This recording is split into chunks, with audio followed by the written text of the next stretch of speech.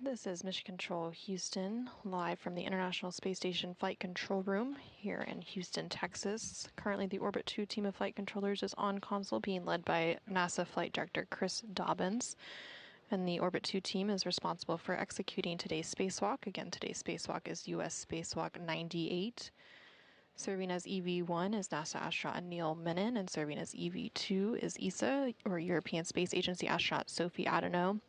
Both of the crew members are currently in the crew lock portion of the Quest airlock. They're at the latter half of your screen, and there you can see NASA astronaut Jessica Meir as she begins to close the hatch between the crew lock and the equipment lock portion of the Quest airlock.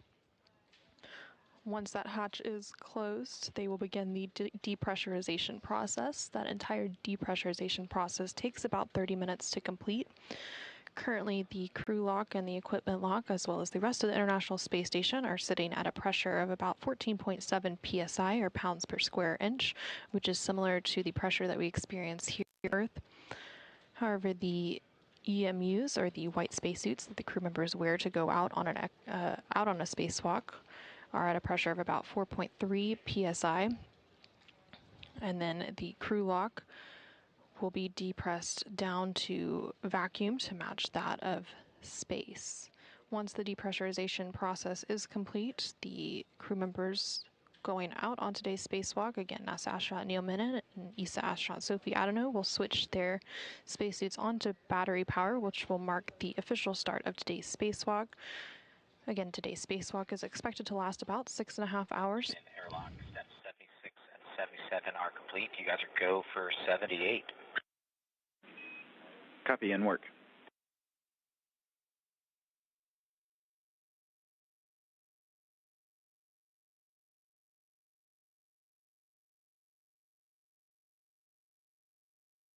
And you just heard a call down there from NASA astronaut Jack Hathaway. He's communicating with the CAPCOM, or capsule communicator, here in Mission Control, who for the Orbit 2 shift is Steven Zenter. The CAPCOM serves as the single voice link between the teams here on the ground and the crew on board the International Space Station. Throughout today's spacewalk, the CAPCOM will continue to communicate with the crew inside the International Space Station, but there will also be a ground IV who will be communicating with the crew going on today's spacewalk, and the ground IV for today is currently coming on console, and that will be NASA astronaut Anne McClain. And you hear them reference several different numbers throughout today's preparation, and those are all referenced to various procedure numbers that the crew, as well as the teams here on Mission Control, are following in preparation for today's spacewalk. Repeat pressure. 3.4 and 3.4. Airlock Houston on 1. You are now hot mic on Space Ground 1.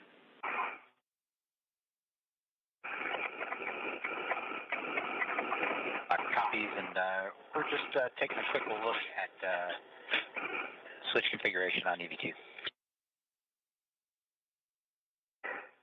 I see Ivy.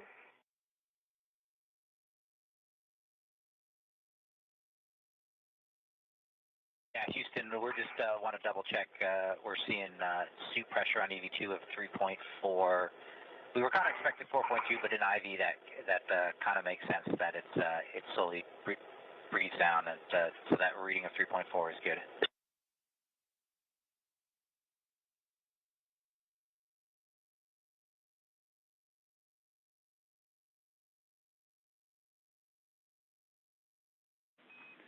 That's a good value for us, Jack. We expect it will increase. This is part of the MEDEX change-out results. Okay, cool. That all makes sense to us. We just wanted to do a quick double check. And I think I lost the bubble on where we are. You guys are still working through 80 and 81, is that right? That's correct. We'll give you a call when we're done. But EV crew is hot mic on Space Ground 1, if you didn't copy that. Okay, copy. We're standing by as you guys work through the steps, and EV1 and EV2 are hot mic on the big loops. Copy. Copy.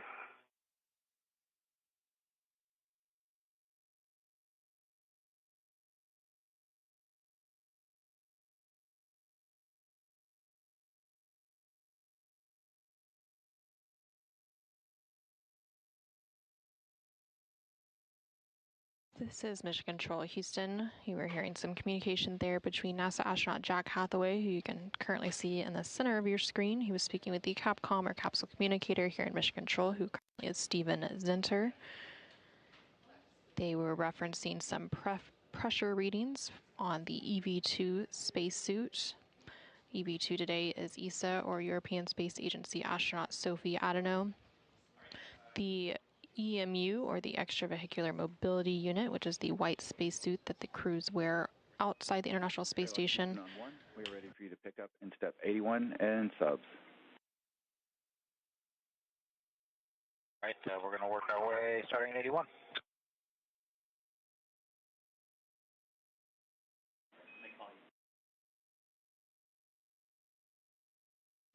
Again, they were referencing some suit pressures, and those spacesuits typically operate at a pressure of around. A couple cleanup steps for EV2 as we are, before we get into the Q card. You're not touched anything, but look on the UIA and check that the depressed pump power switch is in the off OFF. Depressed pump power switch is off OFF. You're going to verify the depressed pump enable LED is on ON. Enable LED on ON.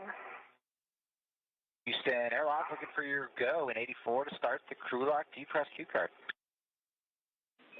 You're going step 84. Go in 84.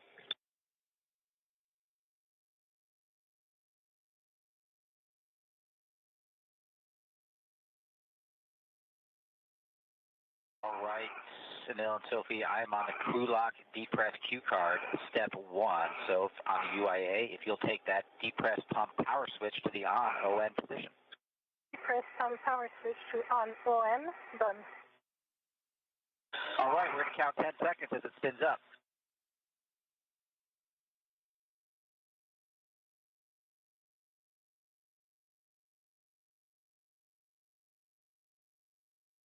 EV2, you can reach out and take the depress pump manual isolation valve to the open position, and you'll get an alert tone. EV2, depress pump man ISO valve to open now. All right, for both 1 and 2, monitor your suit P gauge is less than 5.5, and if it gets up there, let us know. 1 copy. Copy.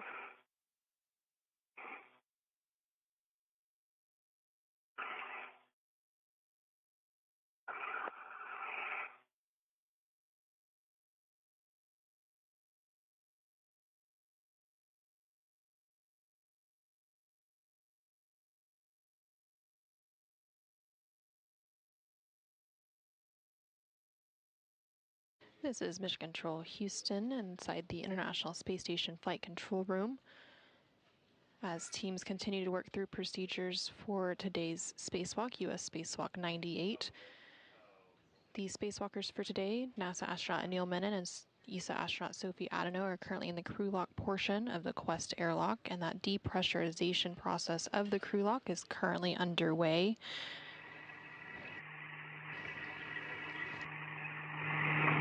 The crew lock pressure is now at about 12.4 psi, or pounds per square inch, and it began at a pressure of about 14.7 psi. It has to be depressed down to vacuum to match that of space, and then once that is complete, they will be able to open the thermal hatch and the hatch of the crew lock to exit the International Space Station to begin today's spacewalk. During this depressurization process, they will initially take the crew lock down to a pressure of about 5 psi, or pounds per square inch, and at that point they will go ahead and pause the depressurization process to complete some final suit leak checks and system checks before finishing the depressurization process.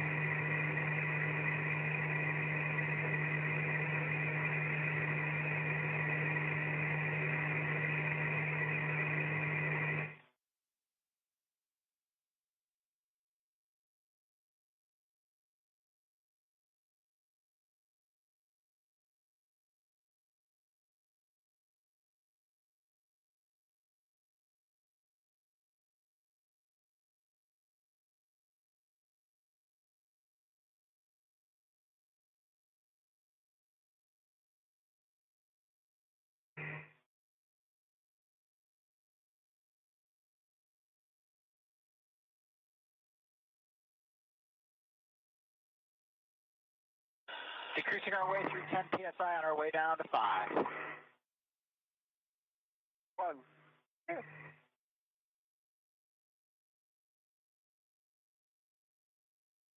And this is Mission Control Houston. You just heard a call out from NASA astronaut Jack Hathaway. You can see there in the center of your screen, confirming that the pressure of the crew log is now at about 10 psi or pounds per square inch as it continues the depressurization process down to vacuum. Again, they will pause at about 5 psi for some final leak and system checks before resuming and going all the way down to vacuum. Following that call out from NASA astronaut Jack Hathaway, you did hear a brief communication with the spacewalkers for today. Again, today's spacewalk is being performed by NASA astronaut Anil Menon, serving as EV1 in a suit with red stripes, and EV2 today is ESA, or European Space Agency astronaut Sophie Adenot. Once the depressurization process is complete, again, that entire depressurization process takes about 30 minutes to complete. The spacewalkers will then go ahead and switch their suits to internal battery power, which will mark the official start of today's spacewalk. Today's spacewalk is scheduled to begin at around 7:35 a.m. Central Time, 8:35 a.m. Eastern Time, and is expected to last about 6.5 hours. Once they switch to internal battery power and that depressurization process is complete, the crew members will then go ahead and open the outer thermal hatch and then the hatch on the crew lock section. First out of the International Space Station today will be EV1, who again is NASA astronaut Anil Menon, and he will be followed shortly thereafter by EV2, who is ESA astronaut Sophie Adenot. Once they exit the International Space Station, they will go ahead and set up their tools and tethers.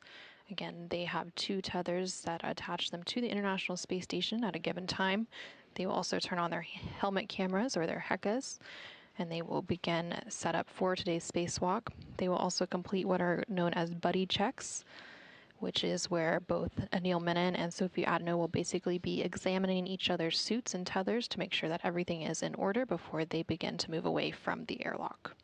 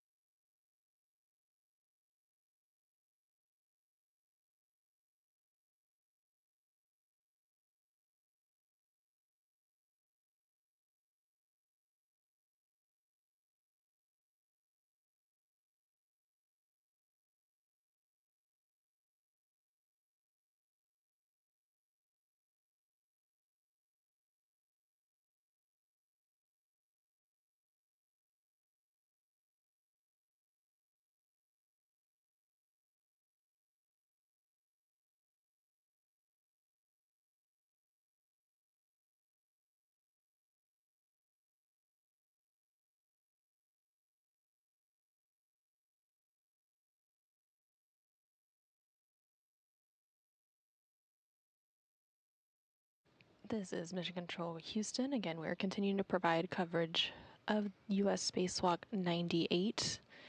The crew members for today's spacewalk are currently in the crew lock portion of the Quest airlock on board the International Space Station as the depressurization process for that crew lock continues. The pressure inside the crew lock is currently at about 6.5 psi. 6.5 psi. You get an alert tone at 6 on our way down to 5.0. 1, 2.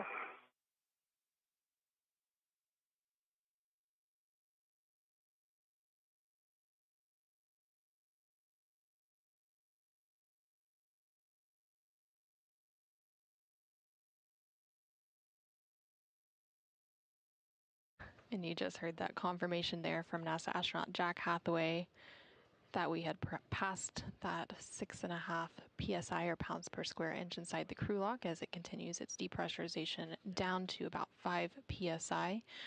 Once the crew lock reaches that 5 psi point, the depressurization process will pause momentarily to complete some final suit and system checks before resuming it down to vacuum.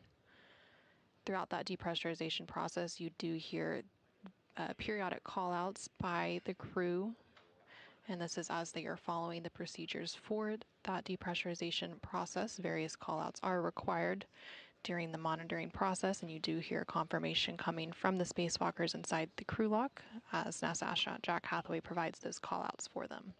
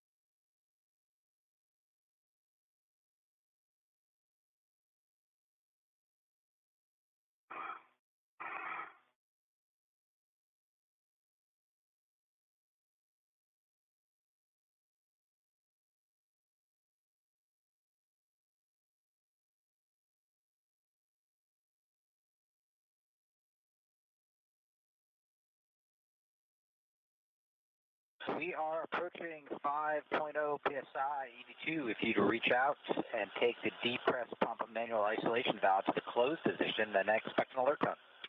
Yes. Press pump and ISO valve is closed. All right, copy closed. For both EV1 and EV2 on your DCMs, take the display switch to status until you see leak check question mark. Long yes to start it, and then follow the displayed instructions. Let me know when you guys are done. Started.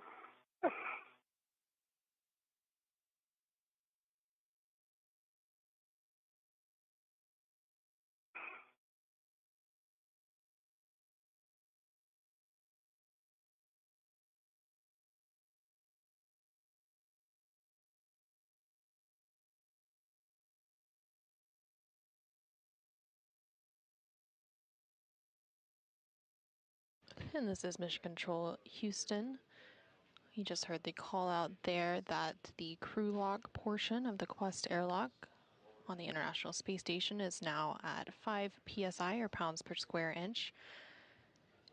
The depressurization process of that crew lock has now been paused to complete some final suit leak checks and system checks before the depressurization process will resume. And we will hear... Leak check complete. 02 to EVA, in work. Copy EV1, leak check complete. And we just heard confirmation that the first suit leak check is complete and they are complete. Setting 02 to EVA in work. Copy EV2 leak check is complete, and let me know when both of you are in O2 actuator to EVA. Okay.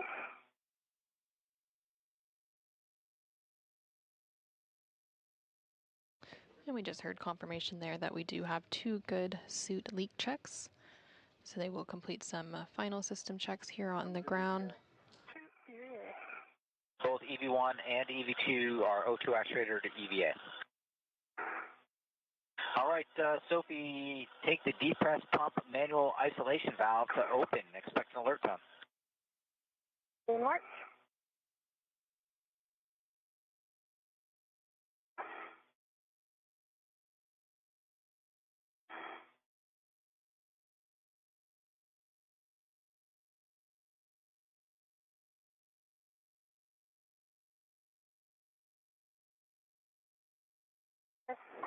pump man ISO valve to open. The open. I'm taking the emergency MPEP out here to open to help you guys. All right, both of you monitor your SUP gauge. If it gets up to 5.5, let us know. 1.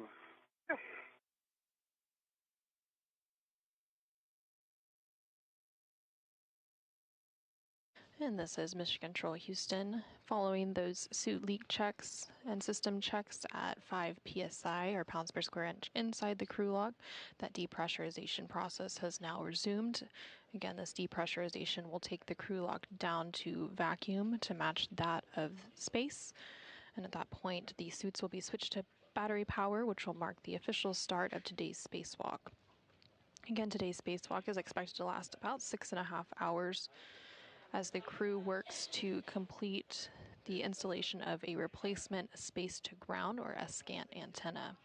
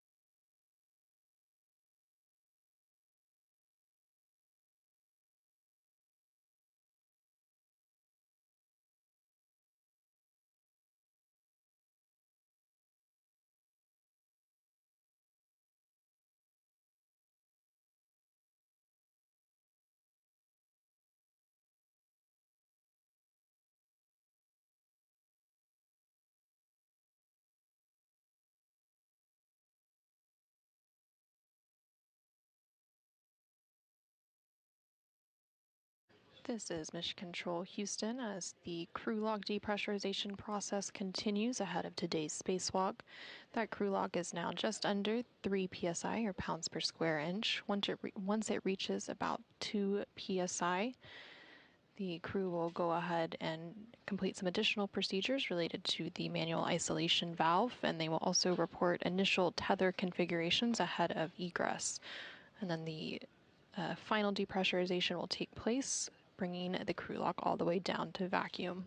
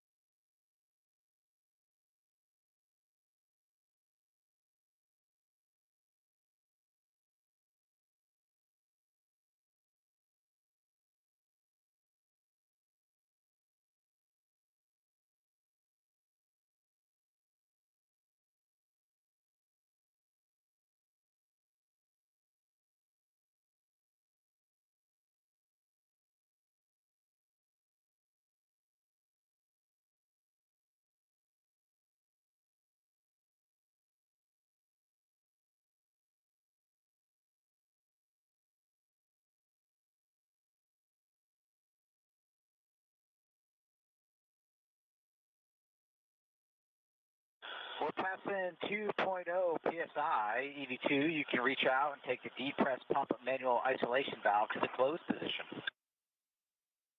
Depress pump man ISO valve is closed. Copy closed, and on the UIA, you can take the depress pump power switch to the off OFF position. Depress pump power switch is off OFF. Copy OFF, and as always, it's a pleasure getting you guys to close the vacuum, and we will pass it off to Ann and the team down in Houston for the rest of your adventure today. Thank you, Jack and Jessica, and hello, Ann. Good morning, Anil and Sophie. It's game day. Let's do it. We'll take your initial tether config. All right, I'll start off with EV1. Starting on the left, I've got a left keyring extender that's attached to a small hook on my waist tether, close lock, black on black. Large hook is unlocked on that same D-ring extender. Then moving over to the right, I have a D-ring extender.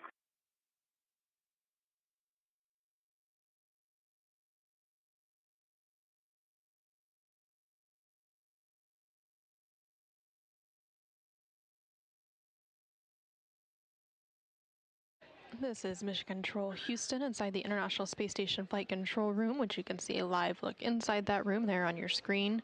The Orbit 2 team of flight controllers being led by NASA Flight Director Chris Dobbins are on console. Red reel, close lock, black on black.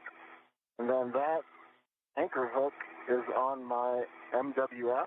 On my red reel, I also have EV2's anchor hook, close lock, black on black. I'm going to hand it over to Sophie to go through her tether config. Okay, thank you, Anil.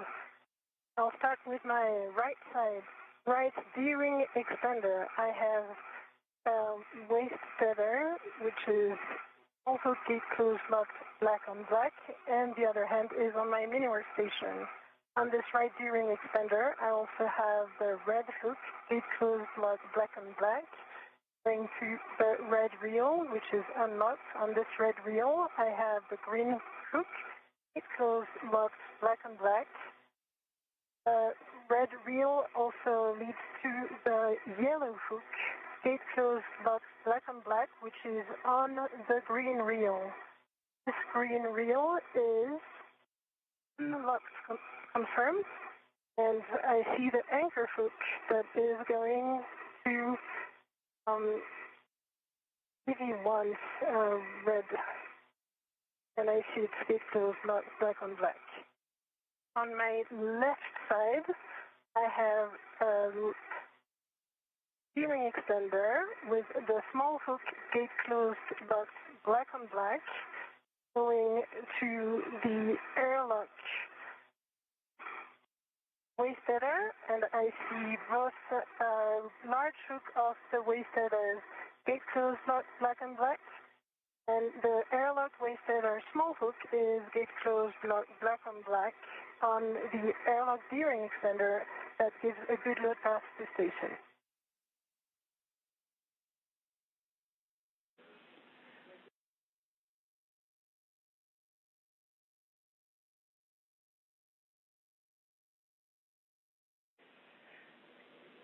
All right, that is mostly a good config, and unfortunately we had a handover in Hill right as you started talking. So if you wouldn't mind giving us your tether config again. We got everything after the green hook on the red reel, but we're looking for your the status of your red hook and your yellow hook on the green reel, and your right waist tether.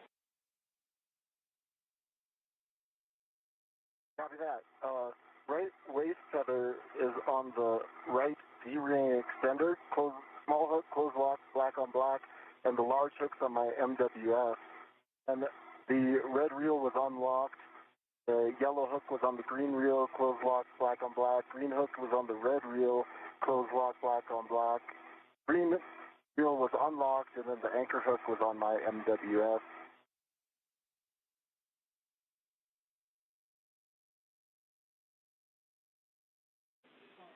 And then we just need the status of your small red hook, please. Red hook, close lock, black on black on my D-ring right side.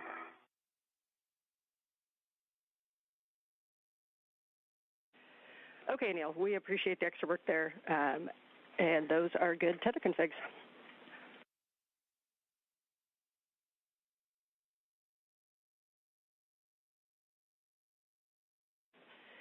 And for both of you, we're just above 1 PSI. We're expecting about 11 more minutes in the depress. Good copy. Good copies.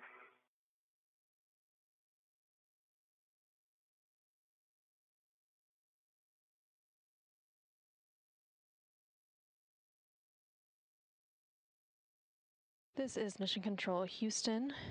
You just heard NASA astronaut Anil Menon, who is serving as the ground IV, working through the initial tether configurations for EV1 and EV2. Again, for today's spacewalk, EV1 is NASA astronaut Anil Menon, and EV2 is ESA, or European Space Agency astronaut Sophie Adenot.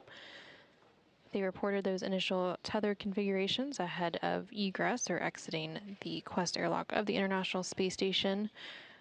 That egress will come once the crew lock depressurization process is fully complete. There's about 10 minutes remaining in that depressurization process. The crew lock is just above about 1 psi, or pound per square inch. Again, it has to go all the way down to vacuum before that egress process can begin. Throughout today's spacewalk, you will hear NASA astronaut Anil Menon serving as the ground IV, speaking with the spacewalkers and walking them through the procedures for today. And then also there is a CAPCOM, or capsule communicator, who is Steven Zenter, and he will still be responsible for communicating with the crew members still inside the International Space Station.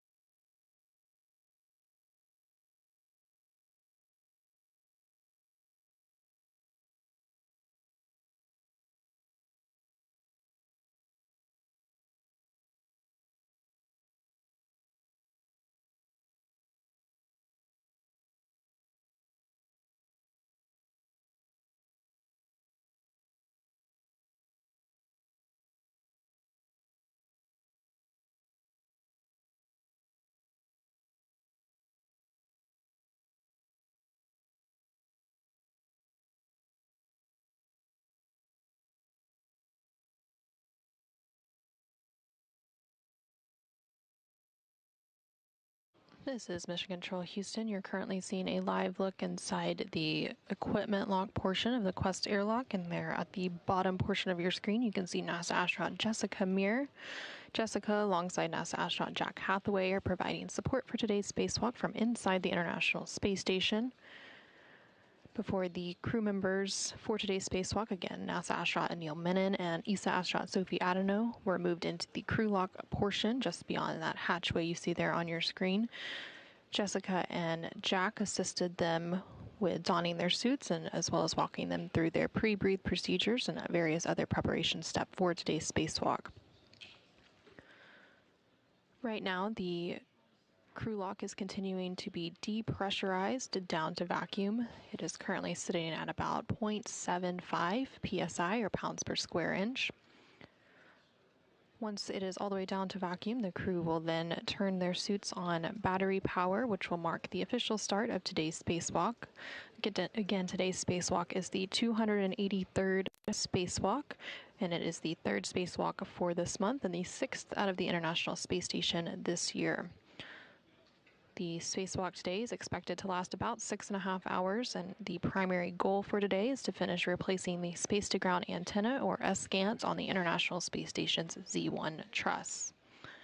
This work initially began last week on August 18th when Anil and Sophie first ventured out of the space station for a 6-hour and 23-minute spacewalk, and they were able to remove the failed antenna and secured it on the station's truss structure. However, they needed a bit more time to disconnect electrical cables and loosen bolts, which delayed the installation of the replacement antenna. So today, Anil and Sophie will go ahead and retrieve that new unit to complete the installation process.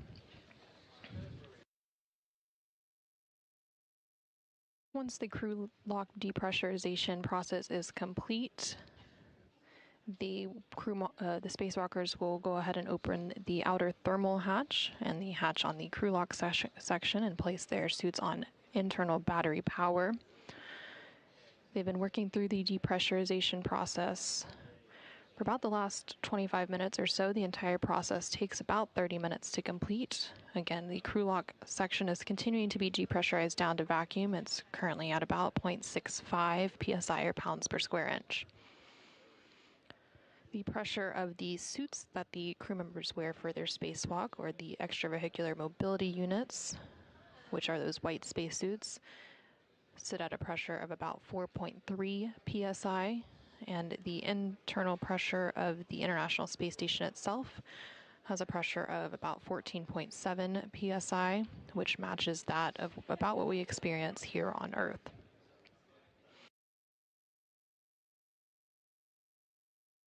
Once they begin the process of egressing or exiting the International Space Station, first out of the hatch will be EV-1, which is NASA astronaut Anil Menon, and he will be followed by EV-2, who is ESA astronaut Sophie Adenot.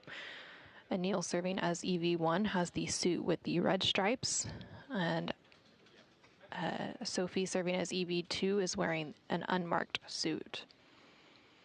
Once they exit the airlock, they will complete some initial checks of each other, which are called buddy checks, where they examine each other's suits and tethers to make sure that everything is in order and looking good before they begin moving away from the airlock and working into their procedures for today.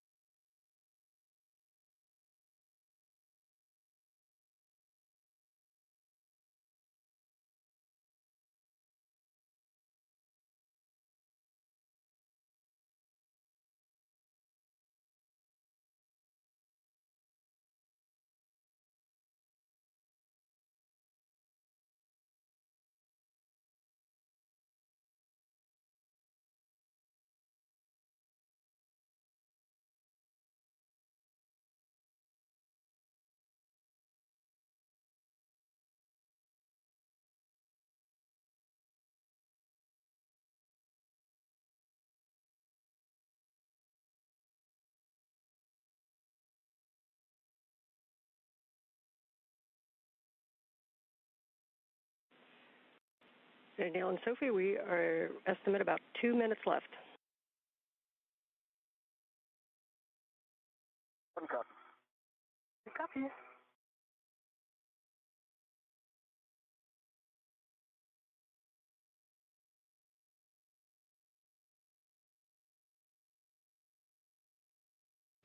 This is Mission Control Houston. You just heard NASA astronaut Anne McClain, who is serving as the ground IV here in Mission Control for today's spacewalk, speaking with NASA astronaut Anil Menon and ESA astronaut Sophie Adenot, who are currently in the crew lock portion of the Quest airlock of the International Space Station as they continue the depressurization process down to vacuum.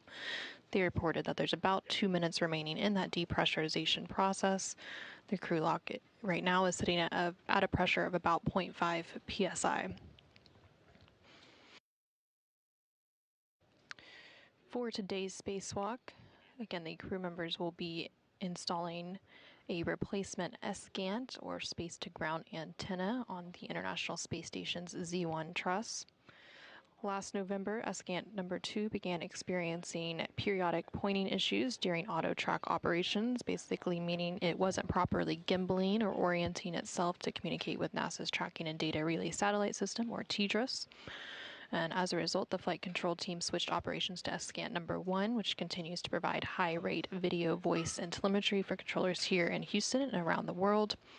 But following today's SGANT installation, the redundancy for that space-to-ground antenna system will be restored.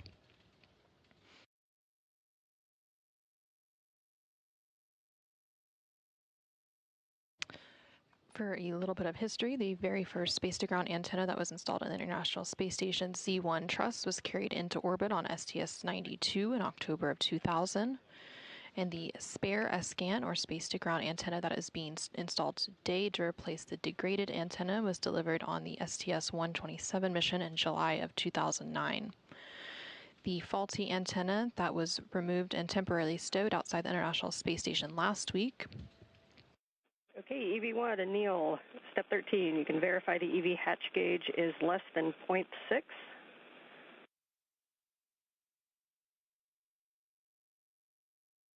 Hatch gauge less than 0.6. Copy. You are going to open the EV hatch and stow it. Uncopies go. In work.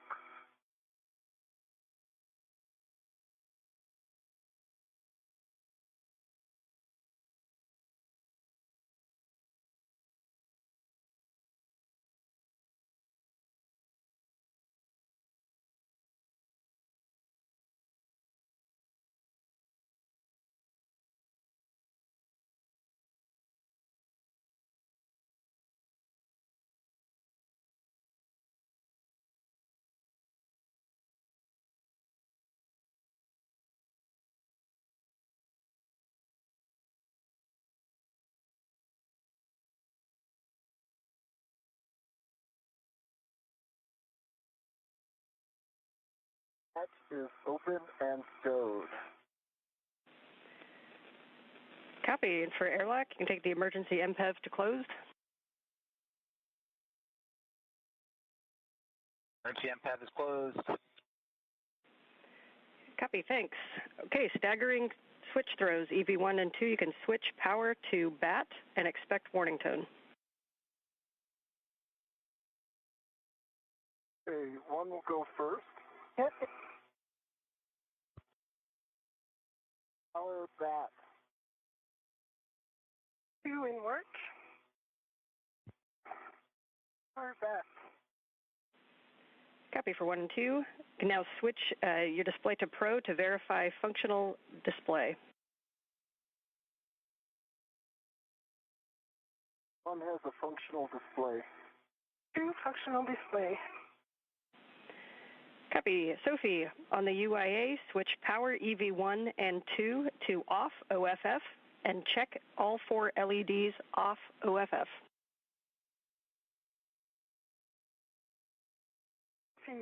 Switch power EV1 OFF, all LED off, and switch power EV2 OFF, and all 4 LEDs off.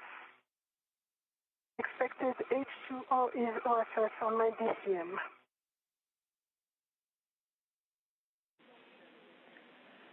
Okay, we copy, and that is an expected message. For both crew, you can remove your SCU from your DCM, install the DCM cover, and stow the SCU in the pouch with pouch Velcro closed.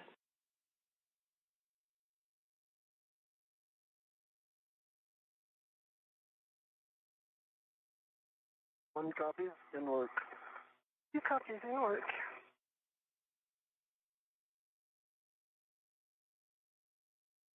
This is Mission Control Houston with NASA astronaut Anil Menon and ESA astronaut Sophie Adenot having placed their suits on battery power. Today's spacewalk has officially begun, that taking place at 7:27 a.m. Central Time, 8:27 a.m. Eastern Time. Again, today's spacewalk is the 283rd spacewalk in support of space station assembly, maintenance, and upgrades.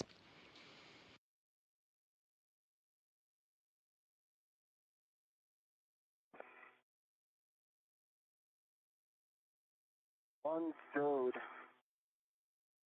Stowed. Copy. Sophie, you can check that the depressed pump man ISO valve is closed.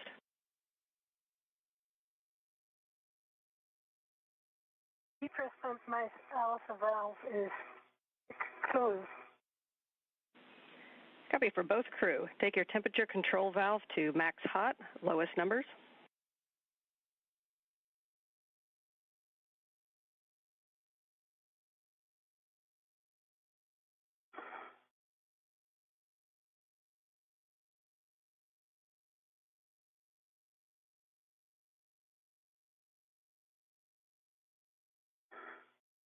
One's max hot. 2 max hot. Copy. You can both switch water to on, ON, water on.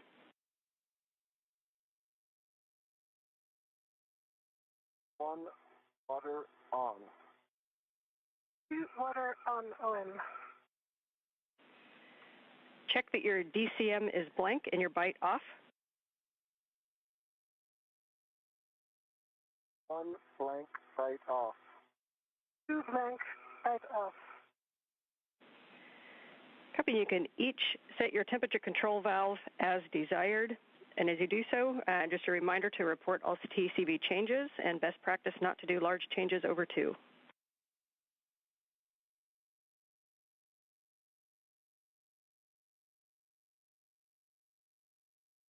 One set 6 TCV. 2 TCV 5. Okay, we copy both, and you can report your suit P gauge. We're about to have a handover, so you can set your visors as required, and I'll get your suit P on the flip side.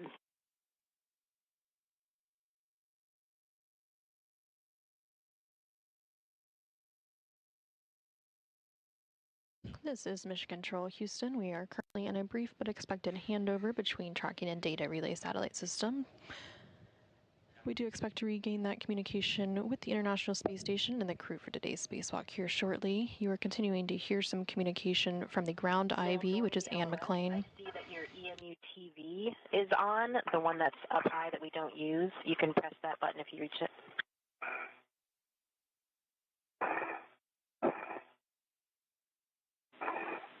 And Houston is back with you. If each crew can report suit P gauge. One is at 4.3. 2 4.4. Copy 4.3 and 4.4. You can set visors as required. It'll be nighttime as we go. We see good suit parameters for both of you, so we do not need step 14, and we'll take care of 15 on the ground, and that takes us to egress. So Anil, you are go to open the hatch thermal cover. You'll unhook the strap from the magnetic plate D-ring, move the hook to the tether point, cinch the strap, and report Sharpie lines. Thermal covers in work.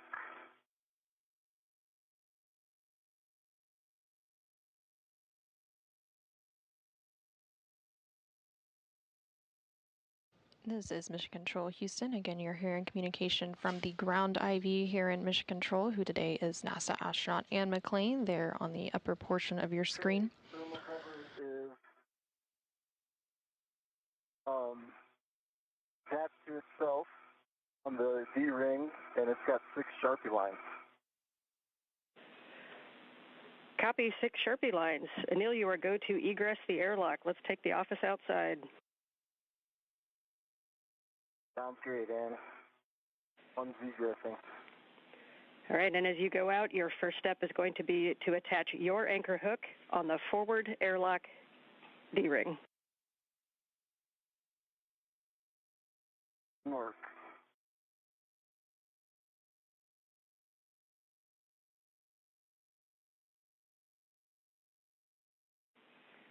And Sophie, as you get a little more room in the airlock, your first step is going to be to transfer the medium ORU bag if you'd like to prepare that.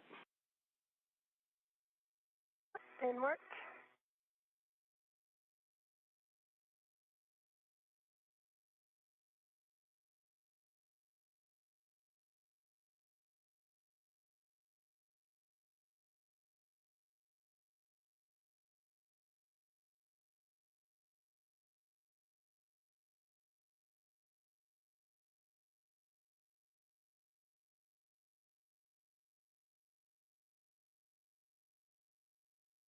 Okay, EV1, safety tether is closed, locked, black on black, forward, airlock D-ring.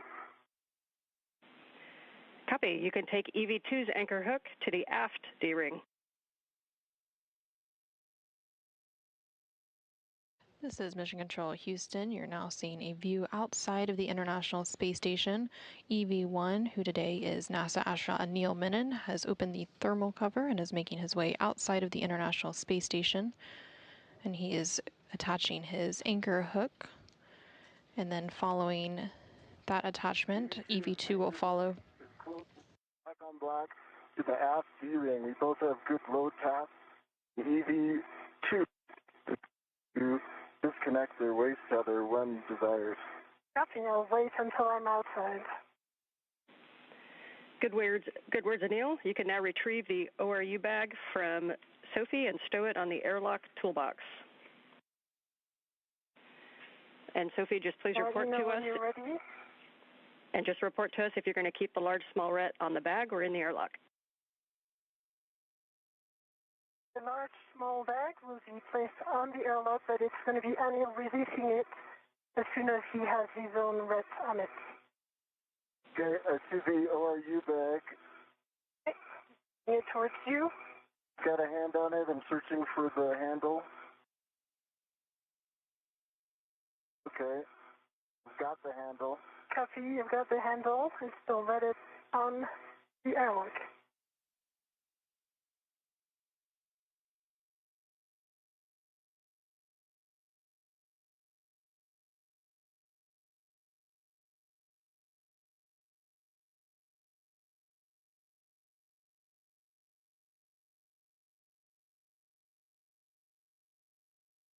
Okay, I've confirmed a good ret on my MWF, and I'm going to release the airlock ret. Okay, I am ready. Released. See it.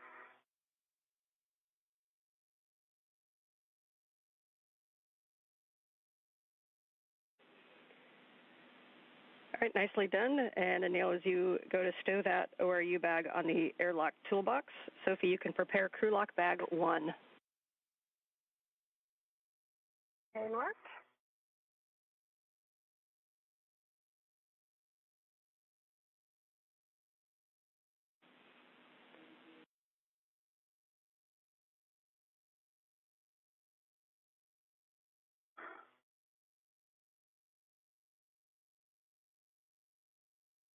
This is Mission Control Houston. There you're seeing a live view of NASA astronaut Anil Menon, who is now outside of the International Space Station, and following him soon after will be ESA astronaut Sophie Adenot. Anil today is serving as EV1, and Sophie is serving as EV2. You can also see a tool bag that is floating out there that they're getting strapped and ready for today's spacewalk. Today's spacewalk officially began at 7:27 a.m. Central Time, 8:27 a.m. Eastern Time, when the suits were switched to internal battery power. Today's spacewalk is expected to last about 6.5 hours. Got one large hook on the top handrail, the toolbox. I'm going to put a second large hook on the bottom handrail. Okay.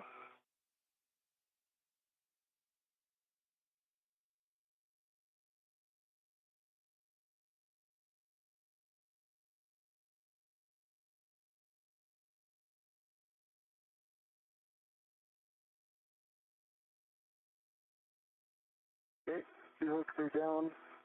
Get my ret and come back to you. Copy.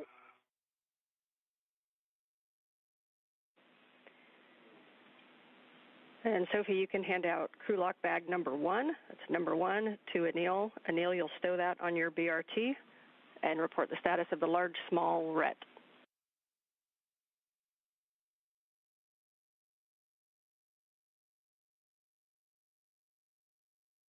Two copies.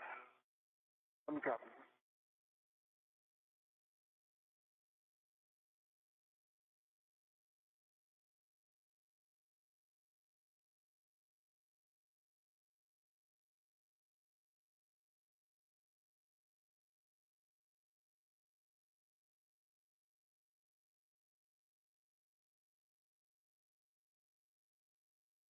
This is Mission Control Houston. Again, you're seeing a live look at NASA astronaut Anil Menon, currently outside the International Space Station as he continues to prepare some tools and bags for today's spacewalk, and then he will be joined outside of the Quest airlock here shortly by ESA astronaut Sophie Adenot. I'm pushing it towards you. You see it? Stand by 1 sec. I'm going to just get the rat ready. Yes.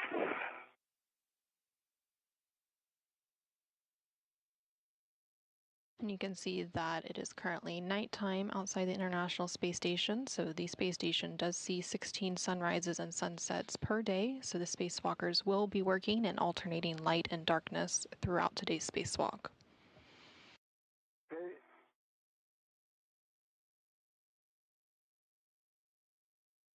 Got a hand on it. Bring it towards me. Copy.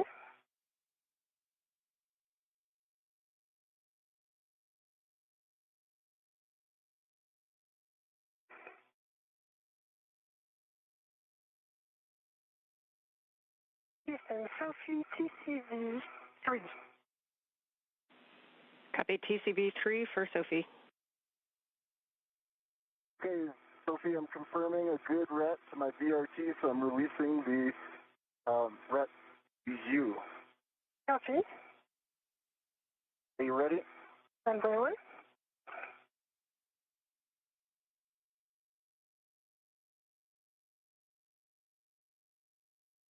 I am ready.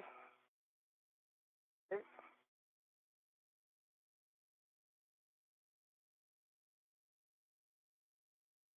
That's coming. I've got it.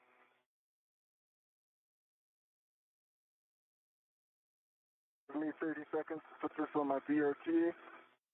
Take your time.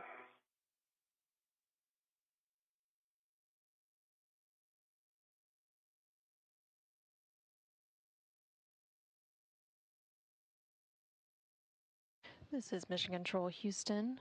You just heard NASA astronaut Anil Menon reference a BRT, that is the body restraint tether. Each crew member is tethered to 2 parts at any given time. They also have a unit known as a SAFER, or Simplified Aid for EVA Rescue. And you are good, go. Copy, go. Okay, and Anil will have you kind of go to the aft side, and Sophie for the forward side, so you can lead that translation. And I was planning on rotating towards the starboard side. Did you want me to go aft or starboard okay? Forward, starboard. Yes, that's fine. We like your plan.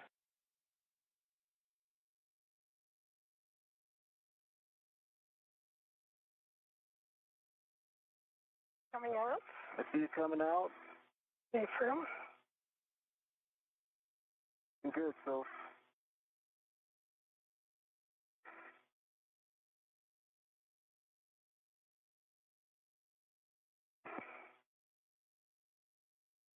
I can see your pliff hitting the hatch. So Yeah, I'm working it. okay. Let me know if you want. More vertical will do the trick. Yeah, in work, rotation in work.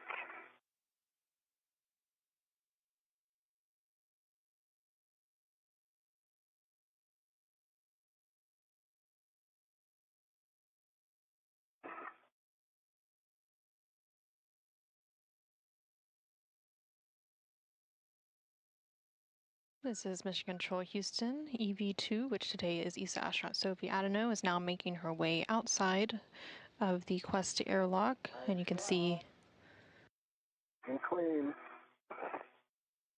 Copy. You?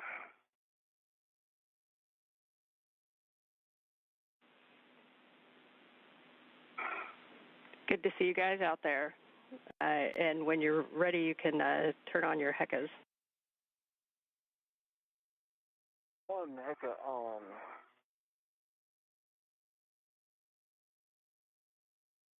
this is Mission Control Houston. Both NASA astronaut Anil Menon and ESA astronaut Sophie Adenot are now outside of the International Space Station. Copy and close the thermal cover. By one, I'm just relocating my left waist there. You heard them referencing a HECA, that stands for the HD EMU camera assembly, basically the cameras that are attached to their spacesuits that you will see point of view camera views during today's spacewalk. Pretty good. All right, so you're clear, so we can close the thermal cover, correct? Yep. Okay, I'm going to kick it your way. And I'm pushing it. Nice. Nice.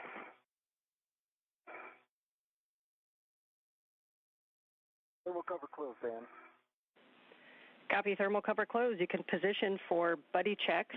And just one note for Sophie, we believe we saw your left safer handle up slightly, so if you could double check that one. And for both of you, we'll need HECAs, MWS tabs, safer handles, and then clear tethers and tools. Copy. And Anil, I think both of your safer handles out, slightly up as well. Okay.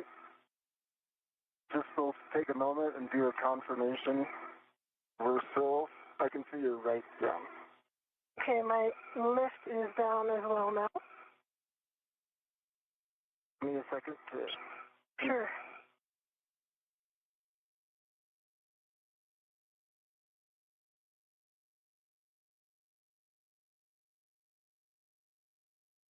This is Mission Control Houston with NASA astronaut Anil Menon and ESA astronaut Sophie Adenot now outside the International Space Station. They are currently performing a buddy check. Okay, well, why don't I start with the buddy check here. I can see one green light. Can see 3 tabs are up, and can you rotate to your left so I can get a good look at your right? Okay, that right saver's down. Can you rotate the other way? Double check. I can see it, and it is down. Taking a good look at your tethers, will you give us your hat? The hat is dry. I think your tethers, I know your tethers are in a good config. Double checking. Are in good config. Right, let me do the buddy checks for you.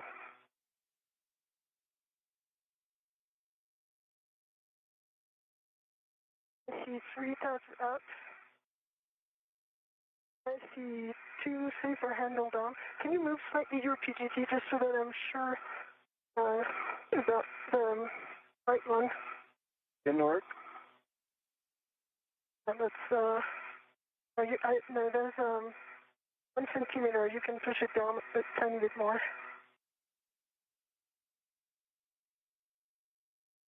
Is it parallax? I'm putting a lot of pressure on it. Okay, that's down. Okay. Okay, I see 1 good green light. I see your 2 helmet lights for the lights. And your tethers look good. I see the acrylic bag, which looks good as well. I like that. I'm going to move to the forward starboard side to clear some room for you. Copy. And Anil will take a baseline hat from you as well. Hat's dry.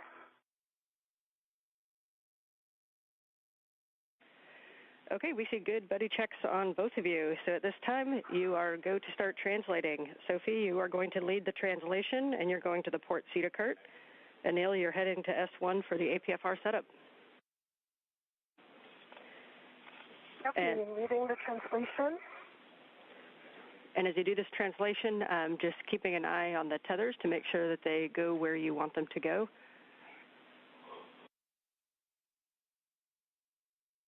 Copy. Copy.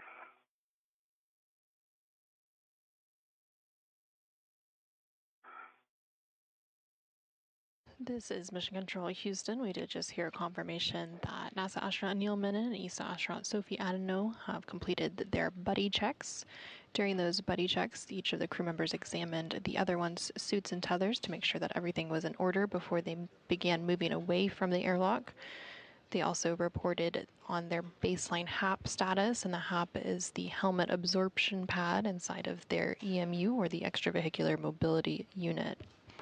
They're now moving into the next portion of today's spacewalk procedures. And during this part, NASA astronaut Anil Menon will make his way to the APFR, which is the adjustable portable foot restraint, which will be attached to the space station's robotic manipulator system, which is the candidate arm to robotic arm. Also inside the International Space Station, NASA astronaut Jack Hathaway is preparing for his portion of today's activities. He is prime for the robotic operations from inside the International Space Station. So once the robotic arm is set up and NASA astronaut Anil Menon has safely entered his feet into the foot restraint, NASA astronaut Jack Hathaway from inside the space station will begin maneuvering that robotic arm.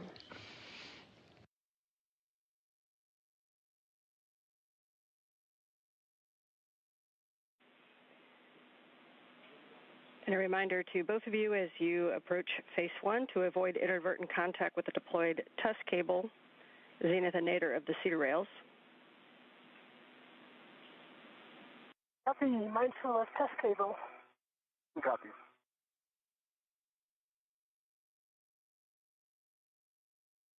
How about the cedar spur?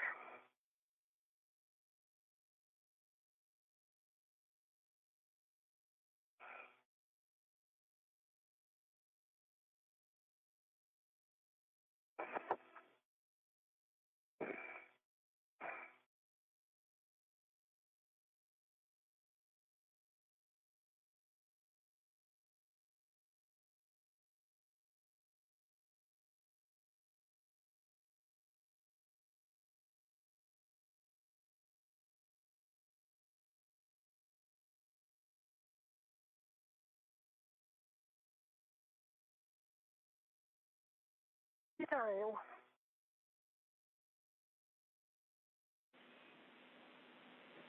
Copy, nicely done. And you're heading to the port CETA cart, and you'll be looking to position yourself to get the APFR. That'll be in WIF 3, which will be the top left when you get to the CETA cart.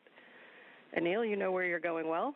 You're heading toward what will be mile marker 6870. 6870. 6870.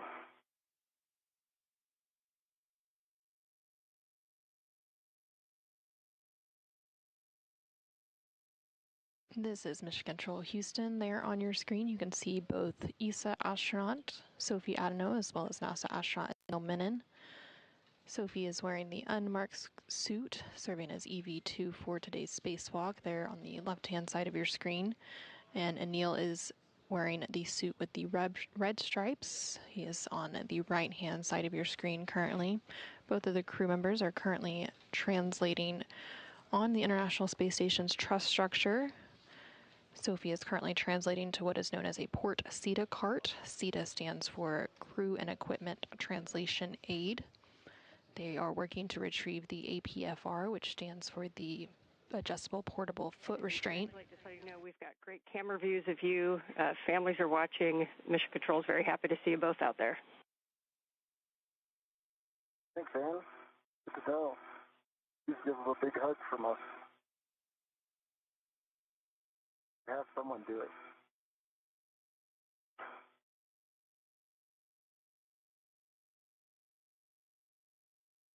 Where's CETA cart?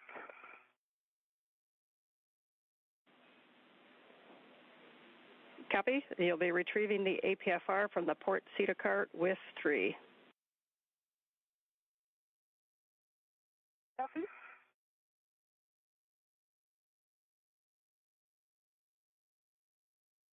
And you did just hear ESA astronaut Sophie Adenot call down and say that she had reached that port CETA cart. Again, that is the Crew and Equipment Translation Aid outside of the International Space Station, which is where the... At the NTA, so I'm ready for handoff to Jessica at M1. Copy. And Sophie, you have your steps at the port CETA cart, so we'll give Anil the COM, and Anil, you can give the M1 go to GCA to the publish APFR install ingress position. Copy. Need any more comms, Sophie, or are you okay if I take it over? Take it over. I'm good, thanks. Okay, and for MCC, I could see a small sticker. It looks like a mile marker sticker that's headed nadir, twirling at about quarter meter per second. We copy the sticker heading nadir. And Jessica, how copy? I've got you loud and clear, Anil. Are you ready for the GCA to the published APFR install position? Ready for GCR. Good work.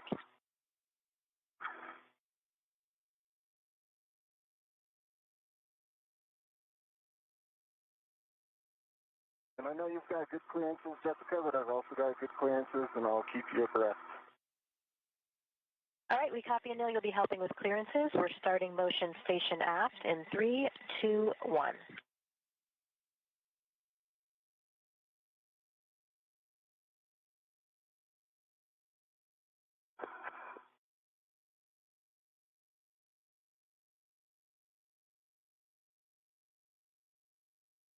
This is Mission Control Houston. We are currently about 29 minutes into today's spacewalk. That spacewalk beginning at 7:27 a.m. Central Time, 8:27 a.m. Eastern Time, when the cruise suits were switched to internal battery power. You're currently hearing NASA astronaut Anil Menon, who is serving as EV1 for today's spacewalk, and you can see him there on the left-hand side of your screen in the suit with the red stripes. Copy. 60 centimeters to go.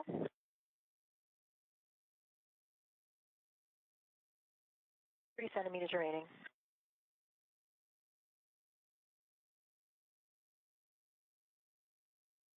NASA astronaut Anil Menon is currently speaking with...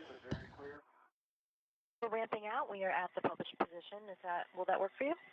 It worked last time, so I call GCA complete. Okay, stand by for break. Anil is currently speaking with NASA astronaut Jessica Meir. Go for APFR install and ingress. Okay, Sophie, we see you working the APFR. You can just bring that toward Anil when it's ready. And Anil, I'm ready to work your tether swap. Once you have your waist tether down, let me know and I'll read you steps. My waist tether is down.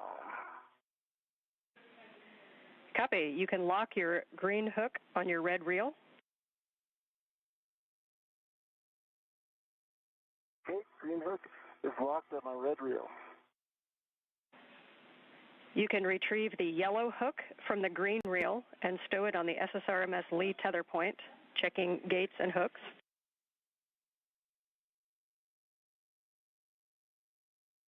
Okay, I'm in work.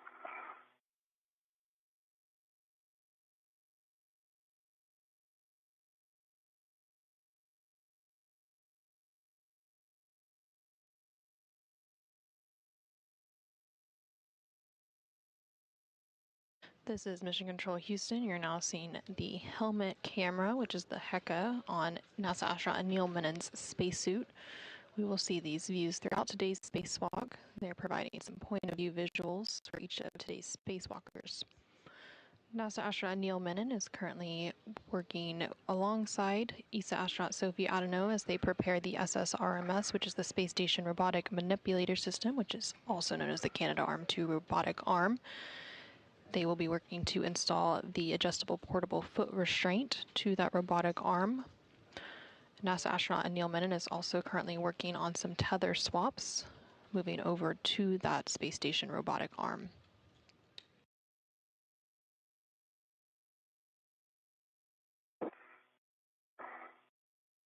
I'm on my way for you, Anil. Great.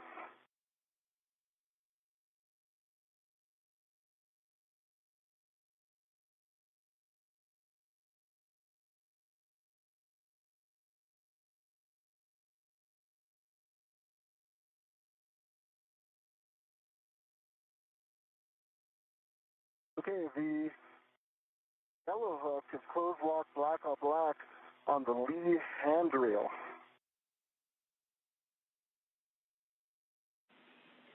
Copy. Check that your red reel is unlocked.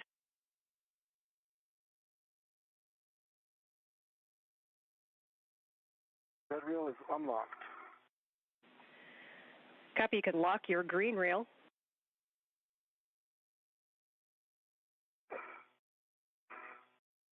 Green reel is locked. And you can retrieve your green hook and stow it on the vertical NTA handrail. Then unlock the green reel. Okay. It works.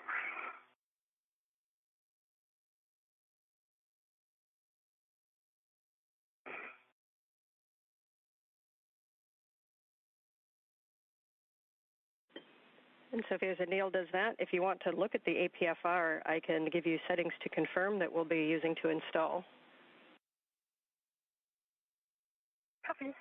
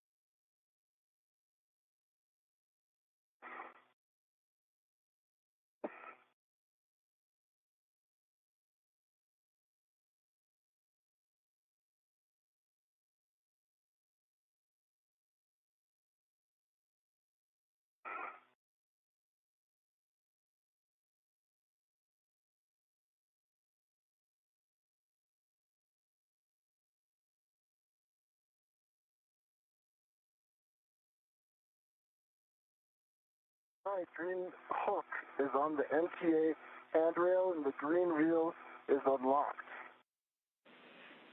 Copy, Anil. We are good with that tether path, so you guys can work together to install the APFR onto the arm. And you're looking for 12 Papa Papa Fox 6. That's 12 Papa Papa Fox 6. Confirm Papa Papa Fox 6 confirmed. So we are good, and I confirm pitch knob can be depressed. Okay, I'm Copy, in a good pitch knob, spot thanks. then, Sophie. If you can send it my way, once I have control of it. Is sending it your way. Okay, I have control. Yes. Put on your ret if you can. Yes. Just going to position it.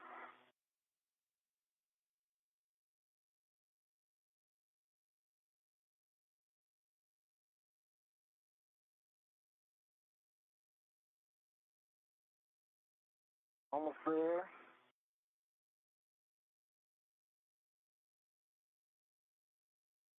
This is Mission Control Houston. We're about 36 minutes into today's spacewalk. Black color, black on black. Good pull. Good twist test. And I'm going to release this ret to you, okay? Okay, and I am ready.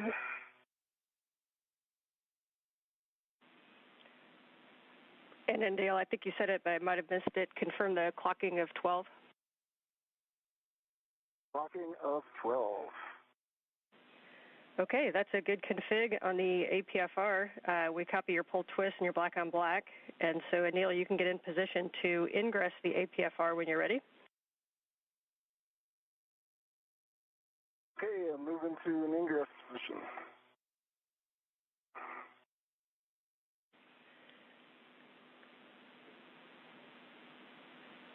We copy. And Sophie, if you want to wait and just make sure Anil's in a good position prior to starting your translation, you may. Copy. Observing. And so you know you guys are working incredibly efficiently right now. So we're just over half the time that we've allotted for the arm setup, and you're just about done. So really nice work this morning. Thank you, Ann. Thank you. Saving that for the boom.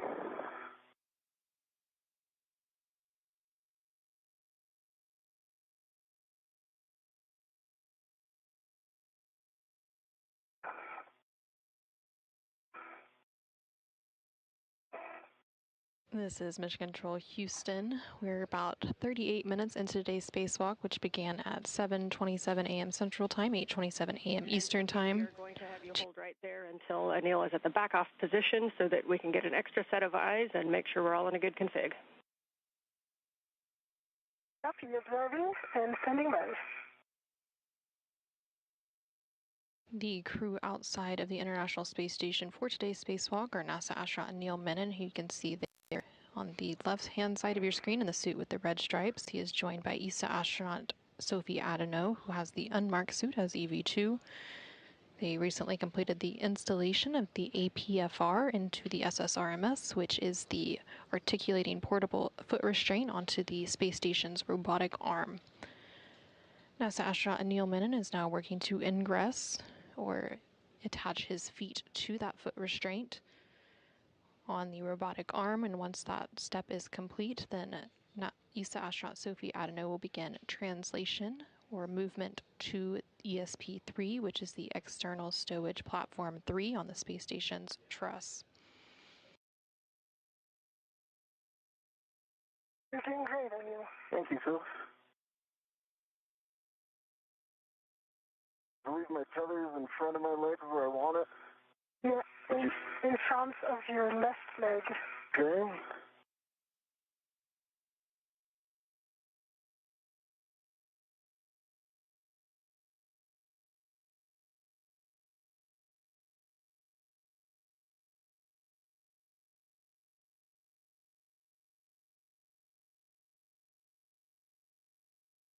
Can you confirm my heels?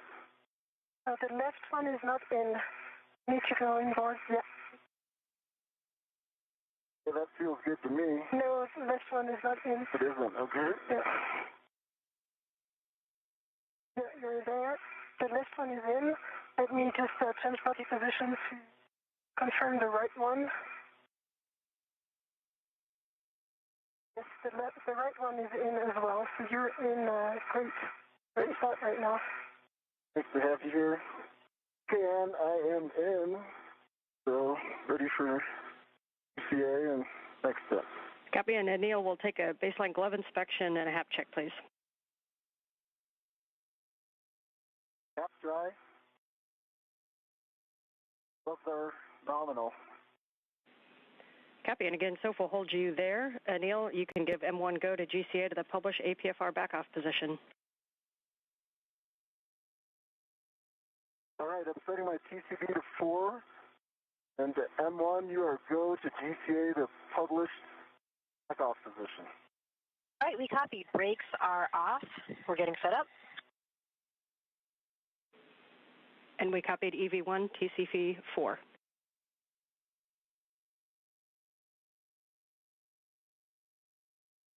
Neil, we're starting motion station forward in 3, 2, 1. I see motion, good motion. Concur. Copy, continuing. Over 3 meters to go. This is Mission Control Houston inside the International Space Station Flight Control Room here in Houston, Texas. There on your screen, you can currently see a live view outside of the International Space Station as NASA astronaut Anil Menon is currently attached to the space station's robotic arm. That robotic arm being maneuvered by the crew still inside the International Space Station. A moment ago, you did hear the voice of NASA astronaut Jessica Meir, who is at the robotic station inside the space station assisting with today's operation alongside NASA astronaut Jack Hathaway. Prior to the movement of the robotic arm,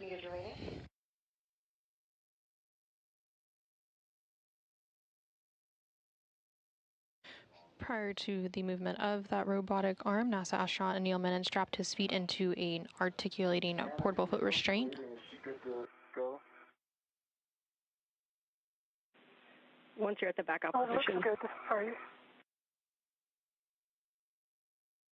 at the back off position, Anil. We'll get set up for the JoeCast immediate. Okay. Okay, with that, Sophie, as they get reconfigured, you are go to start your translation toward ESP3.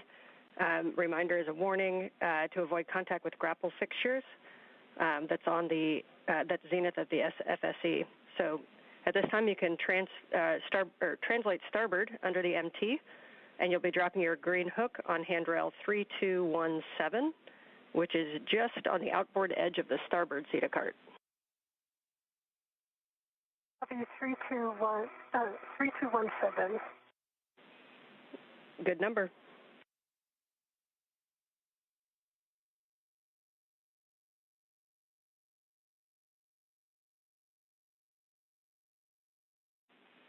And I think that the CETA card will block the mile markers, but if not, it's mile marker 5760. Okay.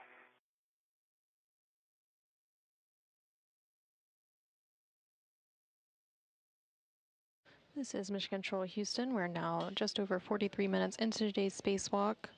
NASA astronaut Anil Menon, serving as EV1 in the suit with the red stripes on the upper center portion of your screen, is currently in the articulating portable foot restraint attached to the robotic arm on the space station.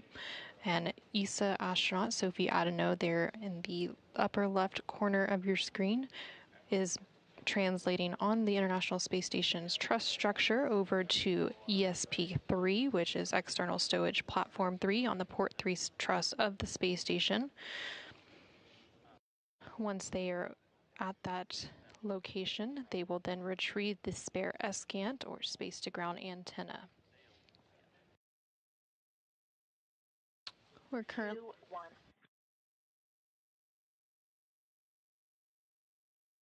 See motion, good motion.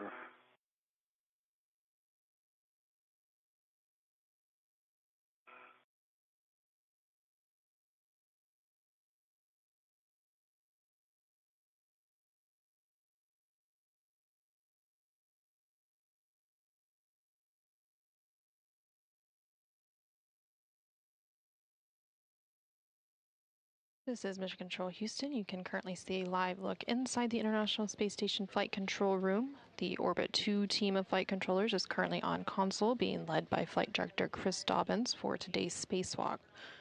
Back with you after I hand over. Got you. Starboard CETA cart. Copy, starboard CETA cart. Congratulations on your first MT translation. Thank you, Anne.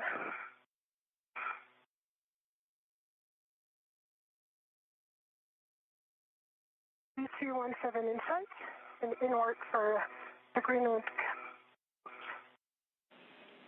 Copy, Sophie.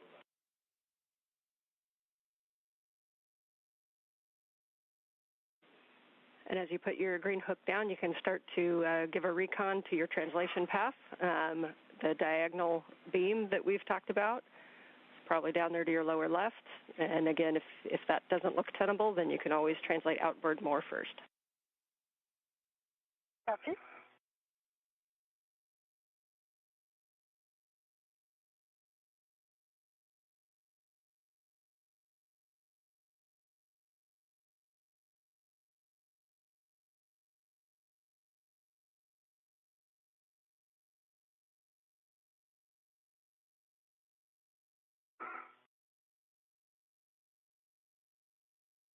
This is Mission Control Houston. Again, there on your screen, you're seeing a live view of the outside of the International Space Station. And there in the upper portion of your screen, you can see the space station's robotic arm, which is attached to the end of that robotic arm, and an articulating portable foot restraint is NASA astronaut Anil Menon, who today is serving as EV1. Anil and EV2, which today is ESA astronaut Sophie Adenot, are currently making their way over to External Stowage Platform 3, or ESP3, on the Port 3 truss of the space station to retrieve the spare space-to-ground antenna, or SGANT. Copy, green hook on 3217. Nicely done. So you can continue your translation starboard And you can use that diagonal I-beam if you'd like, or let us know if you choose to go starboard first. Okay. I'm going to choose symmetrical diagonal compared to the one that we've reached. There are far less cables, and my body position as well as feathers will be much better. Okay, moving out to intermediate, Anil. Okay.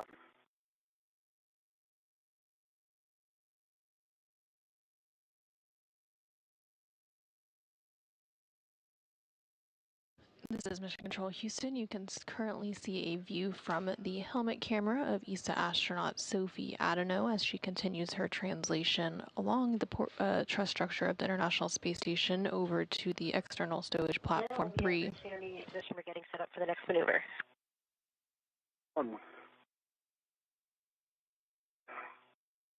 And you also just heard some. And Sophie, if you're going to take the 90-degree path, you're looking for mile marker 5490, and you should see an I-beam headed straight down toward Earth that has WIF 19 on it. That's mile marker 5490. 5490 in sight. So I'm not going to take this one. I'm going to take the opposite diagonal. Copy the opposite diagonal, and if you head out that direction, there's also would be a handrail path just inboard of the Sarge that can take you down later also.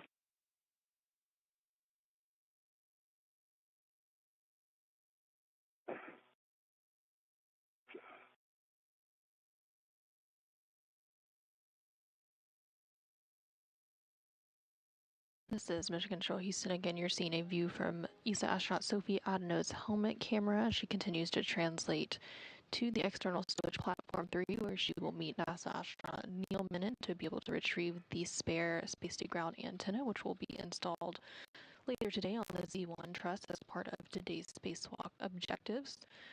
As Sophie is making her way over to that stowage platform, periodically you can see a mirror on her left arm, and those mirrors on their spacesuits are often used to view suit controls and labels as they complete these spacewalks. And Sophie, as you get out there, just outboard of ESP3, below handrail, mile marker 5250 is where you'll find some handrails that you can take nadir also. I'm in a good position right now and heading to B045 for the foreman for lead.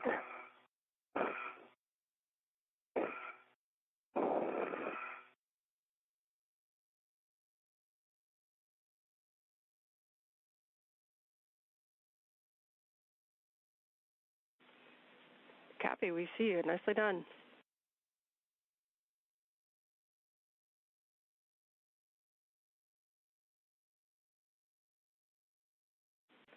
Great work on that translation. You'll be heading now aft on the inboard side of ESP3 to our SGANT FSE. And reminder about that grapple fixture, just to not come into contact with it, which will be just above your work site.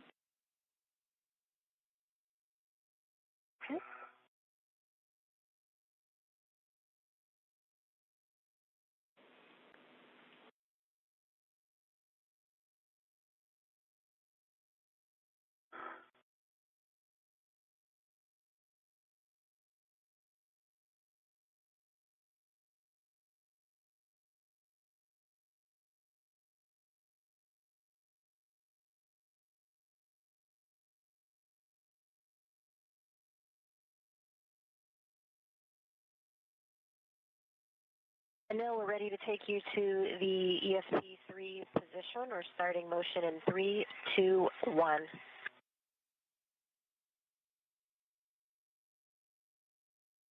See motion, good motion.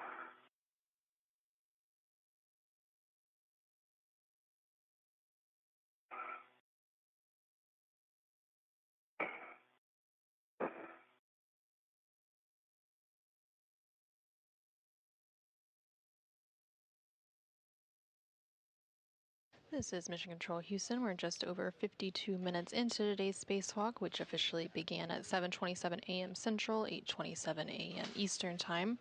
There on your screen, you can continue to see a live view of the external portion of the International Space Station, with NASA astronaut Anil Menon currently attached to the end of that space station robotic arm, which is currently maneuvering to its next location over on the external stowage platform 3, where Sophie and Anil. Corner that we talked about. It looks like you're working it. If you need any words, let us know. If you need to do a rich man's fair lead to keep that tether a little more secure, you can.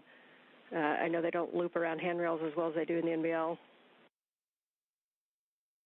Yeah, so I changed the rail for the foreman fair lead because the 3041 is not an appropriate one. I used one on the starboard side of ESG3, and I'm still in work. I'll show all the process. Good job improvising.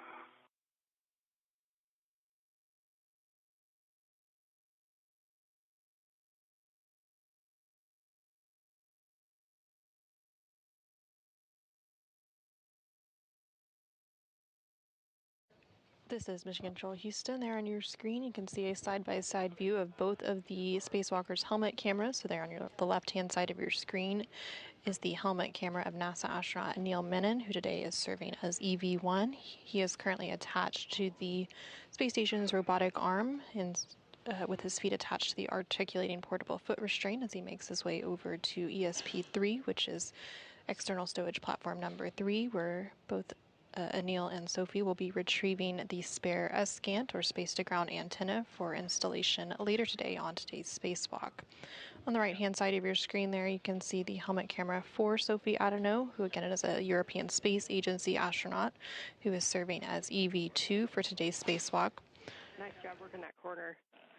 You'll see 8305 is off to your right, and that should lead you straight up to the FSE.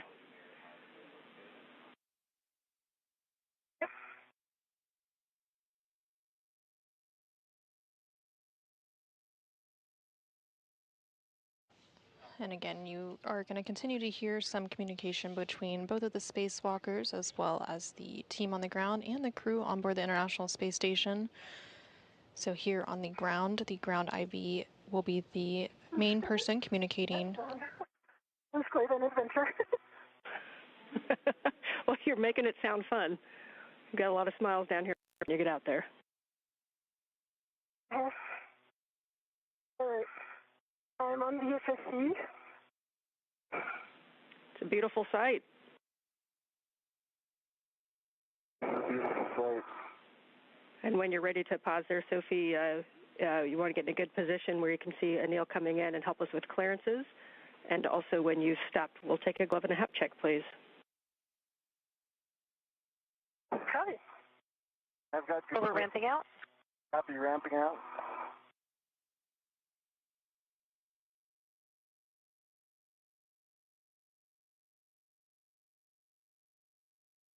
This is Mission Control Houston. ESA astronaut Sophie Adenot has made her way over to external stowage platform at number 3, or ESP3. And she was communicating with the ground IV, who for today's spacewalk is NASA astronaut Anne McLean here in Mission Control Houston. I have a good view on Anil on the weather antenna on the grapple fixture, the 2 grapple fixtures. So I'm in a very good condition to get clearances. I've also got good clearances when I'm tracking my crew lock bag and the antenna as well. Okay, and a reminder, Sophie, you can help us out with the clearances to the WEDA with Anil and also to those 2 different grapple fixtures, the one that'll be past his head and then the one that'll be on his left side. Good clearance view. I think I've got really good clearance to the one past my head. Man, I've got my ratchet wrench out. Copy, read my mind. So with that, and we have got a good heck of you, so Anil, you can give the M1 go to GCA to the published ESP3 bolt access position.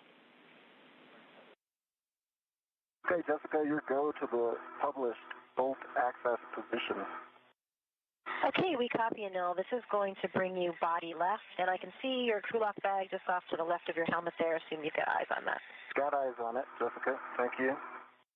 And you might have to lean forward. This is if you're going purely body left, you will have to lean forward. So let's observe.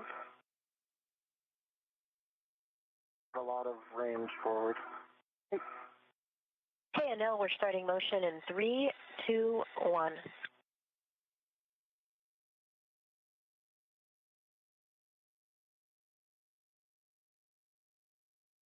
Lean forward. Okay. Clearances.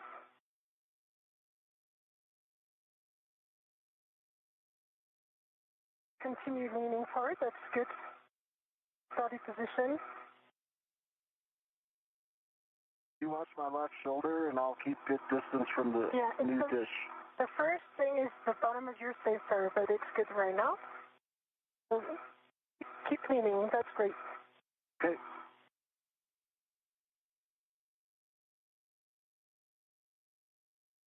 If you want me to go more forward, use the words more forward. Copy. You're good. The next closest thing is going to be close to your head. I see it. Observe, the dish.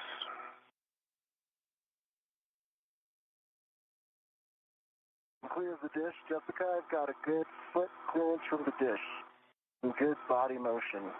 You can lean back. It's okay. You're clear of the wet antenna. Okay. Then Give Jessica some space in case she needs to call the ramp out. Sure. Copy. We're getting relatively close. Check your ingress aid. Lean back your ingress aid. Call. Ramp out, 3, 2, 1. Ramped out, and that is almost at the exact published position. You hold here. Let us know if you need additional GCA. I think the published position was perfect. Okay. Can I jump in? Yes. Okay. Are you ready for brakes? Complete. GCA complete, ready for brakes. Bringing brakes on. Brakes are on. Your go for FSC bolt removal. Okay. Sophie has some words. Yes. Go ahead. The closest obstacles are the dish itself. You can see it closest to your hand. I'll observe your ingress aid so that it doesn't go out. And the second closest one is right above your helmet. You have about 20 centimeters to the top of the grapple fixture. So I'll observe those two. Do not extend your body upwards. Okay, I will not pitch. I will not pitch back. I will not pitch towards my back. Yeah, and so if you had to make one error in terms of body position, keep your knees bended. That's going to be better. I mean, it's okay, but don't extend your knees. Okay. Okay, good word, Sophie. Thank you. And Anil, you've verified reached the FSC bolts, so you can now ret to the SGANT T handle. And Sophie will take that glove and hap check, please. Copy, inward.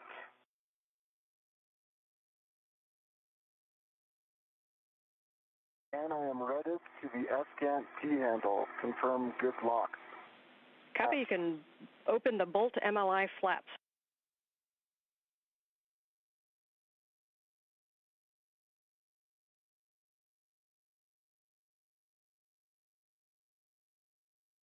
Nominal, hot dry. Copy, thank you, Sophie. Open. Port open. Okay, just as a caution, confirm that there's no platform motion before each brake torque attempt. So for Sophie, you're just going to be assisting and helping with those clearances. Anil, you can use the ratchet wrench to brake torque on the FSC bolts. Reminder that we're going to kind of go back and forth. So we're going to break a half. We're going to go the other bolt and break one turn, and then we're going to go back. So your first release is going to be exactly a half a turn on FSC bolt 2, which is the one that is closest to the FSC on the starboard side. Half turn on bolt number 2. Half turn, bolt 2, starting now. Starboard bolt. Yeah, that's concur. That's the correct one.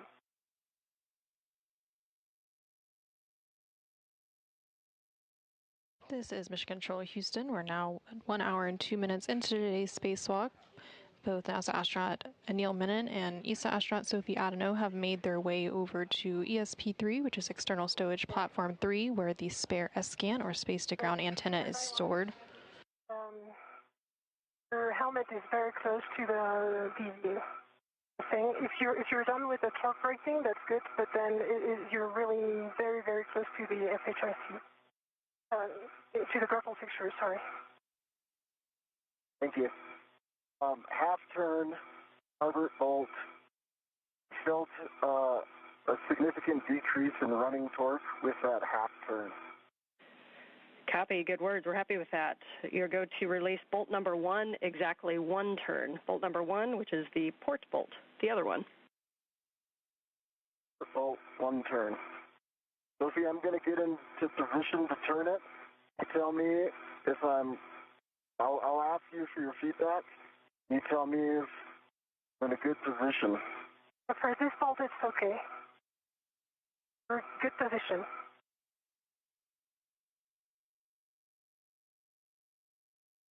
There on the right-hand side of your screen, you can see the helmet camera of ESA astronaut Sophie Adenot as she looks on at NASA astronaut Anil Menon as he works to break the torque using a ratchet wrench on the FSE bolts, which stands for Flight Support Equipment. There's 2 different FSE bolts that are holding the spare space-to-ground antenna in place. So he is currently working to release the second of those FSE bolts.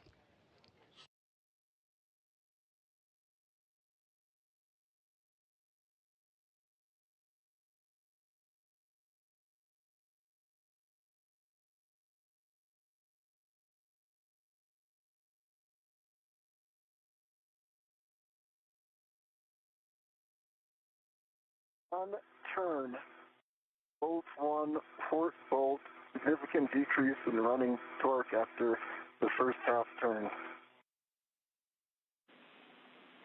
Okay, copy, good words. So you can stow the ratchet wrench in the crew lock bag and retrieve your PGT. And Sophie, as he's doing this, reminder that when he releases, we're going to have you in a position to stabilize the SGANT. We don't mind if you go on the zenith or nadir side, but we're thinking maybe the nadir side to get to a T-handle, but your call on which side is easier to get out to. Yeah, I'm getting ready to go to the nadir side. The only down thing that I see about that is that I won't be able to observe the grapple fixture, which is the first obstacle. If you want to give some margin, because with the arm movements, there is some, it's very close. So we'd need some body down of the arm. I think I have good intuitive awareness now, so I'll just keep this same distance from the bolts. Your call on what you guys saw on the HECA, and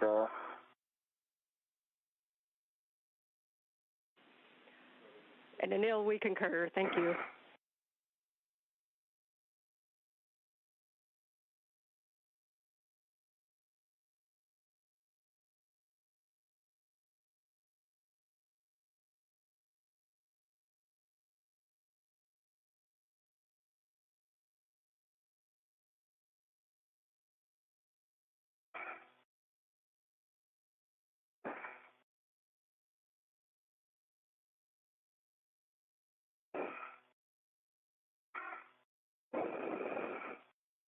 PGT is out and CAL 41 volts.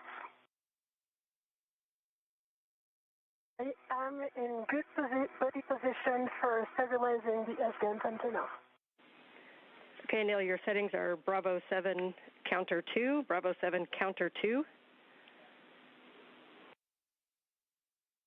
Bravo 7 counter 2 set.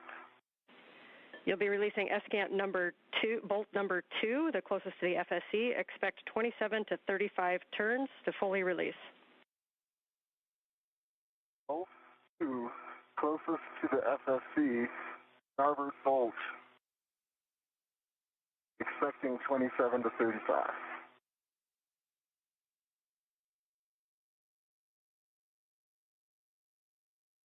This is Mission Control Houston. There on your screen you can see the helmet camera of NASA astronaut Anil Menon while he is using the PGT, which is the pistol grip tool. This tool is used to bolt and unbolt various items on the external portion of the International Space Station and will be referenced throughout today's spacewalk. While he completes the release of this FSE, or Flight Support Equipment Bolt number 2, using that pistol grip tool, ESA astronaut Sophie Adenot is currently stabilizing the space-to-ground antenna while the final bolt is released.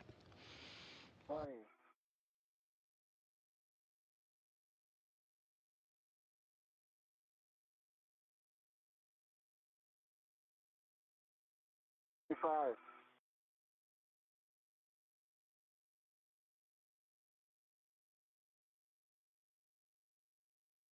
30.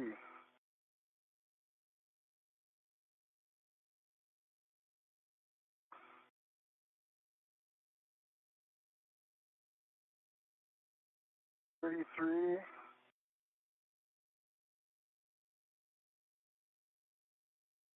'Think the bolt's released. I'm just checking.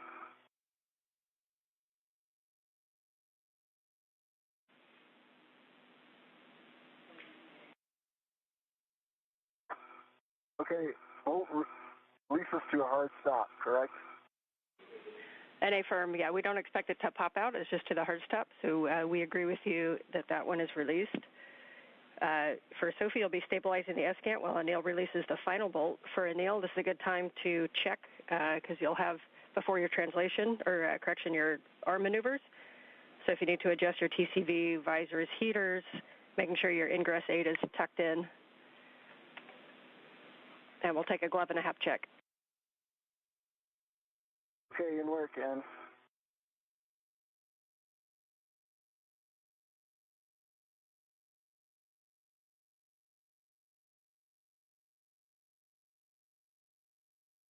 I'm stable and with one hand on the T handle and one hand on the FSC, good position to stabilize the antenna.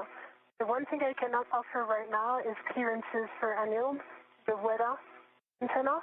So I will have to reposition once Anil has good control. Copy and good words. Thank you, Sophie. And will I be in night for a period of this holding when I make it back to the boom?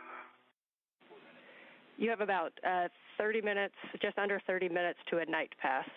So it's likely going to be a little bit of both.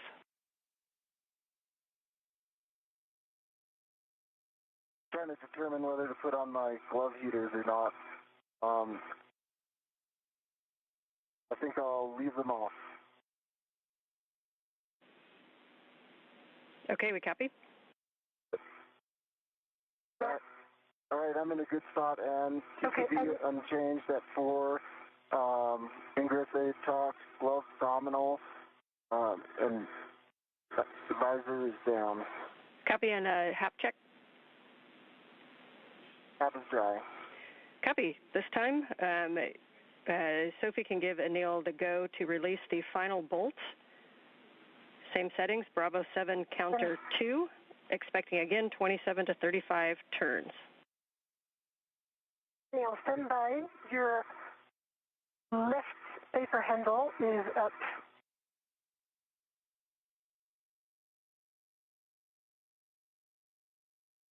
Yes, it is now down, and I confirm the right one is down as well. So you're a good config now. Okay, I suspect Nicely done.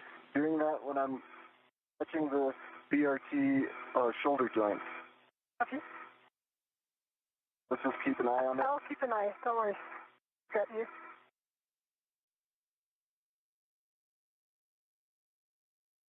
Okay, are you in a good position?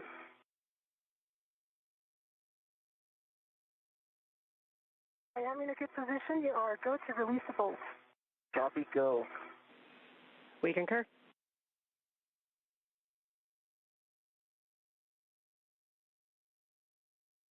5.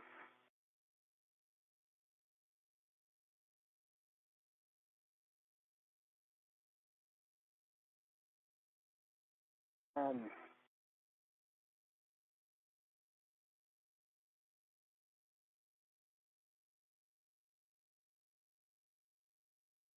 14.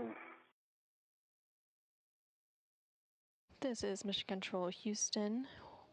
We are now about an hour and 12 minutes into today's spacewalk. NASA astronaut Anil Menon, who is serving as EV1 for today's spacewalk, is currently working to release the final bolt holding the spare SGANT, or space-to-ground antenna, in place on the external stowage platform number 3.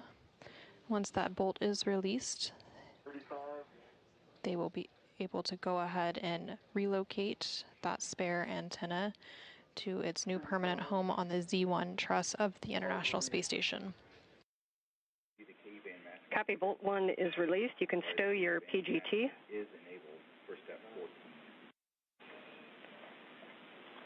And so if you can hold it stable, or you can slide the SGANT slightly to remove from passive FSE pins, or you can wait to do that together. I'll wait until we're together.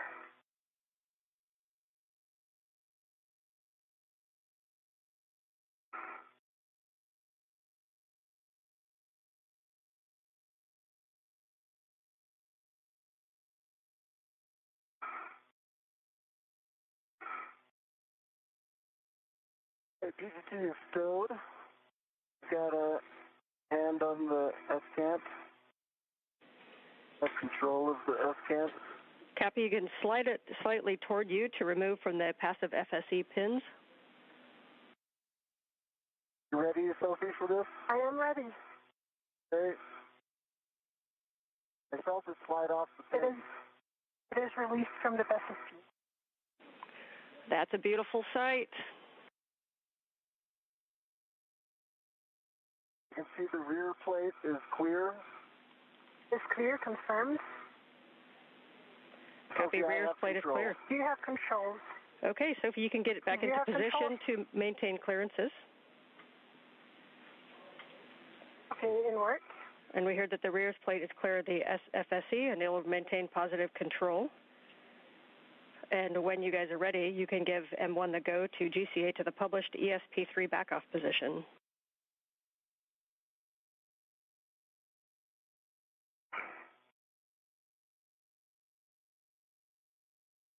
All right, M1, you have the go for GCA to back off. 1 by 1, I'm not in position for clearances. Copy, Anil. We'll get set up and we will wait until Sophie's in position before we start moving. We're going to take brakes off now. Okay. Jessica, just for your awareness, I know we briefed this, but just to repeat, we're going to go super slow so I can make body adjustments and we can potentially pause motion if needed. We concur. We'll go slow and we'll be ready to listen to any pause you have. And a reminder, you have the grapple fixture just ahead of your head, and then it'll be the WETA behind you and then to your left. Sophie, let us know when you're in position for clearances. I am in position. Okay, we copy.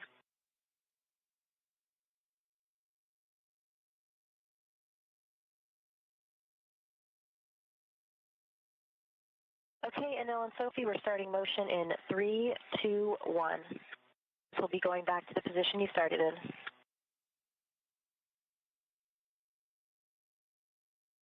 I see motion, good motion.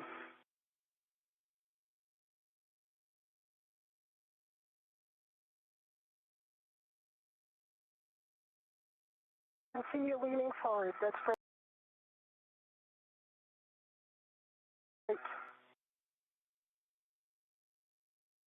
Scan is clear of FFE.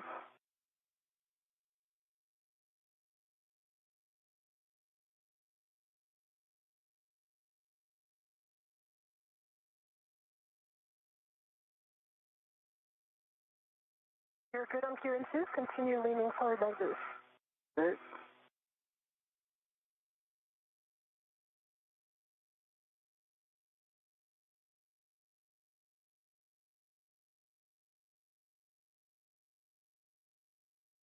This is Mission Control Houston. We're now about an hour and 17 minutes into today's spacewalk, which began at 7:27 a.m. Central Time, 8:27 a.m. Eastern Time.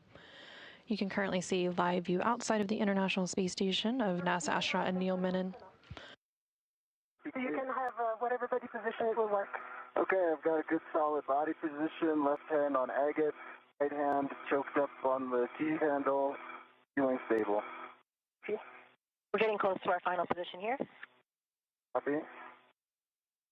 Of NASA astronaut Anil Menon on the space station's robotic arm. He's currently attached to the articulating portable foot restraint. We'll get set up for the next, which will be the intermediate position, the JOCAS. All right, if you can just give me the initial movement I'm expecting of my body, I can anticipate and call the 3-2. Copy. Sophie, you can begin your translation back towards your green hook, 3217. Copy inward.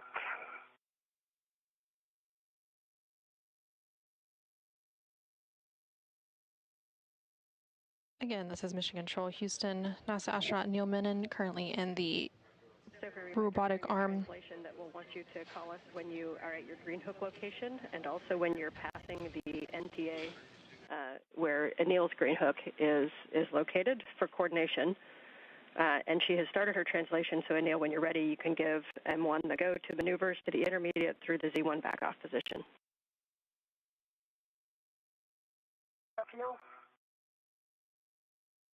Anil, are you happy with the orientation right now of the antenna?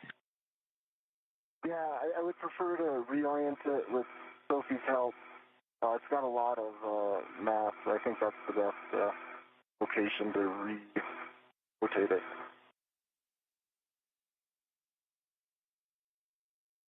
But yes, I'm happy. And you go for intermediate to Z1 back off.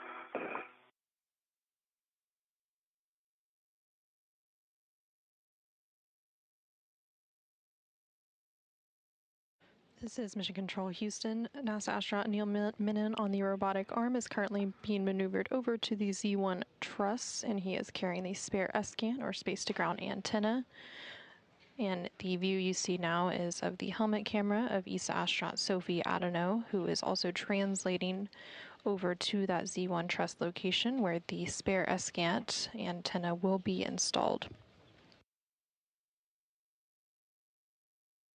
The International Space Station is currently in a daytime pass. The International Space Station experiences 16 sunrises and sunsets every day. So throughout today's spacewalk, they will go through several sunrises and sunsets. Right now, the International Space Station is traveling about 260 statute miles over the South Atlantic Ocean. This is going to be taking you body out, so basically backwards and a little bit right and down. Body backwards, copy, okay. Going up to that station's zenith intermediate position. Thank you. We're starting motion in 3, 2, 1. See motion, good motion.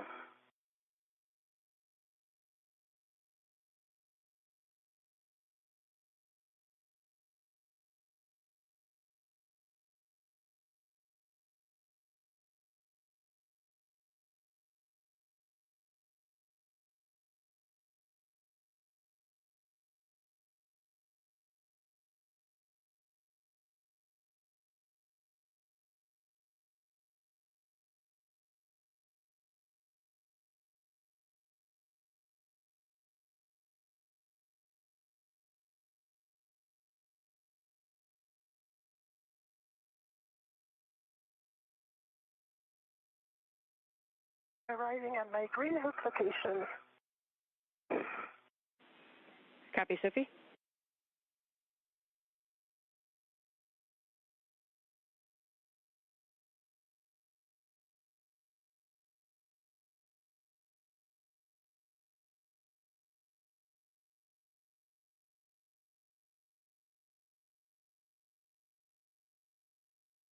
Nil, we'll switch to course for the rest of the maneuver if you're comfortable. I can handle 33% more speed. All right, here it comes.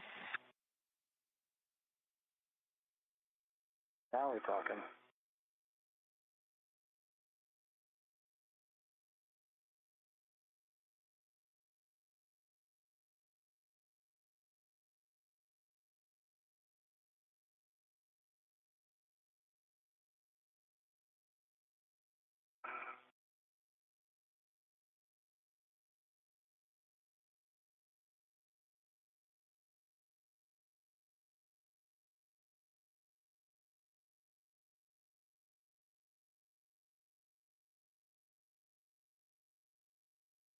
Software check complete. Resuming translation.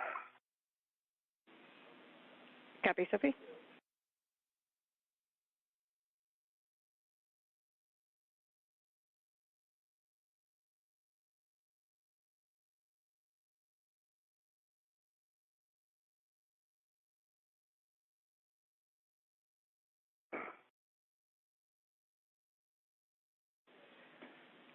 And Sophie, thank you for the status calls. We did turn your HECA off for a little while to let it cool down.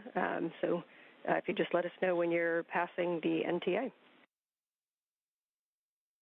Copy MTA report.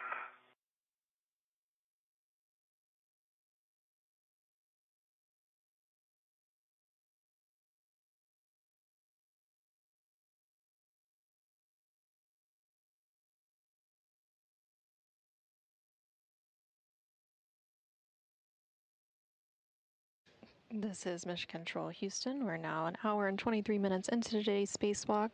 There in the upper left corner of your screen, you can see the space station's robotic arm. That robotic arm being maneuvered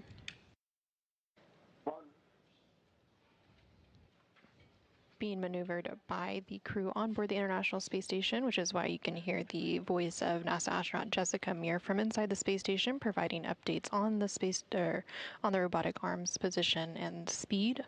And there you can see NASA astronaut Anil Menon, who is attached to the end of the space station's robotic arm in an articulating portable foot restraint, and he is also carrying the spare SGANT, or space-to-ground antenna.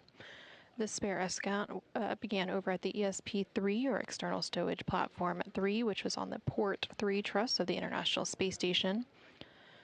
It was the only spare that was left on board the space station, and now it is being maneuvered. Proceed cards or later? And Sophie, we have it later, but you're always welcome to tap that on the way in and report it. Okay, 2 taps on the port one. Copy, and thanks. arriving at the NTA.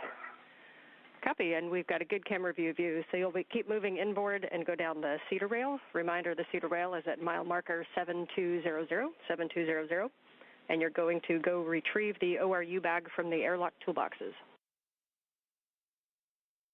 Okay.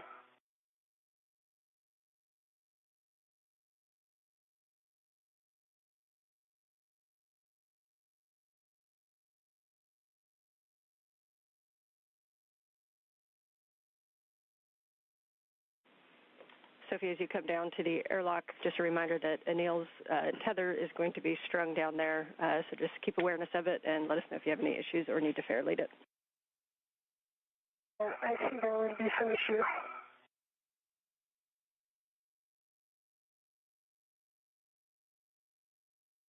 It's okay, it's going to be close to the airlock.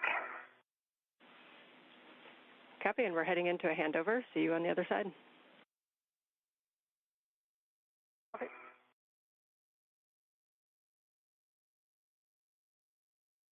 Sophie, run.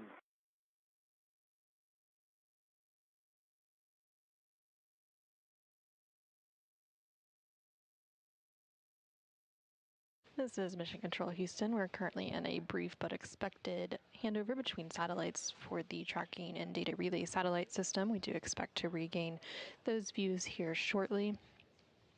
Currently, NASA astronaut Anil Menon is attached to the end of the space station's robotic arm and being maneuvered over to the Z1 truss, where he will be meeting ESA astronaut Sophie Adenot, who is manually translating over there for the installation of the spare space-to-ground antenna.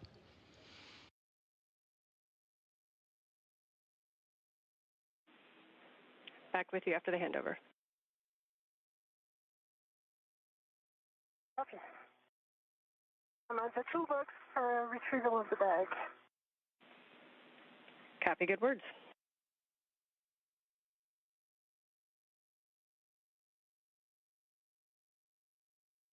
Friendly reminder, it's stacked down in 2 places. I see it. Thank you.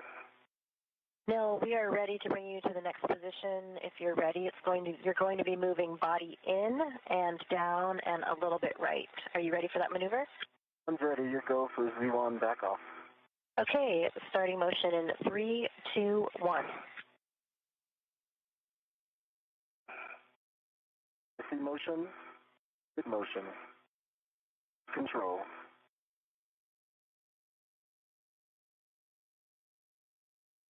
This is Mission Control Houston. There you're getting a good view of Sophie, TCV settings. 5. Copy TCV 5 for EV2.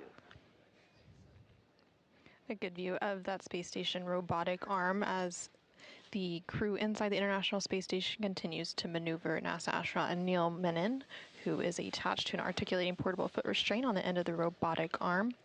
He's being maneuvered over to the Z1 truss, and that will be the final location for the installation of the spare SGANT or space-to-ground antenna. Once NASA astronaut Anil Menon, who today again is serving as EV1 for the spacewalk in the suit with the red stripes, meets up with ESA astronaut Sophie Adenot, who is serving as EV2, they will begin the process to install that spare antenna, which will begin with a boom insert cleaning and lubrication process. So they will be seating and installing the antenna onto the boom. They will also remove 2 gimbal locks and then install a thermal cover. The entire installation process on the boom also includes the hookup of cables and various connections. So again, you will continue to hear a lot about bolts and the pistol grip tool, which is the PGT, basically a space station power tool that is used to bolt and unbolt a variety of bolts and connectors on equipment outside of the space station. And you'll also hear about gimbal lock bolts, which are bolts to release that were used to release the spare antenna from the stowage location on the external stowage platform number 3, as well as bolts to install the antenna to its new location on the Z1 truss.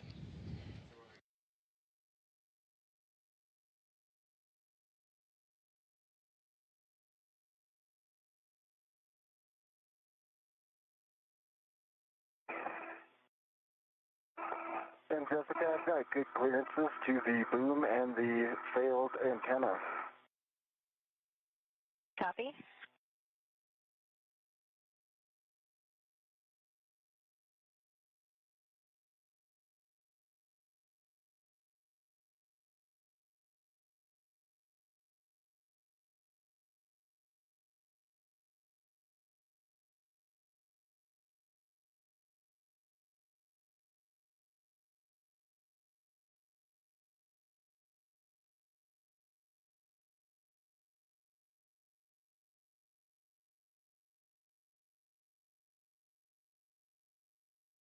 Jumping out at L. Copy.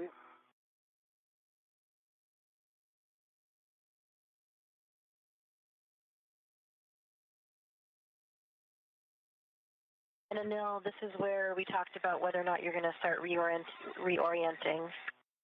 I am going to give it a try. Are you doing brakes on here? Negative, that's not in the plan, but we can if you need it. I don't think it matters.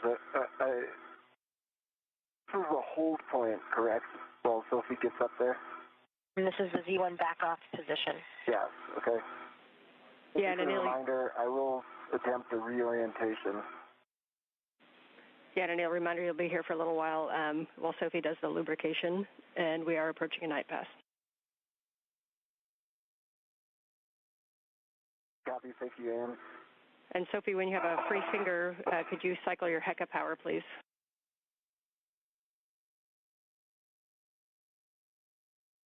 Copy. Work.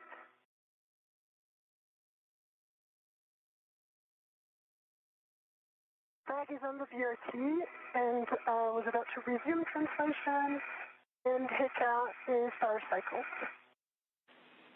Copy, and copy on the back. So you are go to move to the Z1 work site. You know that translation path well. Forward and up the airlock and out to Z1.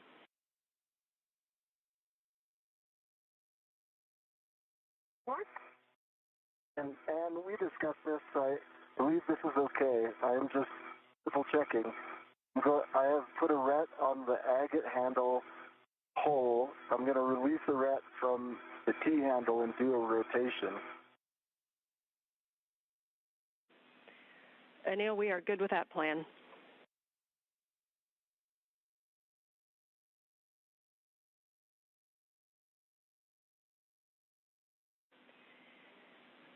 Sophie, for your translation out there, just a cautions associated with Z1. Avoid contact with the SASA, the CMG covers and shells, the heat pipe radiators, the big shiny mirrors, and the tied down SGANT on Z1, please.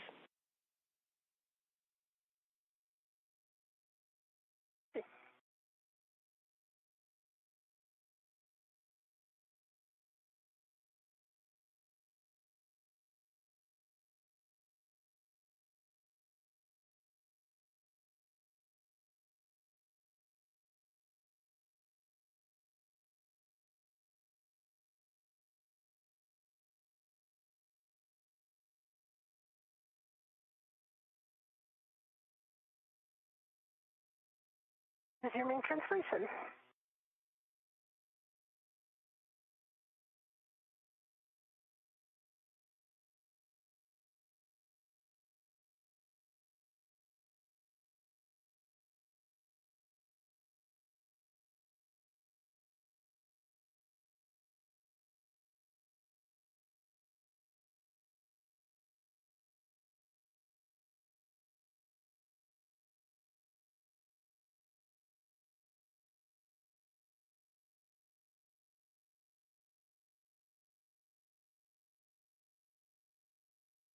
Okay, and rotation complete. Do you recommend I go back to the T-handle, or is it okay if I leave it on the agate?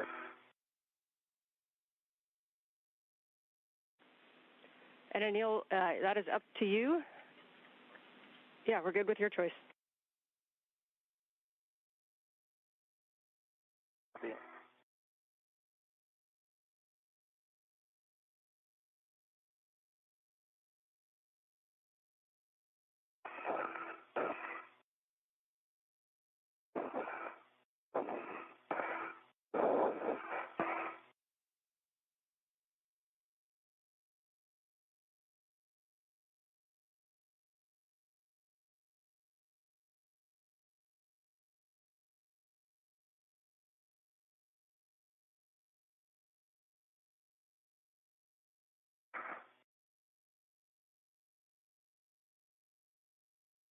Doing great, Sophie. I see you there. Got eyes on you if you need anything.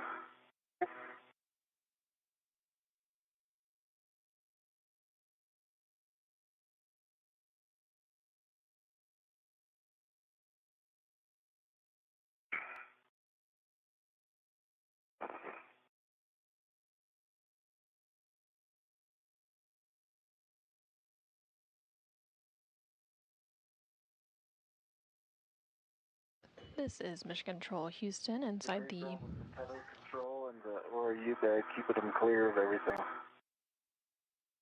You're in a good spot.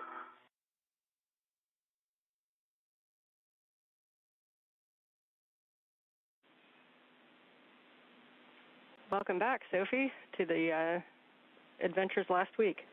We'll be stowing the ORU bag in between ZH-36 handrail and the lower boom handrail, and you'll be pulling out crew lock bag 4.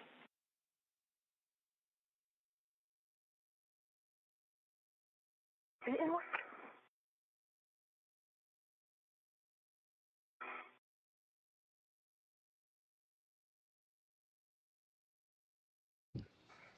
Again, this is Mission Control Houston inside the International Space Station Flight Control Room. We are currently about an hour and 36 minutes into today's spacewalk, which began at 7:27 a.m. Central Time, 8:27 a.m. Eastern Time. There on your screen, you're currently seeing a live view of the helmet cameras for both NASA astronaut Anil Menon on the left-hand side of your screen, who is serving as EV1 today. He is currently attached to the end of the space station's robotic arm, and he is holding onto the spare SGANT, or space-to-ground antenna, which was recently retrieved from the external stowage platform number 3. Anil then was maneuvered over to the Z1 truss, where he is now... Between 6052 and the boom, this is going to be better.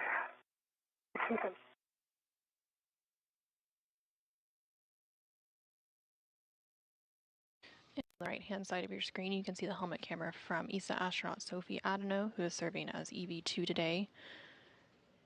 She manually translated over to that Z1 truss location, and she's now stowing some of the crew log bag tools and equipment ahead of the installation of the spare SGANT, or space-to-ground antenna, onto that Z1 truss location.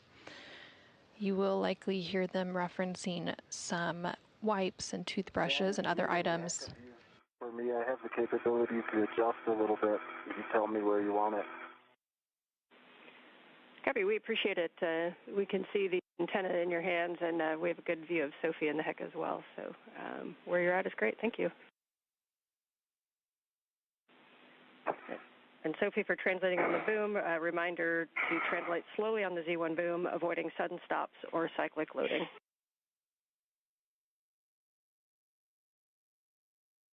Okay.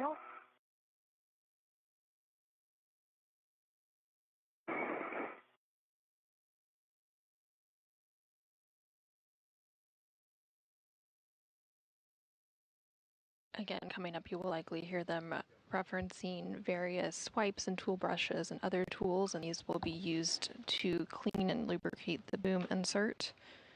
So as a part of the space-to-ground antenna installation coming up, the crew will be seating and installing the antenna onto the boom, and then they will also remove 2 gimbal locks and install a thermal cover. Additionally, the installation on the boom includes the hookup of cables and other connections. So you will be hearing a lot about bolts, as well as the PGT, or the pistol grip tool, which is the space station's power tool that is used to bolt and unbolt various connectors on equipment outside of the International Space Station. You also heard NASA astronaut Anil Menon calling down to the ground, specifically the ground IV here in Mission Control, who for today is NASA astronaut Ann McLean, referencing his HECA, which is the HD EMU camera assembly, basically the helmet camera that you see views of throughout today's spacewalk. While he is currently attached to the end of the space station's robotic arm, he is looking on at his fellow spacewalker, ESA astronaut Sophie Adenot, as she completes some of her tasks, maneuvering over to the Z1 truss and retrieving and stowing various bags and tools in preparation for that boom insert cleaning, lubrication, and installation process.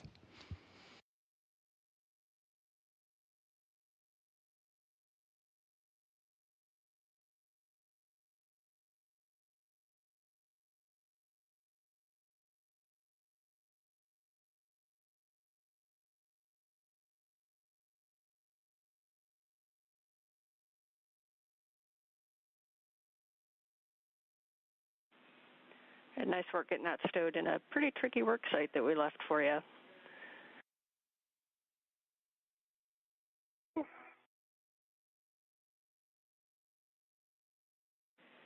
Once you're happy with that bag, we'll be retrieving crew lock bag 4 and tending it up toward the zenith end of the boom.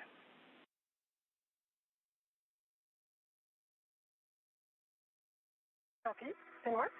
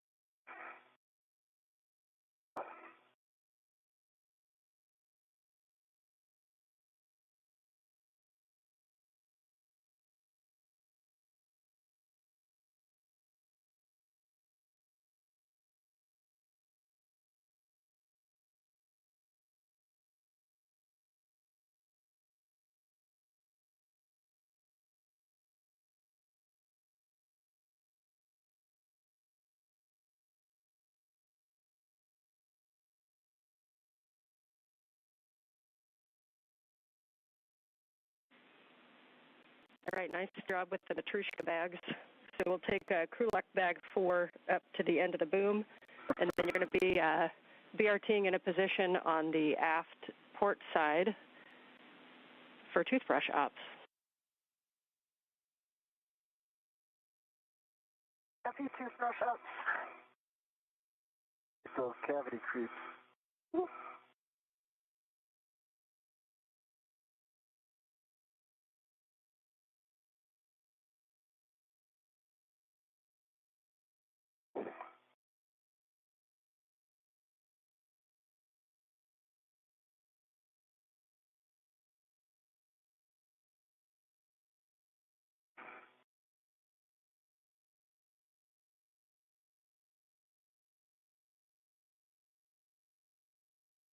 This is Mission Control Houston. Again, you're seeing a view from the helmet camera of ESA astronaut Sophie Adenot.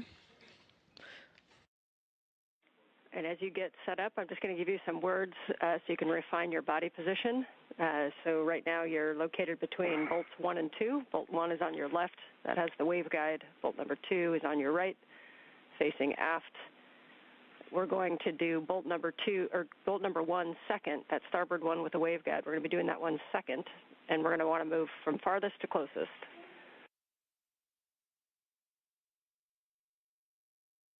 Copy.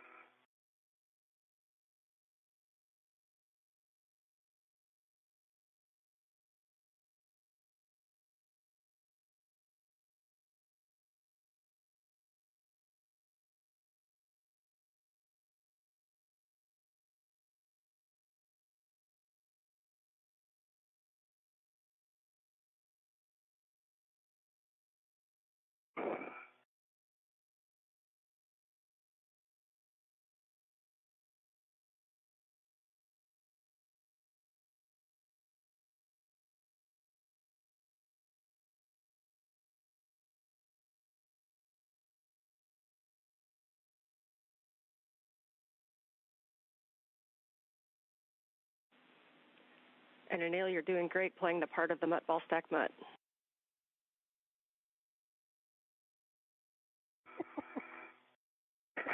I was thinking Statue of Liberty, but I'll take that ball stack mutt. What do you prefer, to be a toothbrush like me or a mental segment?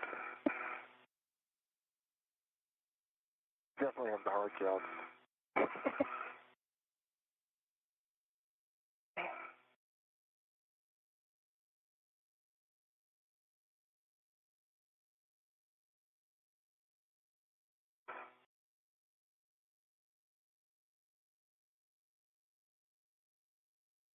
This is Mission Control Houston. We're now about an hour and 46 minutes into today's spacewalk. Again, the expected spacewalk time for today is about 6.5 hours.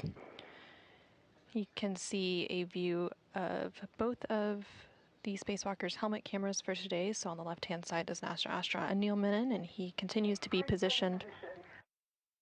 Hey, nicely done. So as you know, your first step is going to be to ret to one of those pieces of tape. Actually, first thing I want to do is take a look at those bolt inserts for visible FOD or damage, best effort.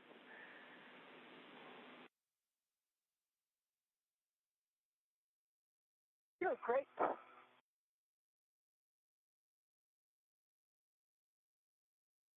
Don't see any damage. You see them in my hacker? We do see it in your HECA. Your words will probably be a little more helpful only for clarity of image, but we hear that you see no FOD or damage.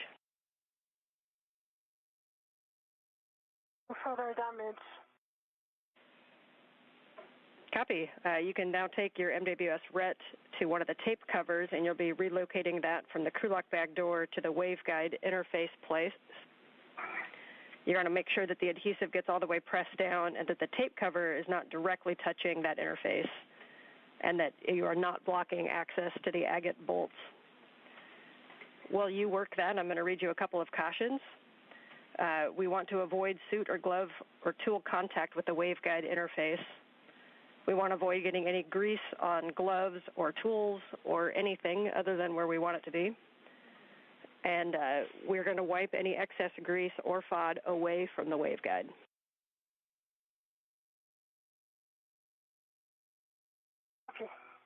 Once it's on the way down, can I remove my right, or do you want me to leave my right side? Seems to be sticking well. Yes, once it's stuck down, you can remove that ret. All right.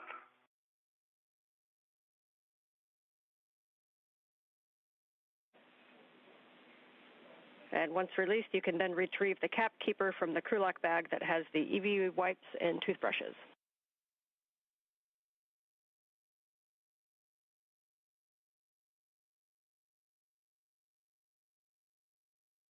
All right.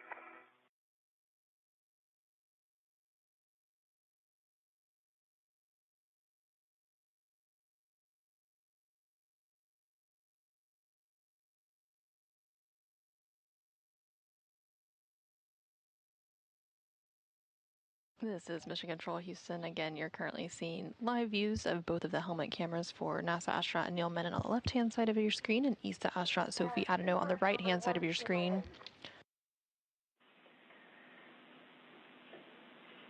Copy. You can retrieve the AT with the EVA dry wet wipes from the crew lock bag, and you release the Velcro on the wet wipe.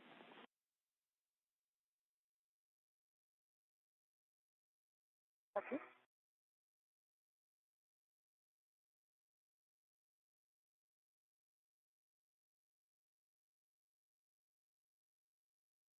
And you're going to continue to hear the ground IV, which for today is NASA astronaut Anne McClain here on the ground communicating with the spacewalkers outside the International Space Station. Right now, ESA astronaut Sophie Adenot is working through some steps in preparation to clean and lubricate the boom insert before the SGANT can be installed. Again, the SGANT is the spare space-to-ground antenna. Okay, see, with the wet wipe and the toothbrush, we're going to start with bolt number 3 forward. You're going to insert the toothbrush into the wet wipe and in work. Copy.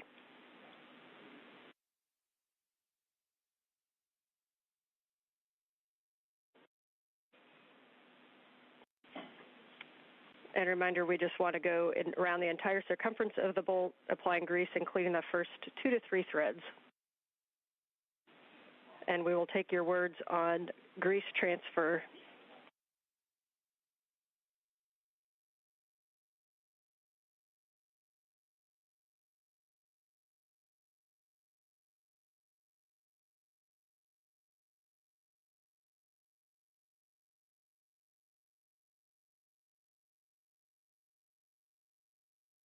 Sensor nominal. No thought on the toothbrush. Okay, copy. That's good words. We understand that grease transferred nominally into bolt 3. So you can reposition if you need to for access to bolt 1. This is the one next to the waveguides. This is our most important bolt. And you can do that same maneuver, inserting the toothbrush into the wet wipe to get a small amount of grease, and then wiping the toothbrush around the entire circumference of the bolt insert, applying grease and cleaning the first 2 to 3 threads.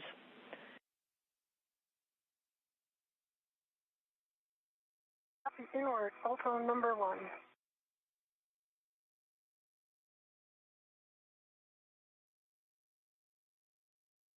And this is Mission Control Houston again.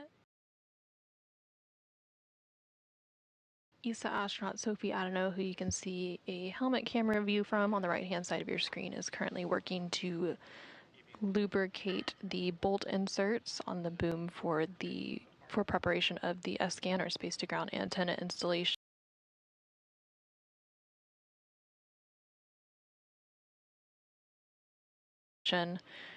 She is using a toothbrush to transfer grease from a wet wipe, and that toothbrush on the right-hand side of your screen, and then the grease is and the wet wipe was on the left-hand side of your screen there to transfer that grease and lubricate those bolt inserts in preparation for further installation.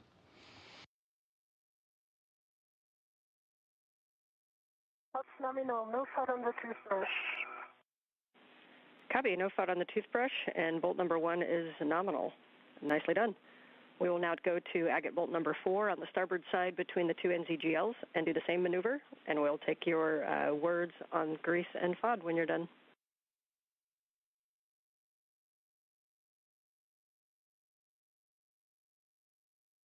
In work, bolt number 4 starboard.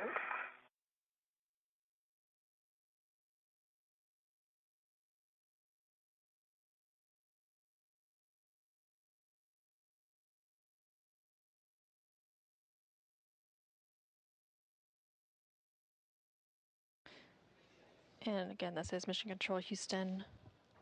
ESA astronaut Sophie Adenot there on your screen, continuing to grease the bolt inserts on the boom for the installation of the spare SGANT antenna. Sophie Adenot is serving as EV2 for today's spacewalk, and then NASA astronaut Anil Menon is serving as EV1. While Sophie completes this lubrication task, Anil Menon is still situated on the end of the space station's robotic arm. After the toothbrush and up nominal. Copy for bolt number 4. And final bolt will be I get bolt number 2 on the aft side. Same maneuver. Thank you. Bolt number 2 aft side.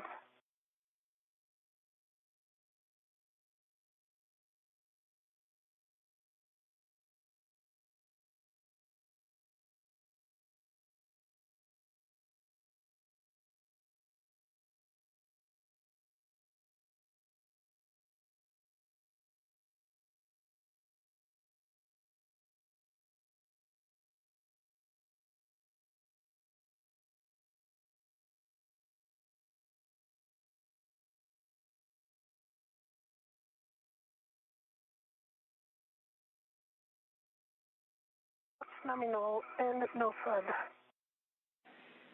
Okay, copy for bolt number 2. At this time, we're gonna talk a little bit about that grease transfer. So what we'll take from you is if you can do a HECA scan and look to see if there is any excess grease anywhere, including the upper boom surface, your suit, or any surrounding hardware.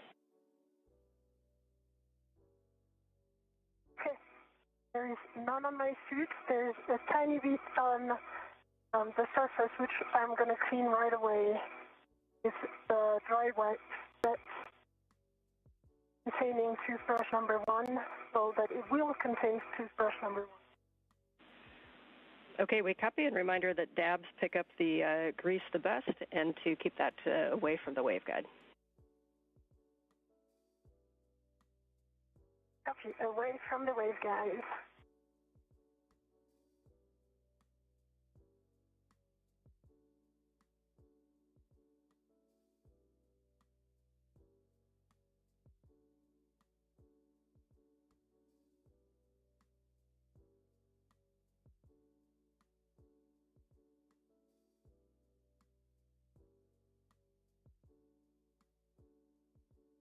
This is Mission Control Houston. We're now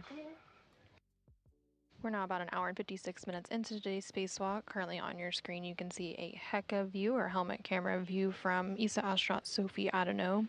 She is wrapping up some lubrication tasks. I'm ready to put the toothbrush inside its wipe. Okay, we agree. You can stow the toothbrush in the wipe, and then you'll be stowing the cap keeper back in the crew lock bag, and the AET with the wipes back in the crew lock bag. Very nicely done.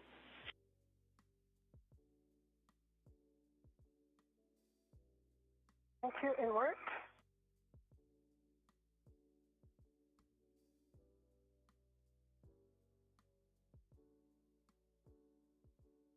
And Sophie is now cleaning up the workstation where she was lubricating the bolt inserts on the boom, which will be used momentarily for the installation of the spare SGANT, or space-to-ground antenna. She was ensuring that there was no excess grease left behind following that activity, and now she's cleaning up all of those various items, including the toothbrush that was used for that lubrication, and putting it into the crew lock bag where it will be stored for the remainder of today's spacewalk. Once that's complete. And Sophie, your choice after this, your next step is going to be to put the tape cover back. So if you have an extra ret that's inside the bag or on the cap keeper, you're welcome to grab it now. Otherwise, we'll do the same transfer that we did before with your MWS ret. Okay.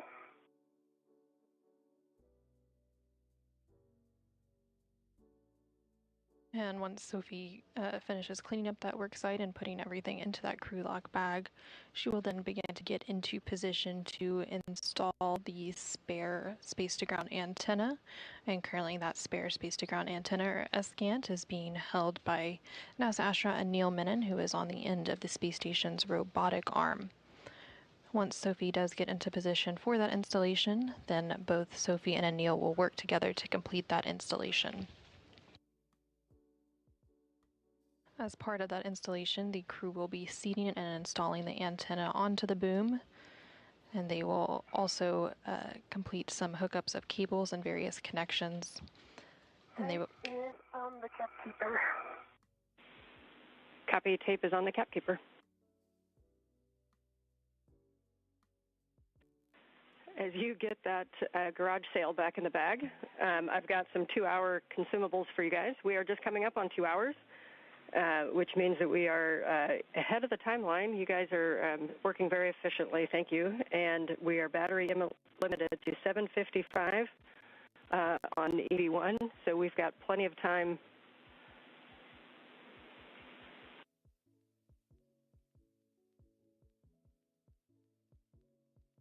One copies. Copies.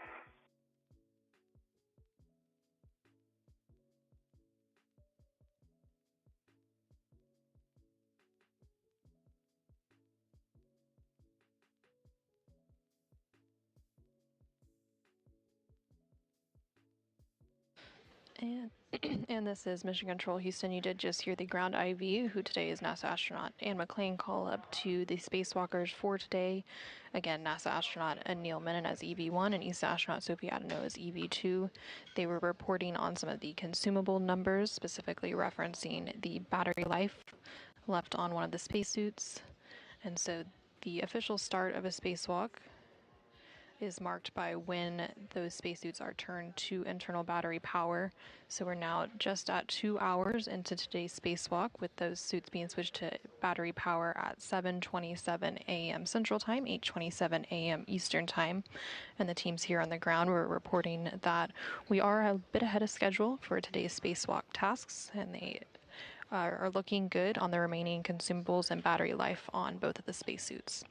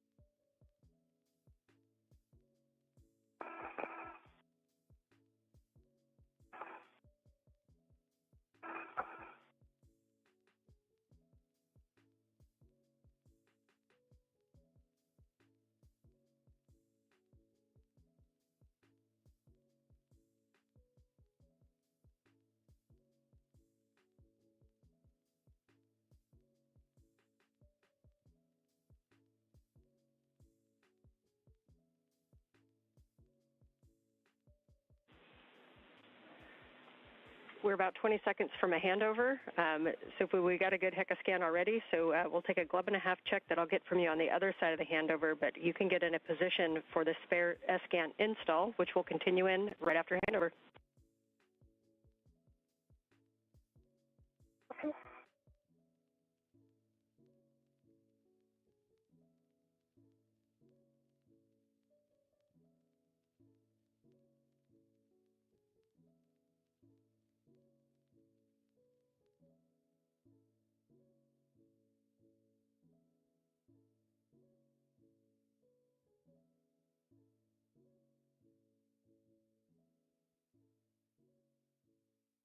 In the handover right now, guys. Looking great out there. We're psyched to see you looking ahead of the schedule. Thanks, Jessica. Jack. Okay.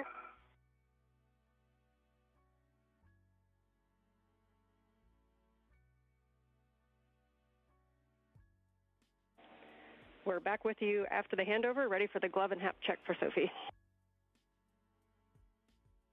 Try glove nominal. Copy nominal. When you are in a good position for the spare SGANT install, then we can have Anil work with M1. So let us know when you're in a good position. We do not have camera views at the moment. Okay. And you will want to be on the port side of the boom looking at bolt 1. Work.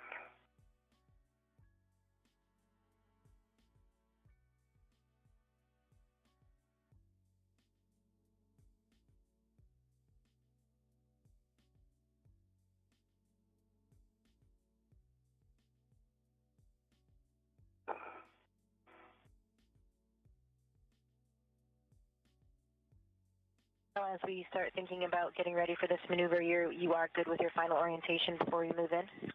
I've got in the right, correct orientation. Be firm. Okay, and just a reminder, when we do start this motion, it'll be just a body in for you. Copy body in.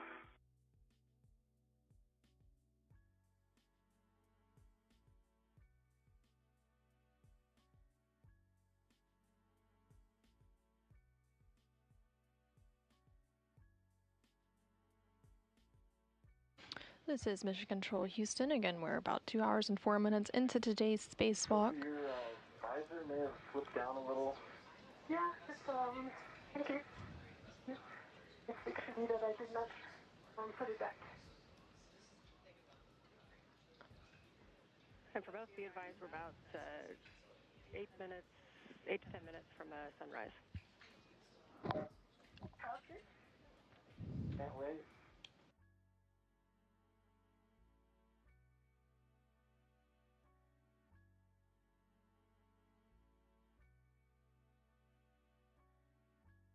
All right, I'm in a good body position. Okay. I take that as an opportunity to chat with Jessica. Do you agree? Welcome. All right, Jessica, copy. We've got you loud and clear. We're ready to bring you body in. Okay, I am go for that. I will be doing clearances from the boom as primary. Okay, yeah, we concur. We'll rely on your clearances from the boom, and if you need to hand over to Sophie for the clearance for the SGANT and the boom, let us know. Will do. Sophie, I'll make that very clear. And I'm go. Okay, starting motion in 3, 2, 1.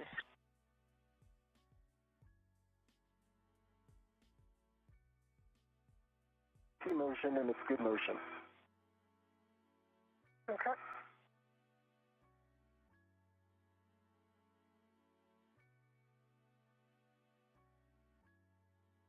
This is Mission Control Houston. There on your screen, you are seeing a view from the helmet camera of NASA astronaut Anil Menon. He is currently holding on to that spare SGAN, or space-to-ground antenna, and he is being maneuvered into position by the crew inside the International Space Station, who is manning the robotic arm. Anil is currently strapped into the articulating portable foot restraint of the robotic arm, and he is being moved into place to meet up with ESA astronaut Sophie Adenot, who you can see there on your screen, in order to install that spare antenna onto the Z1 truss of the International Space Station, where it will make its permanent home. 40 centimeters remaining. Shouldn't have an issue with that 40 centimeters. 25. Continue.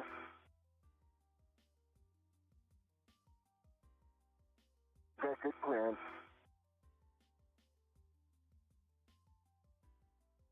Okay, Anil ramped out, and this is the published position. I could take 10 centimeters body in. Okay, copy, 10 centimeters body in. This is also where we talked before about whether or not you need to be feet down. We'll just bring your body in for now. You can think about it.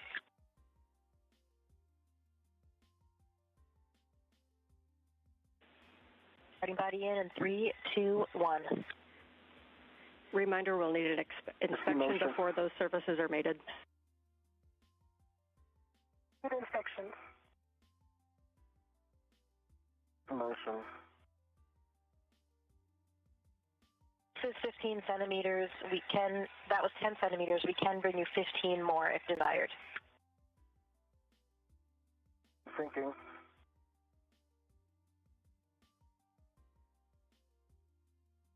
For 10 more. Copy. Starting motion 3, 2, 1.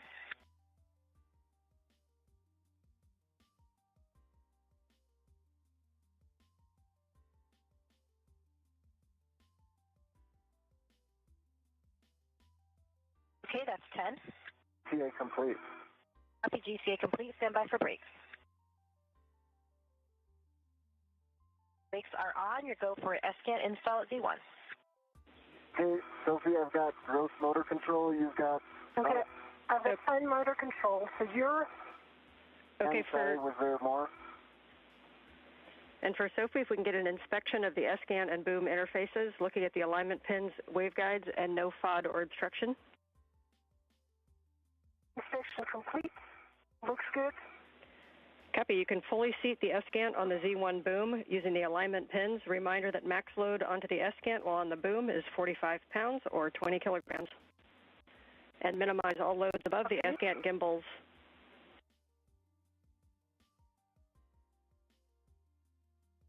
You rotate clockwise. Rotating clockwise. You have control. I have control. Need to slightly adjust body position again. Okay.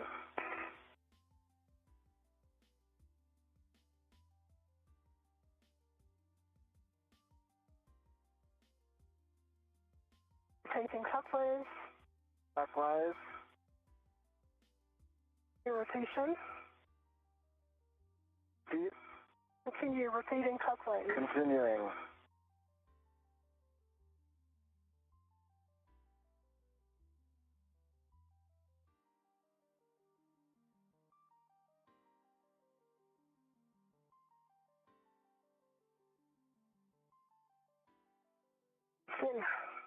Soft. And we see that in SoftGAT. Reminder now we are going to manually drive the SGANT bolts, the initial bolts, 2 to 3 turns. You can do that with your hands, the palm wheel, or the ERAD as we talked about. Your choice, and we can go in any order for initial turns. Can you release? Well, I have control. You have control. Can you release the ret that's right in front of you? No, I need to put first a ret on it. I've got a ret on the T-handle. So I've got 2 rets on the SGANT right now. Copy. If you release that, I will have a ret on it. Copy.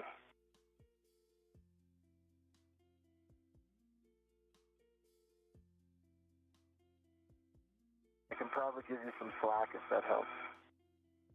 It works. It's released. I just send it back to my MWS, okay? And if you get control, I will get the ERAD. Yeah, I'm just trying. Yeah, okay. The ERAD has control. You have control. I'm going to take a look as well. You know, that's going to be hard to do a hand start. We'll go with the ERAD. And understand we're going for the ERAD? Confirm. Copy.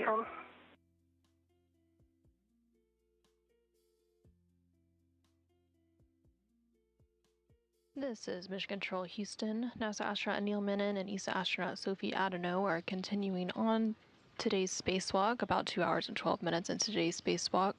They are currently working together to complete the installation of the spare SGANT, or space-to-ground antenna, on the Z1 truss of the International Space Station. They began that process by fully seating the SGANT onto the Z1 boom. There were 5 alignment pins that they had to line up. Okay with that whole straight? Yes. Okay. And then once those pins were lined up, they moved into the process to begin driving the SGANT bolts. So that is what will begin here shortly. There are 4 different bolts that will be holding the spare space-to-ground antenna into place once complete.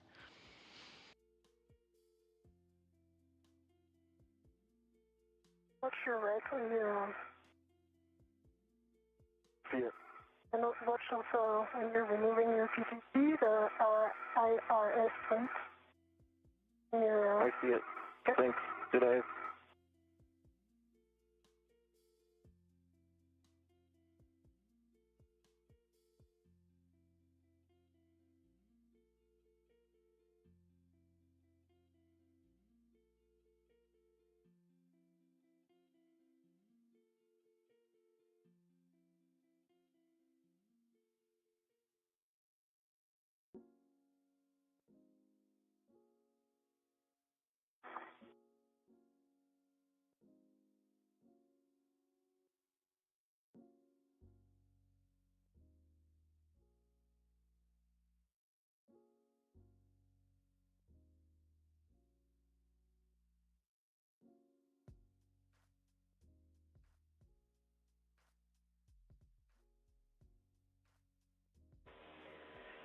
As you get that set up, just one reminder as we count turns on the ERAD that the PGT and the socket will have different turns, so please clarify which end the turns are actually being counted on.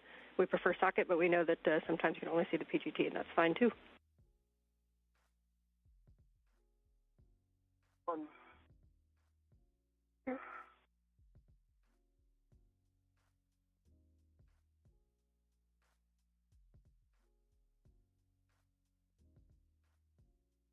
Okay, the 6 inches off on a pit pin, good pull test. Copy.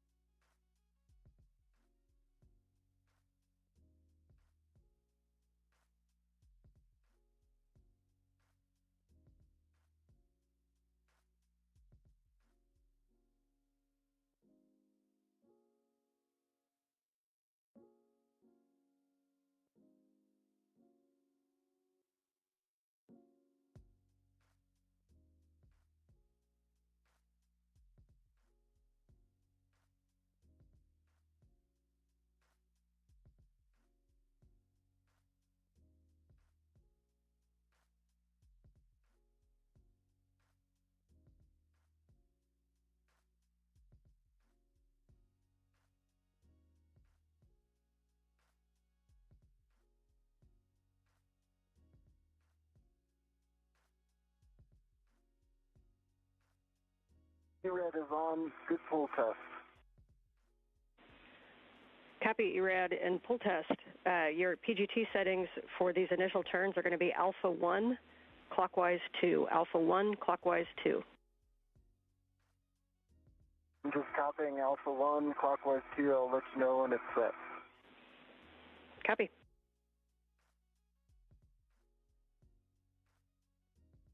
Thanks for holding that, Sophie. I'm good.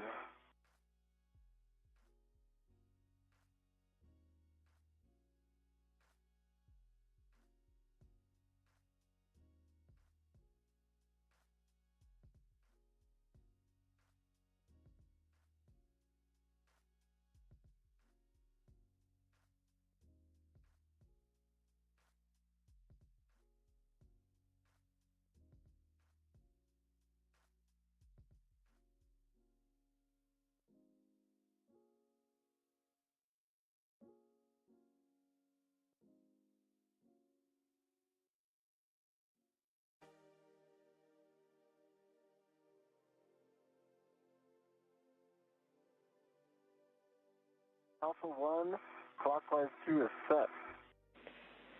Copy, alpha 1, clockwise 2. Your go to drive all 4 SGANT bolts, 2 to 3 turns for the initial, and just let us know exactly how many turns you get.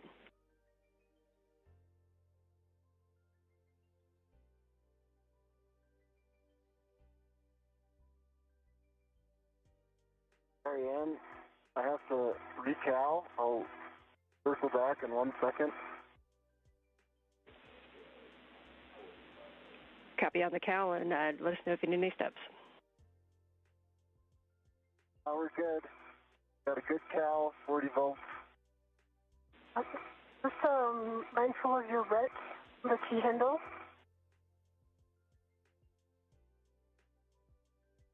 Alpha 1, clockwise 2, is it pulling you? Yeah, a tiny bit. Okay.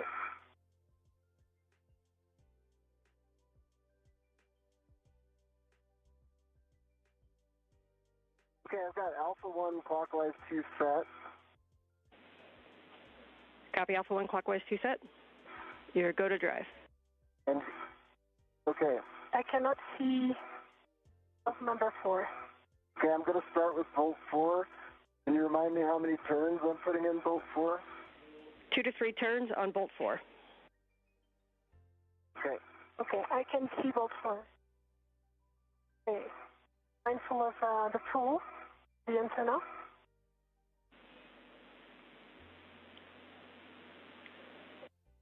Okay, I'm going to do the... Okay, I got it. I'm going to do the count. Copy, you do the count.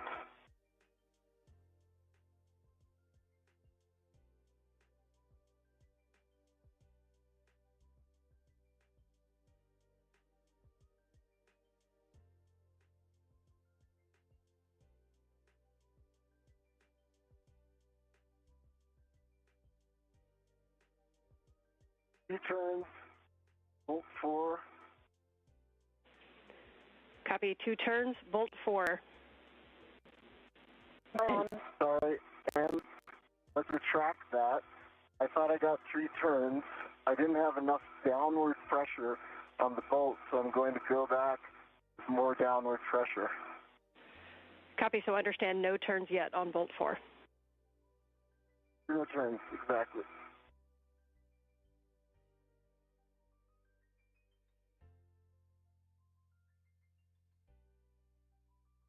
Okay.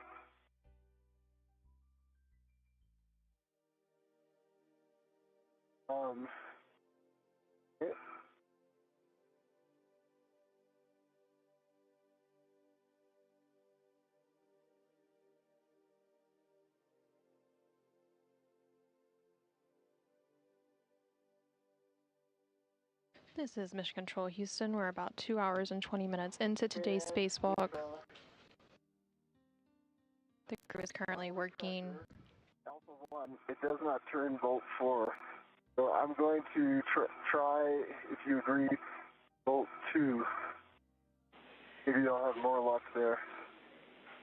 Copy. Copy, and with Sophie, you can also make little micro adjustments to minimize side loading on the bolts. And we're good for you to try any other bolt. The antenna is flush, and I'm working hard to stabilize this. One thing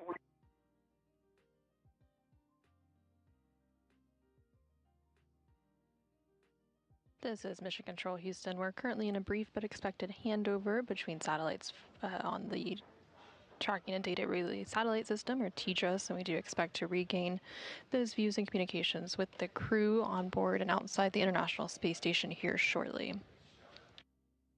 Currently outside the International Space Station, NASA astronaut Anil Menon and ESA astronaut Sophie Adenot. For a moment, and then I'm going to take control, and then I'm going to let you do a rep, okay? Okay. Back with you after our handover. Not sure how much of that you caught, Anne. We did not catch the status due to handover. Okay, so plan is I'm going to hold down, I have control, Sophie. I'm going to hold down the SGANT. Sophie's going to ret to it, but I'm going to undo my ret to the T handle because it's possible that's also adding some challenges in terms of side loading. Okay, my red is on the Copy, and we are good with that plan. So if he has a ret to the agate handle, I'm going to go release my key handle ret. Copy and concur.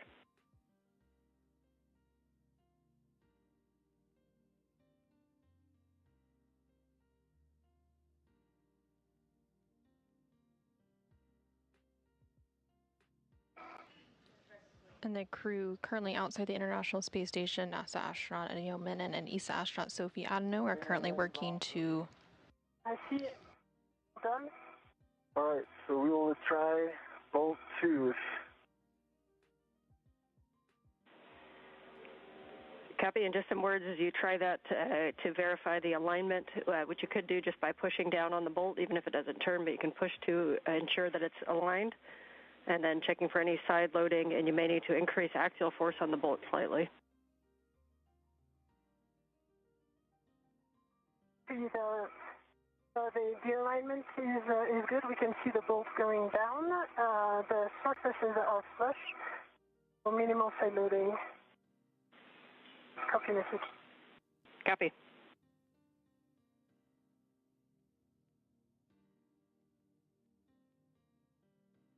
Okay, can you count it if I returning it? Yeah, stand by. Now there's some side loading. Stand by. Visualizing. Yep, now time to put some force on it. And I'm counting.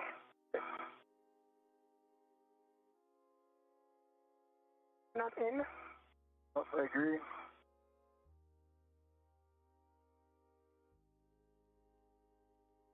Oh, we're not in. It's coming off a little bit. Could be that I'm bumping it with that. So I'm going to try. Now that we have the red, I'm going to try the one in front of me again. Okay. Because that's a clean shot. Copy.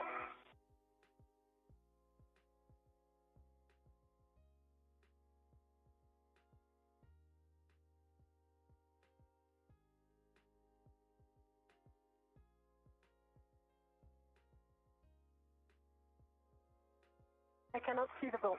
I can see it.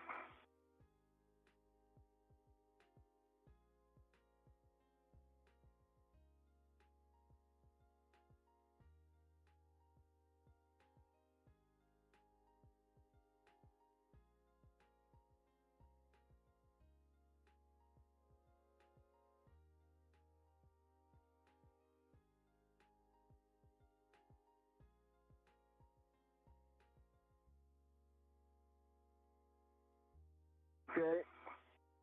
I believe I got 2 good turns on bolt 4 in front of me. Well done. Copy, 2 turns on bolt 4. Nicely done. You're good to move to any other bolt. We're going to the aft bolt.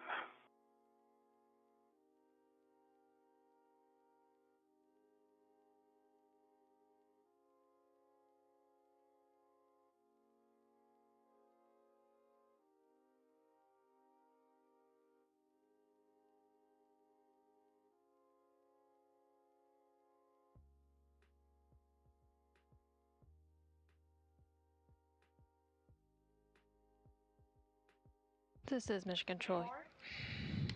Let me try to push it. This is Mission Control Houston. You're continuing to see views from the HECA or helmet camera.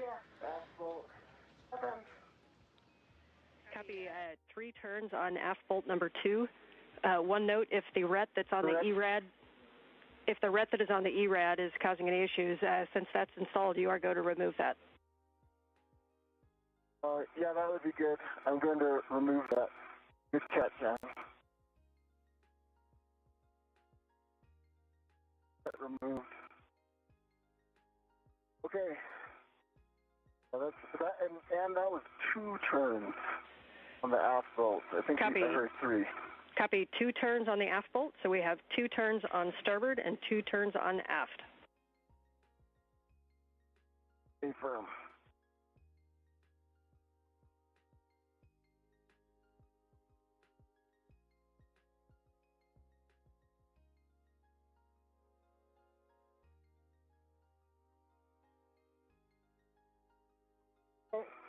I can press on it. Think so? If you can press on it, we can get this. I mean, is it going to be, yes, okay. You can, go for it. Okay. Go. Might be side-loaded. I can see it wanting to turn. It goes.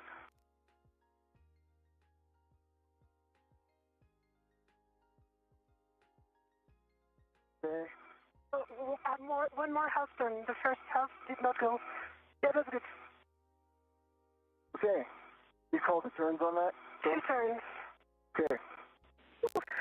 Copy 2 turns on forward. Copy 2 turns on forward bolt.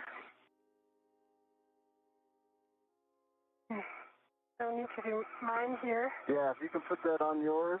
Yes, and work. And it's possible this handle gets in your way. I can move the handle if need be.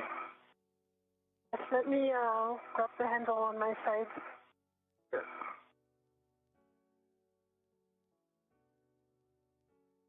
If we can go like that, Sophie. Let's try.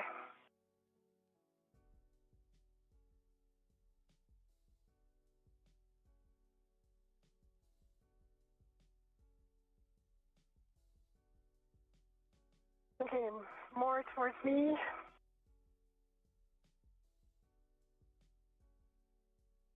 More towards me. It's in. Go ahead. You're doing the count. Yes. 21 to stop. It was 2 turns and a half. Copy 2.5 turns on the port bolt. Very nicely done. We're now going to use EV1's PGT back with a 6-inch wobble for the final torquing on the bolts. We do have EV2's PGT using the ERAD. Can we? I think what might work is if I do the final torque with the ERAD and EV1's PGT. Like if we replicate, I guess what I'm thinking is if we replicate what we just did, yeah, the final torque. We agree with that plan and stand by for settings. Yes, we are good with that. So you're going to be at Bravo 1, clockwise 2.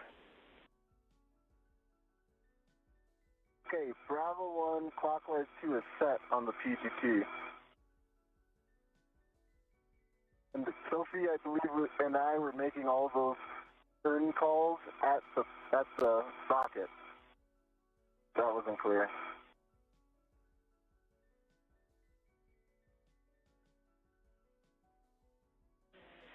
Okay, and this is where we do want to do bolt number 1 first. So on the Sophie side, but by the waveguide. So bolt number 1, Bravo 1, clockwise 2, and you'll expect 4 to 8 additional turns. Okay. How many did you say? 4 to 8 additional. 4 to 8 additional turns.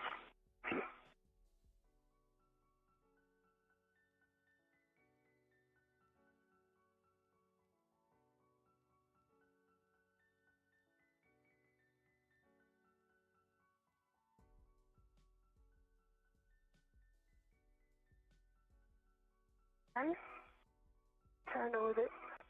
I think it needs to go down more on it. Yeah, you need me to turn it.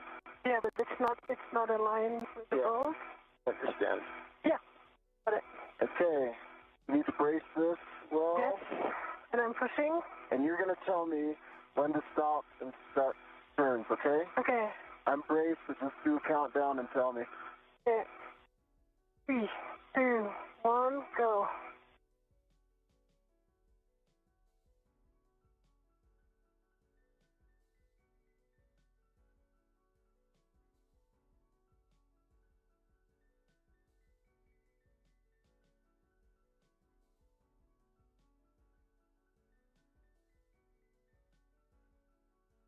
Five turns.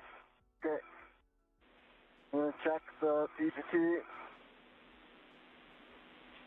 Got a green light, 12.1 torque. green light, 12.1 torque, 6 turns for bolt 1. 5.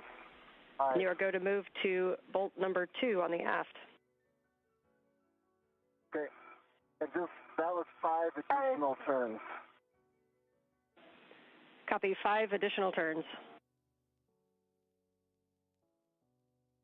The bolt is flush. It's a receptacle. It looks nominal here. Copy, flush. Thank you.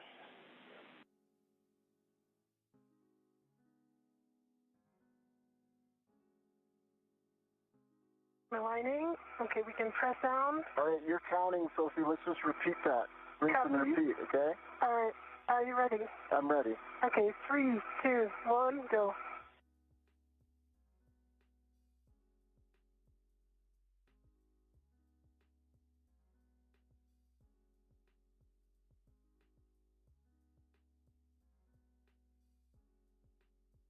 Sit. It's not flush. So that was 3.5. Again, avoiding side loading. Okay.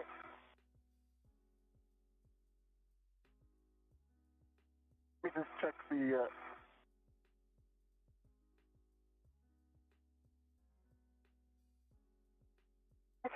I feel that...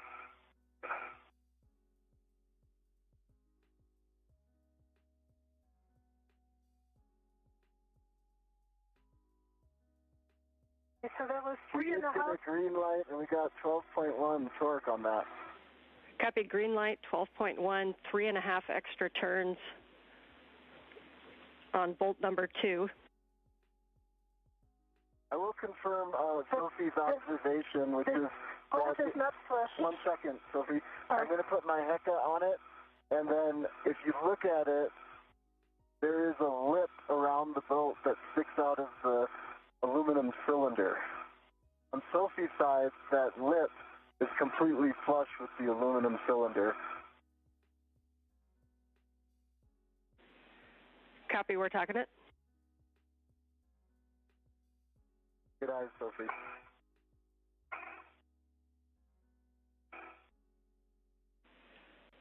Anil, does it look like that may be driving a side load? Gosh, I don't think so. I could try again. Or we could come back to it. Checking.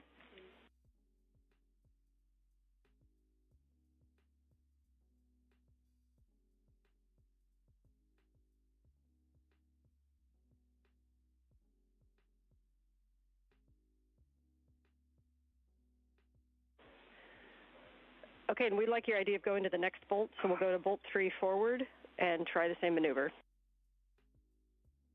Okay, this one you cannot count, right, Sophie? I can count. Okay. 10.1. And she's in TCV 3. Copy, TCV 3 for EV2. Okay. Tell me when you're ready, Sophie, and I'll get it going. So I thought we were doing forward. Oh, we're doing forward. Yeah. Oh, good call. Did you just ask us forward?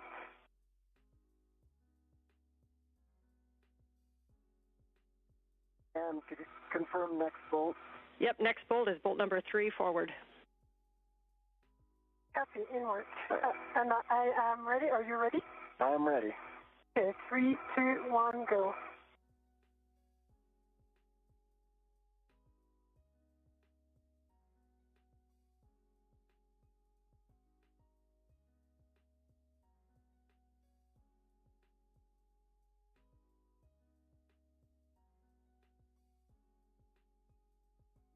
I got a green light, 11.9 torque.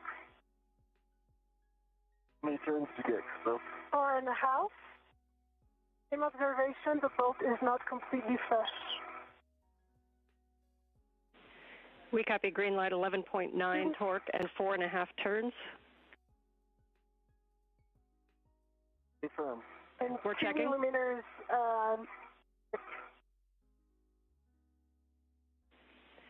And if you could please drive that bolt one more time, please.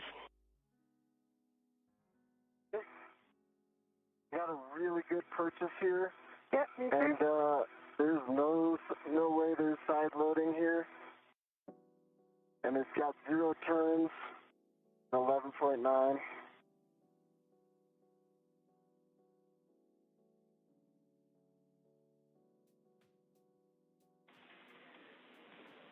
We copy, and you can move to bolt 4 on the starboard side. I'm going to reposition so that I can count. I think I can do this one. If it's... I have good view now. You do? Okay. All right. All right, there's 0 side loading. I'm starting in 3, 2, 1.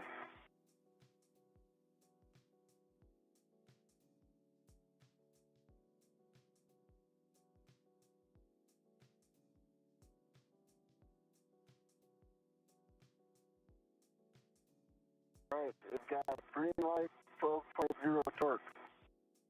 3 turns. 3 turns. Copy. 3 turns, 12 torque, green light. Let us talk about that for a sec.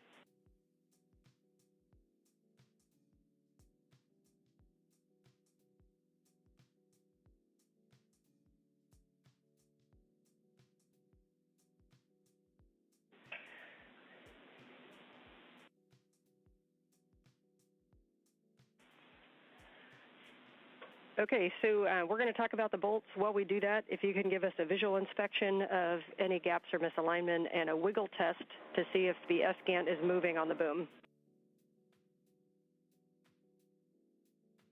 All right, I'll hand that to you, Sophie, to give the verbal.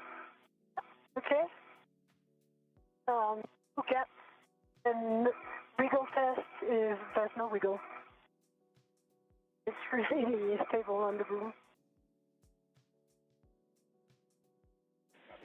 And if we could do the wiggle test at the T handle, just to be able to impart a little bit more force. Sophie? Let me do that, Sophie. You watch, and I watch.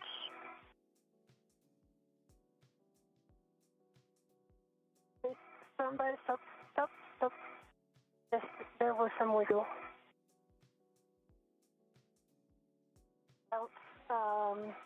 But we came back to nominal, and now there's no gaps again. There was about 2 millimeter wiggle at the base. Okay, that's a good report. We understand there was a wiggle, and it produced a 2 millimeter gap, and then when you put it back, the gap went away. Yes, degree back. Copy, and we're going to talk that for a sec.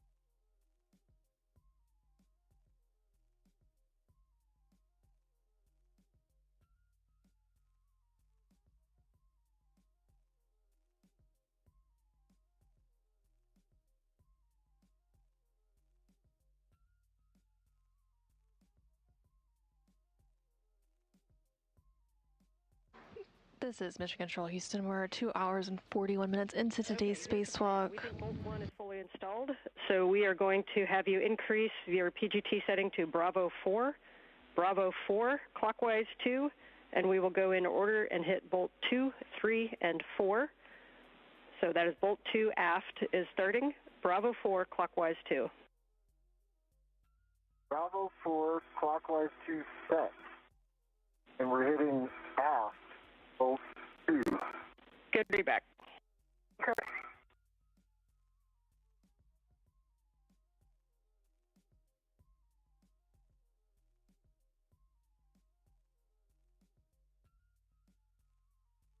The crew is currently working to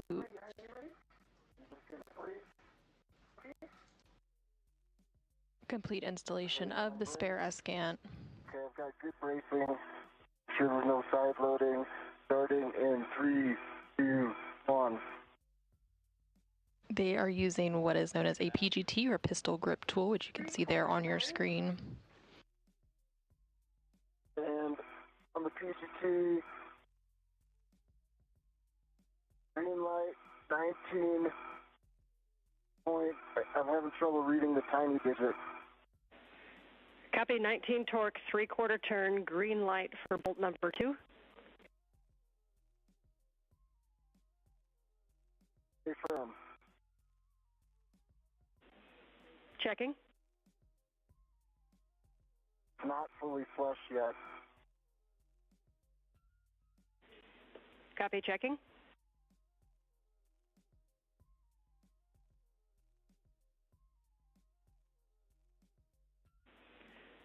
And let's go ahead and hit that bolt one more time. Same settings. Same settings. Facing. I'm ready, Sophie. 3, 2, 1, go. Turn it all. Oh, 0 time. All right, 20, green light, 20.2. So turn. Copy, 20.2, green light, no additional turns. Checking.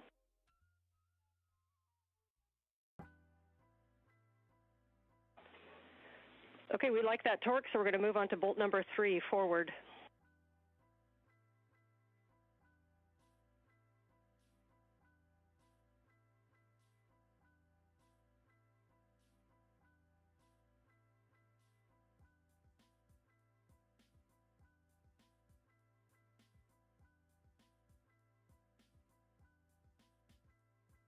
Okay, you got that part embraced.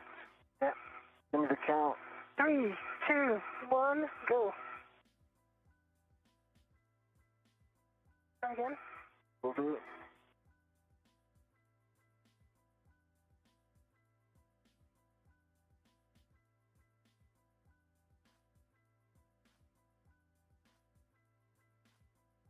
That's looking good.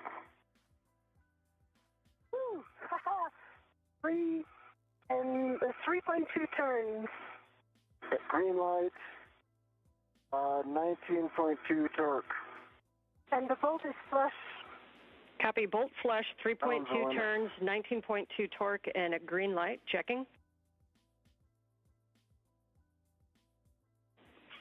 Okay, we like that. You can move to bolt 4, starboard. Same thing. Bolt 4, starboard. Is there a hand to press for it? I think not. I think this one's like in front of me. I can count. Okay, you're gonna count. Copy. I'm gonna start in 3, 2, 1.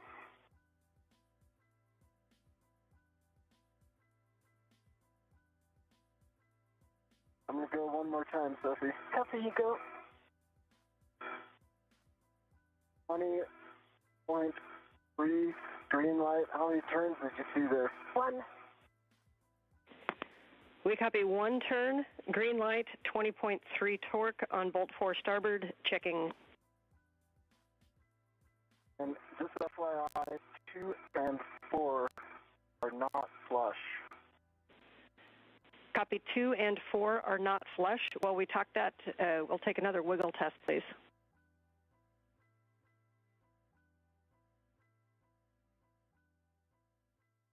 Wiggle. Okay, no gap. Copy, no wiggle, no gap, and we are talking it. Stand by. I see a 1 millimeter, half a millimeter wiggle on just this side between bolts 2 and 4. Copy, between bolts 2 and 4 on the starboard aft side, you're seeing a millimeter gap during the wiggle test. Yeah, half a millimeter. Copy, and we're checking.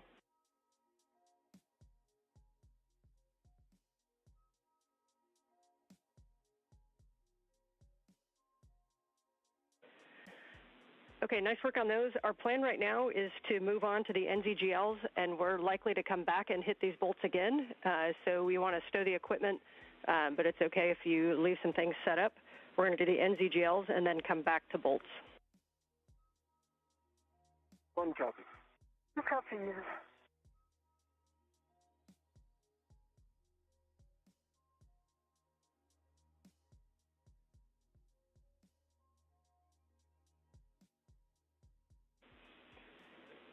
And Sophie, can you cycle your HECA button, please?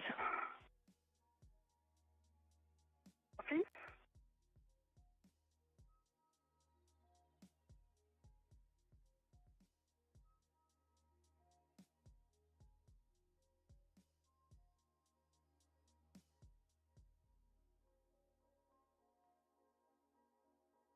Green light. Am I going to release the red or on the Checking. On the gate handle?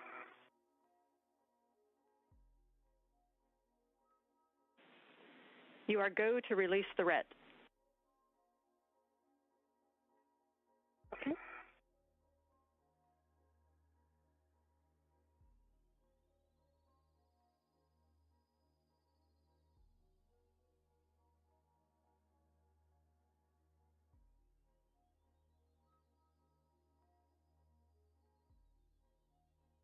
This is Mission Control Houston. We're now 2 hours and 49 minutes into today's spacewalk, which began at 7:27 a.m. Central Time, 8:27 a.m. Eastern Time. NASA astronaut Anil Menon and ESA astronaut Sophie Adenot are currently completing the installation of the spare SGANT, or space-to-ground antenna, on the Z1 truss of the International Space Station. They were recently working on some bolts. There are 4 bolts that they had to manually drive in order to attach the SGANT to the space station's truss. They were using what is known as a pistol grip tool, or PGT, to install those bolts. And now they are going to move on to some additional tasks for that installation, including mating some cables and other connections.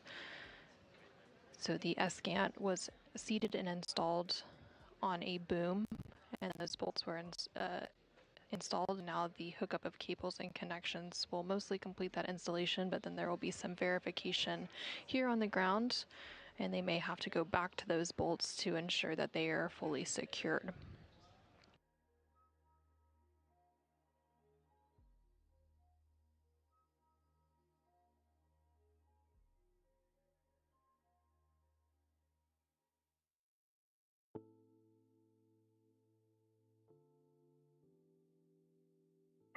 Good position to help.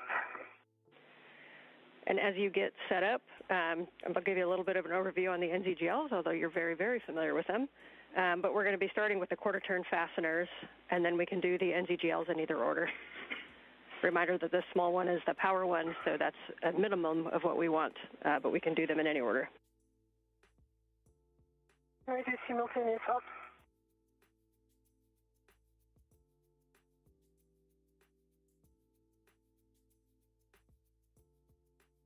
And am I go to start on the quarter turns? Yes, you can release the quarter-turn fasteners from the cable harnesses. Remember, there's 5. Copy 5. Sophie, if you're in a position to get the cap from a boom connector, you go to remove the cap from the boom connector. Okay, it works. The quarter turns are off. I'm ready to the cap on J1. Copy quarter turns, and you are go to remove the cap from J1 boom connector.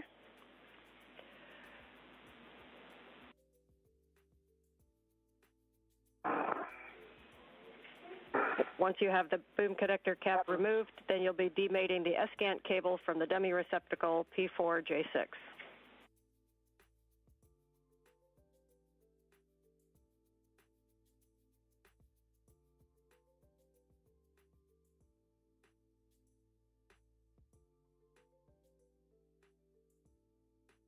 P6 is demated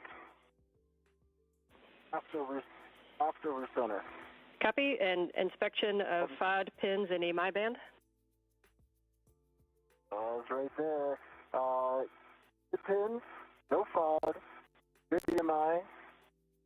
And I'm checking the receptacle too. For the jack, that is. Good words. Jack, no fraud. And the socket for it looks good. Copy. You can mate P4 to J1 on the boom. Can work.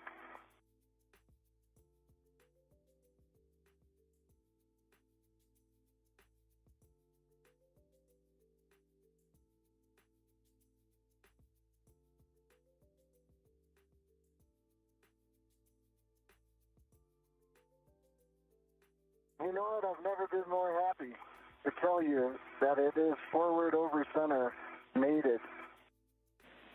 We love it. Happy people all around. Let's go for a repeat. You can now install the cap on the J6 dummy receptacle, and then we'll move to the J2 boom connector cap.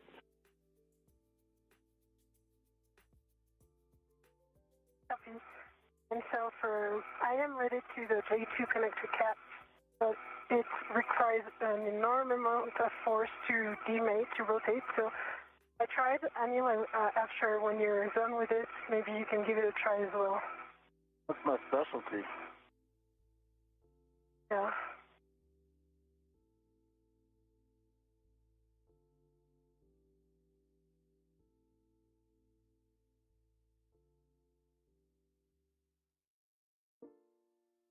The other way? That would help. Yeah. So we have this. Yeah, got it.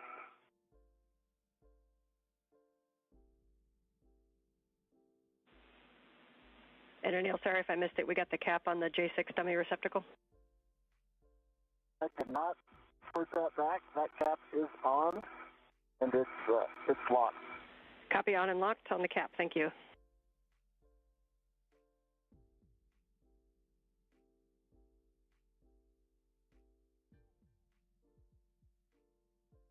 Hold on. All right, the plug is demated. I got a good vantage on the pins there, Sophie. I don't see any pod. I know this was a hard one, so I'm taking a good hard look, and I don't see that spring aspect to it. It looks like a clean pack. Okay, good inspection. You can demate P5 from J7 and do the same inspection on that side. I'll pass this back to you, Sophie. Yeah, I see it. Okay.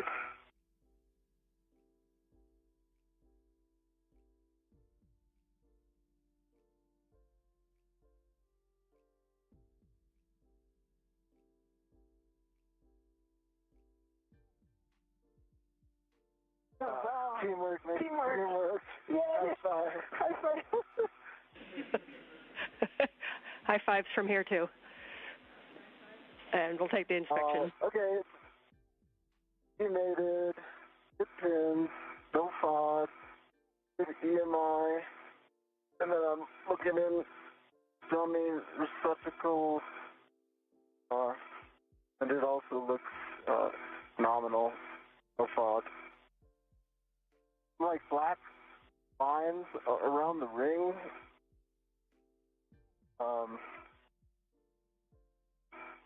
That's it.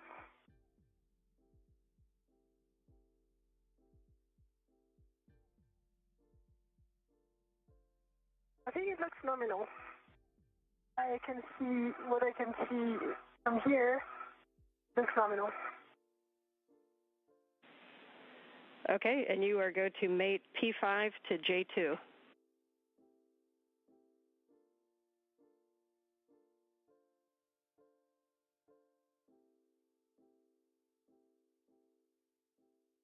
Push it.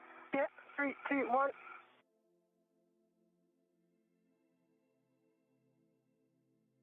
Are you fresh on your side? No, I am not. Okay, so start again. Remove. Remove. Okay. Now, go.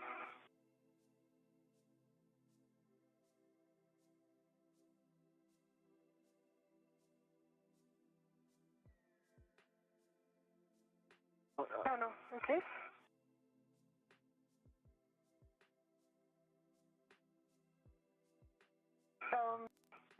No. It's flush on my side, but not on yours, so you might... I think we're off on the angle, aren't we? How about this? What do you think? This is good. This is perfect. You think this is good? Yeah, this is well. Okay. It's flush on my side. How about yours? No, it's not flush on my side. Okay, so let's try again. Okay. Get it right sooner or later. Yeah, that's good. It's 2 millimeters on my side. 2 millimeters on my side. Copy. Pushing. 3, 2, 1. Oh, flush on my side. Not flush on my side. Oh. Okay.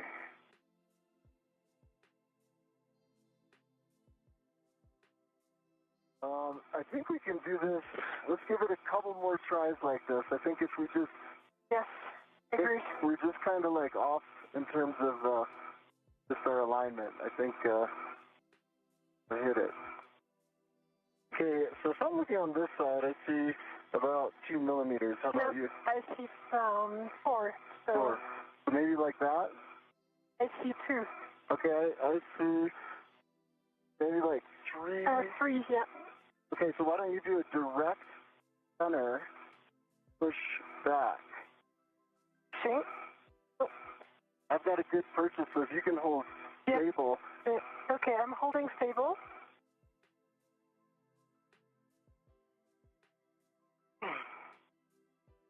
Sorry for the drenching, and all right, I've got mine flush on this side. No, it's not. Mine is 3 millimeters.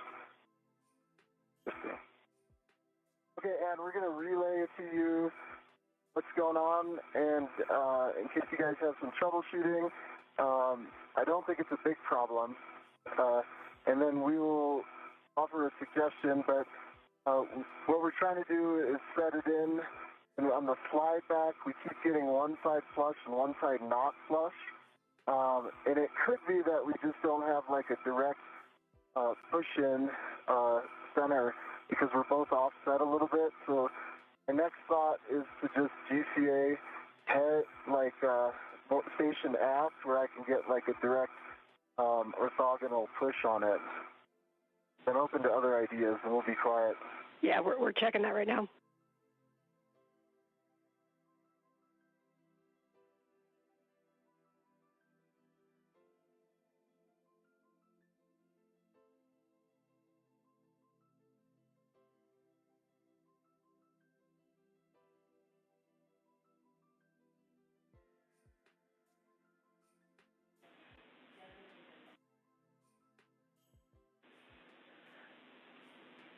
Okay, we're just talking a little bit about a roll. It looks like maybe what you're doing right now.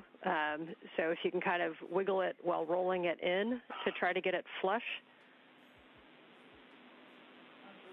on both sides.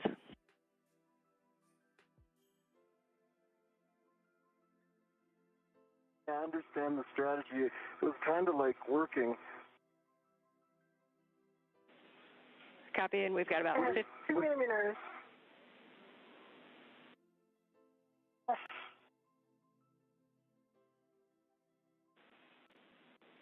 Coming up on handover. See you on the other side.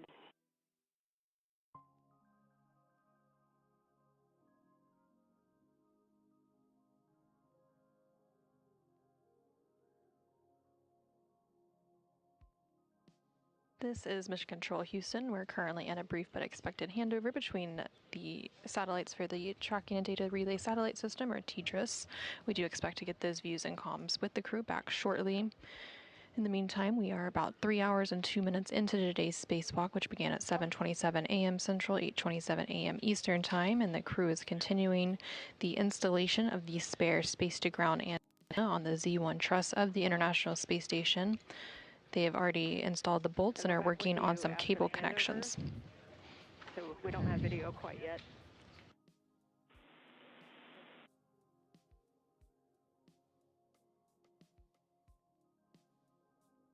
Are you flush on your side? No, 1 millimeter. It's the same. Are you able to roll it a little? It's like a same plane back and forth movement. No. Move.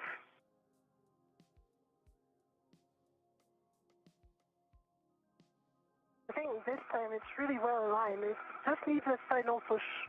Yeah, like looks like a What do you think about the hammer, Ann? Yeah, I think it's well aligned.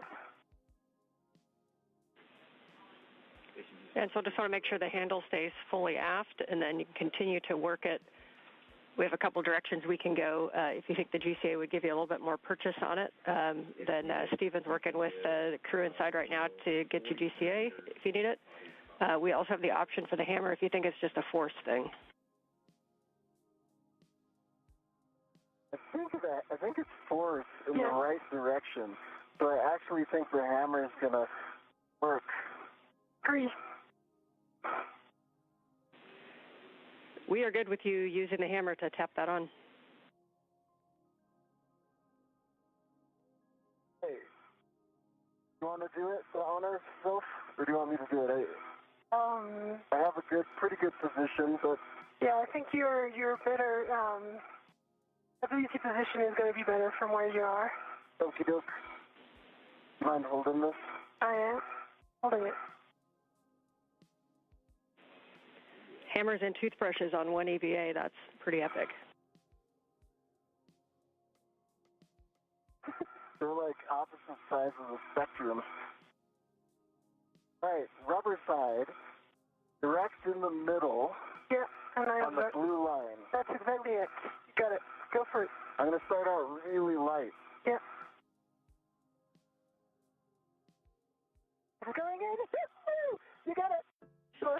It's fun. Yay! Yeah, it's all good.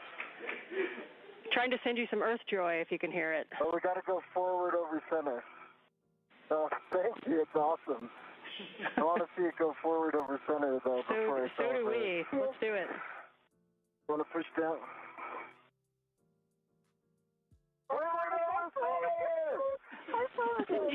Yay. Nice job, you guys. All right, back to work. Install the cap on the J7 dummy receptacle.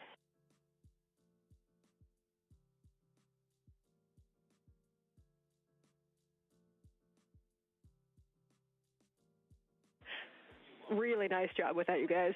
Lots of smiles around here.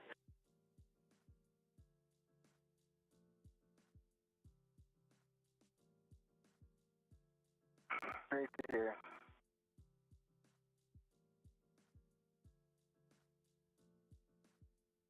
Dummy is installed.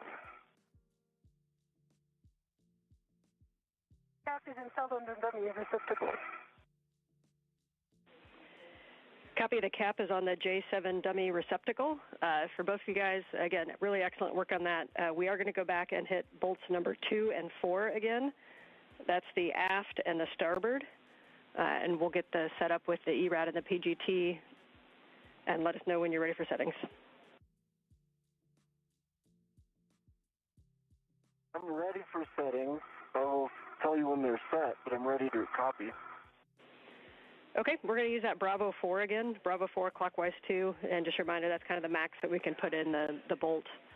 So Bravo 4 clockwise 2 with the ERAD, bolt 2 aft, and bolt 4 starboard. I'm going to stay here so that I can help first. Okay, Bravo 4 clockwise 2 is set on the ERAD, and the PGT. Sophie's right in front of that one, so why don't you get it on there? Yes, you know what?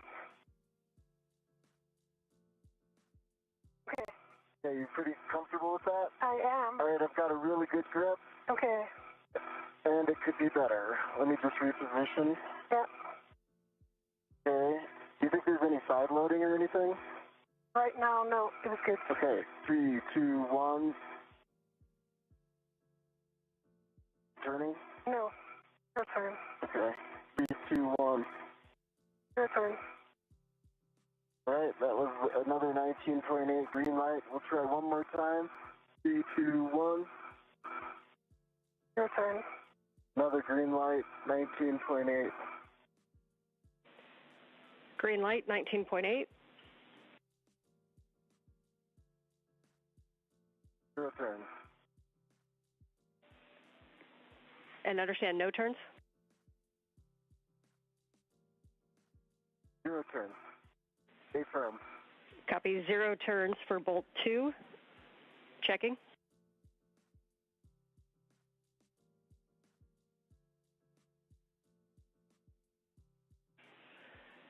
Okay, we will take that, and we'll go to bolt number 4, starboard, and do the same thing, please.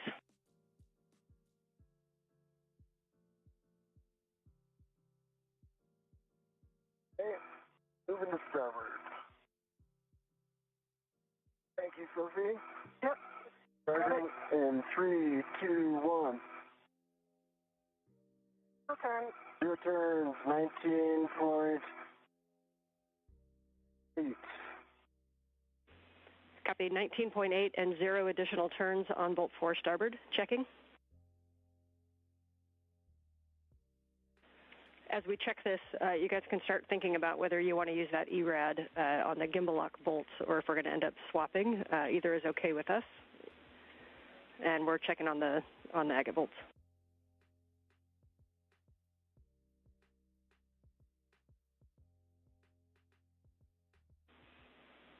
And Anil, if you have a free finger, we'll take a Hecka recycle, please.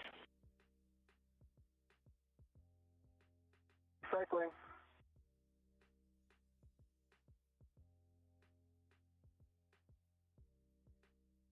Green light on. Copy, green light, thank you. And we're still chatting.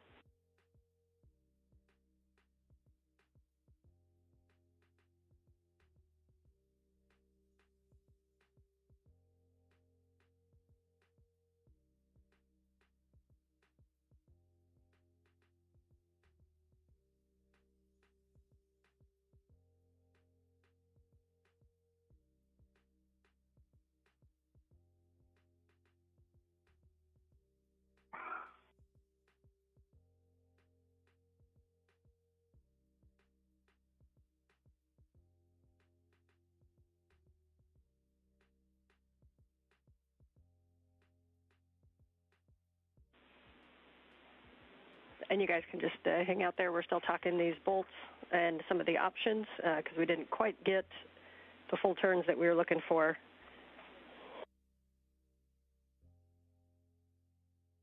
In the meantime, is there any value in another wiggle test while Sophie's got eyes on the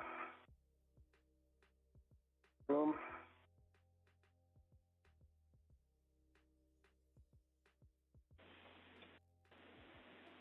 You can try that. We don't expect there to be any difference, but you can try that while we continue to talk. Thanks. Yep, I have good eyes on it. Okay, oh, I agree. There's a 1 millimeter gap. Same as you described on this side.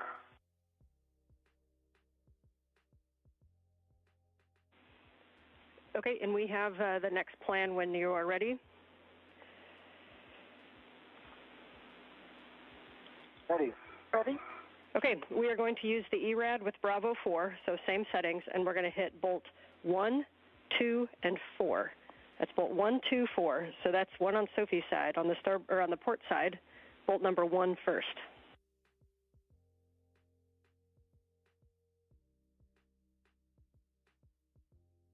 Two bolt 1.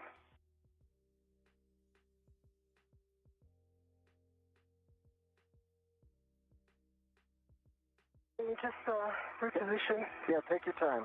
Then once you're set, I'll give you the head of the ERAD, and we'll do the same thing.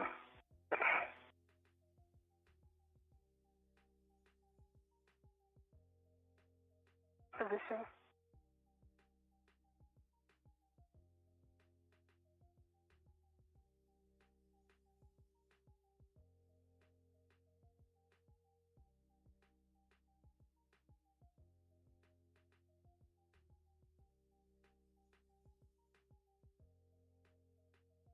Turn more towards me to pick it.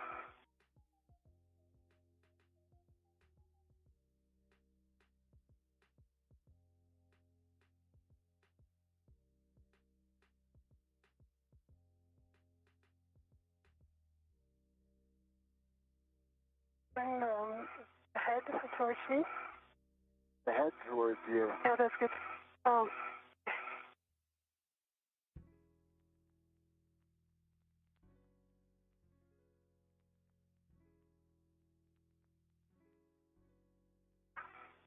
Good position. Good position. Yep. Okay, I'm going to brace really hard. Yes. And I'm going to start in Yep. 3, 2, 1. How's the turn? Oh, wow. Copy. Can you look at the PCT and read the... I can't see it. It's green light. How's the turn? 19.2. 19.2, half of a turn on bolt 1. Nice job. So we can go to bolt number 2 on the aft. Can you remove the PCT? Okay, we're going aft. Good All work. right. Bolt number 2 aft. You want to take the handle, maybe? What?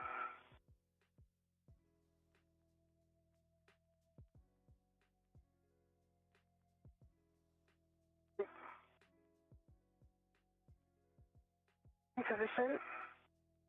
Hey, 3, 2, 1. Punch you turn. 19.8. Green light. Wait, I want to try again. I think there was some side loading. I think now it's better. So go now. 3, 2, 1, go. 19.8. Green light. No turns, would you say? Punch you turn. 0.2. And heard 0.2 turns, 19.8 torque, green light for bolt number 2. Anytime. Checking.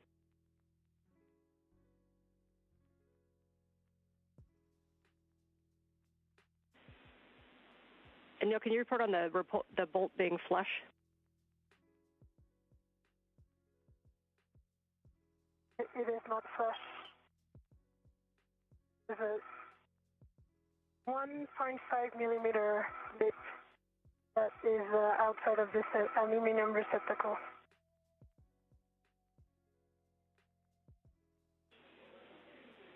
Checking.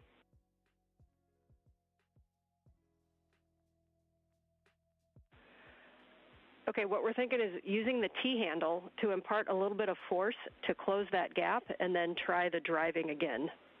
So if you can somehow manipulate to impart the force to reduce that gap with your fourth hand. I like this. Okay, you got that, Sophie? I got that. All right, I'm imparting force. Got a green light, 19.4. Your turn? No, 0 turn. Let's try that one more time. Okay. I've really got a good way of doing this.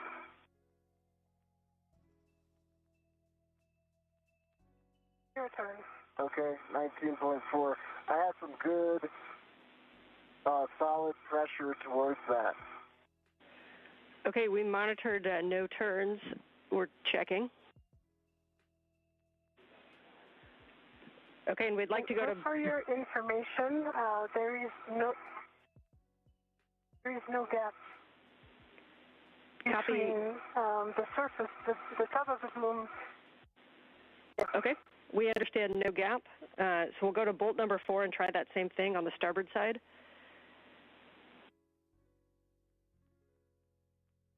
On starboard. And if you think that would help to use the T-handle to manipulate it while you do the bolt, you can.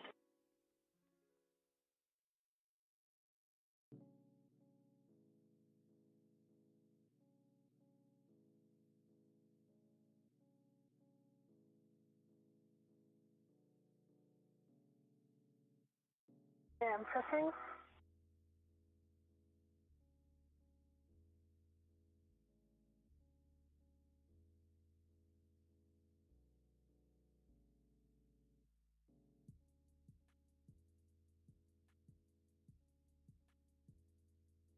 Did you turn it off?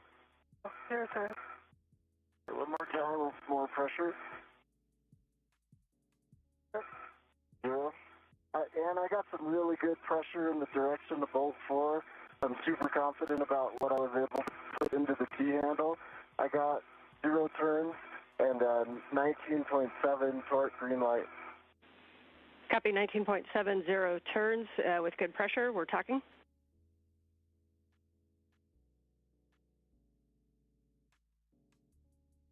Sophie, I feel like there's less movement. I agree. There's less gap in the wiggle test. So yeah, we would like wiggle, to. Okay. I think it's gone down. Understand you're not seeing a gap at all during the wiggle test?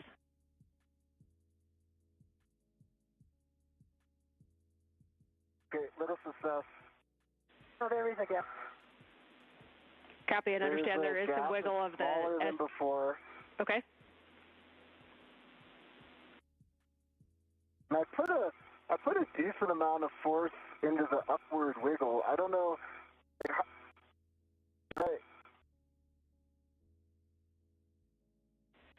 We're talking it. I guess I'm trying to relay. I'm putting. Okay.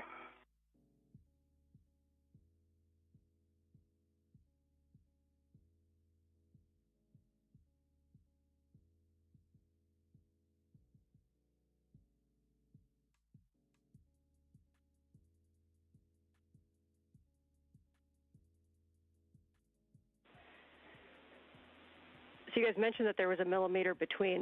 Does that change when you wiggle, or does that stay static?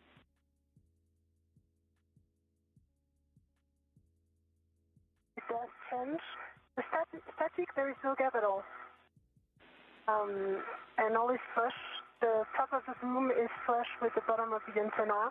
No gap from no sides. When there is a wiggle with a huge amount of force by Anil, there is then an induced gap only on the aft and starboard, about 1 millimeter, not on the port and forward. Okay, understand. Port and forward stay flush, and you get on the starboard and aft side, you get about 1 millimeter of a gap in between the SGANT itself and the boom face during that wiggle test. We're about 20 seconds from a handover. Sophie, can you head down and get the torque wrench out of the ORU bag, and I'll meet you on the other side of the handover with instructions. Copy, torque wrench in work.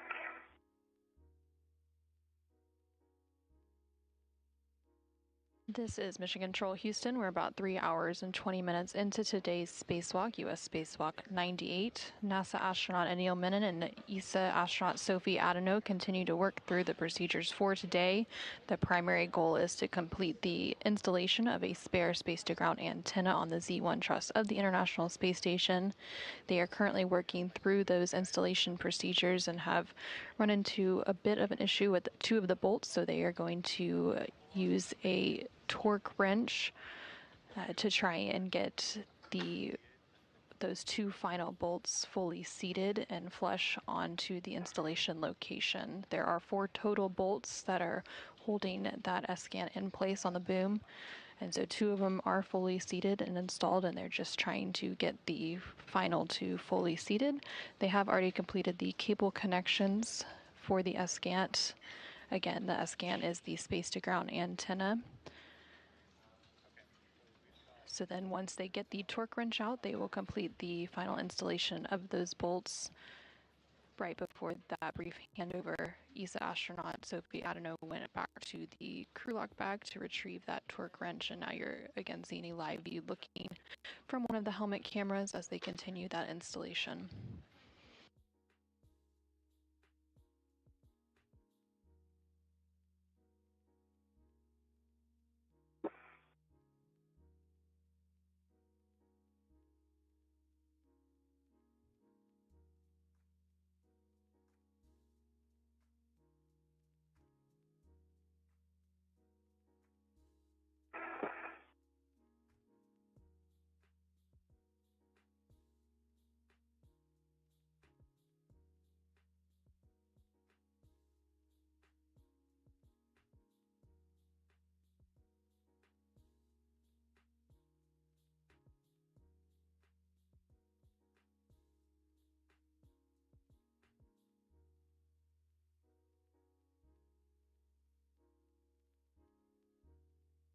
Neil, would you be able to get it?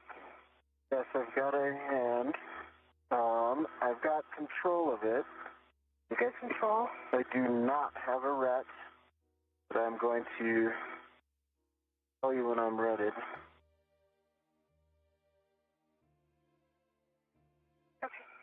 Okay, I have a ret. I've confirmed it's locked. I can release the other ret. You okay with that? Can we work with the ret inside? I mean, if we lock it, then we don't remove the ret from the bag. Yeah, we could give that a try. If it gets cumbersome, then I say we just let it go, but it's locked now. Okay.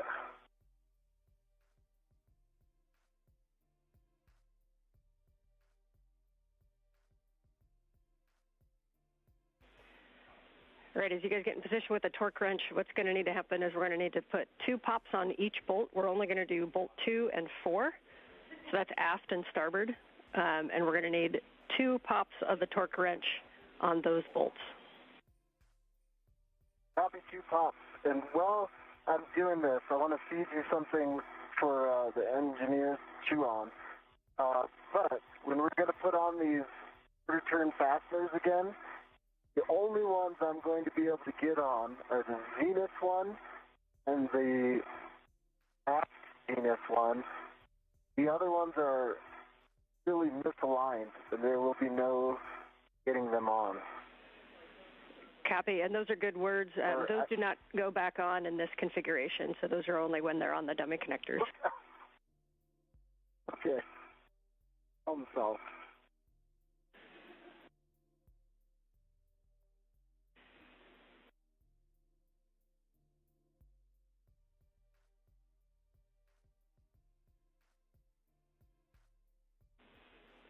And whenever you're ready, in position, it'll be bolt 2 aft first. Aft first, okay. Sophie, you let me know when you're ready, and I'll drive it. Copy.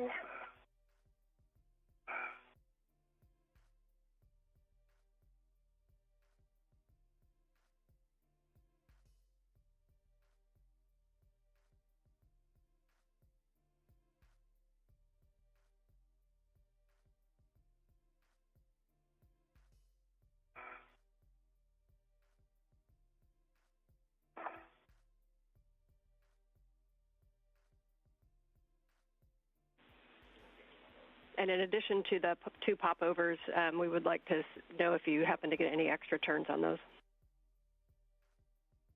I did not. Okay.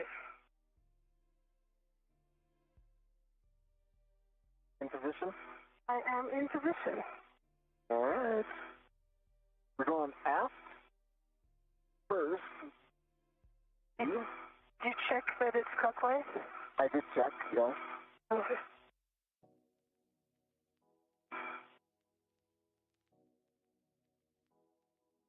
Here we go.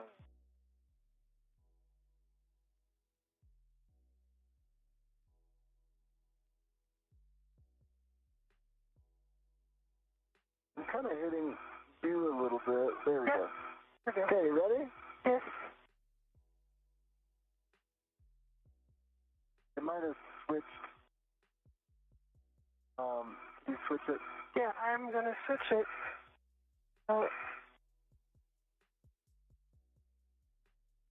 That should be good. Okay.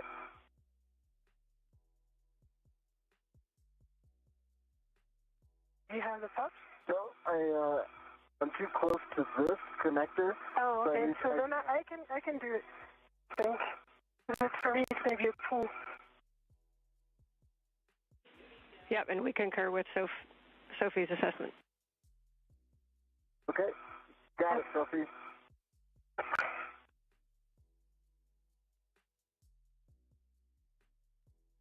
One. 2 pups. 0 turns. Copy, understand 2 breakovers and 0 turns on bolt 2 aft. So we can go to bolt 4 starboard for the same thing.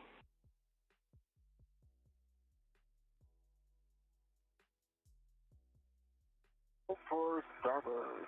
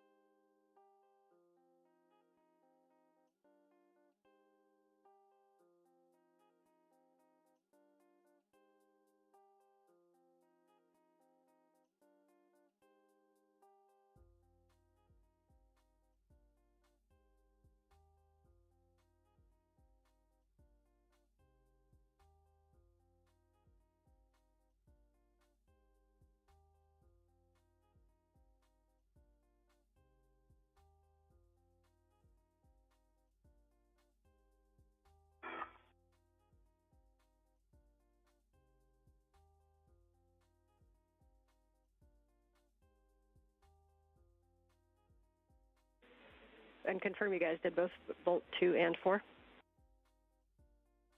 2 and 4. Starboard first, and then, aft first, then starboard second. Okay, and we're still talking about it. Copy. Copy.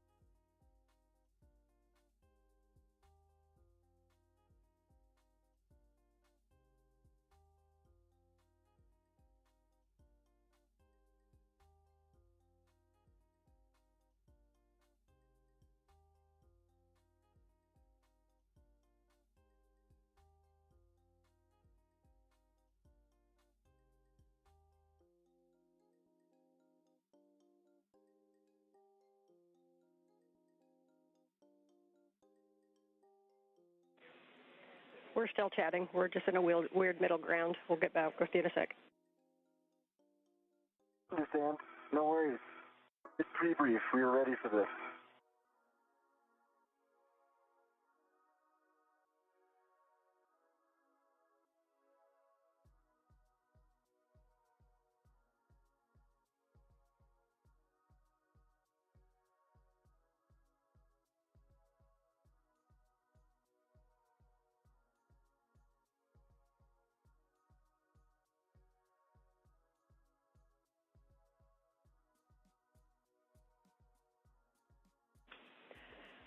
Okay, now that we're all refreshed, we are going to move forward with removing the gimbal locks. So the team down here is confident that we can remove the gimbal locks.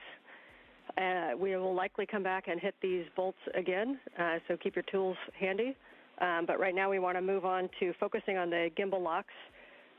So for that one, Sophie, your first step is going to be retrieving a RET and attaching it to an MWS AET and getting that AET set up. You can either retrieve that RET from the ORU bag, or you can use one from your mini workstation to your AET. Some good news, depending how you play this, the gimbal locks do not have labels on them, bolt labels. So we're going to be using directions to kind of talk you onto them. And then you guys can talk about if you'd like to use the ERAD setup again for the gimbal locks, you may. So ERAD, question, do we start on the forward or aft face first? If we start on the forward face, I might benefit from a little GCA. We are going to start on the forward side. Okay, I'm going to do an assessment with the ERAD while Sophie gets that. Copy.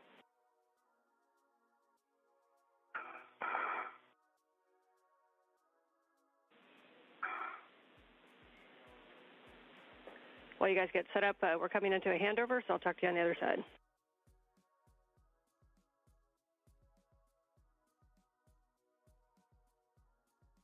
Hey, Jessica, just as like some heads up, I am going to benefit from head down, feet down, station forward about 30 centimeters if that's possible.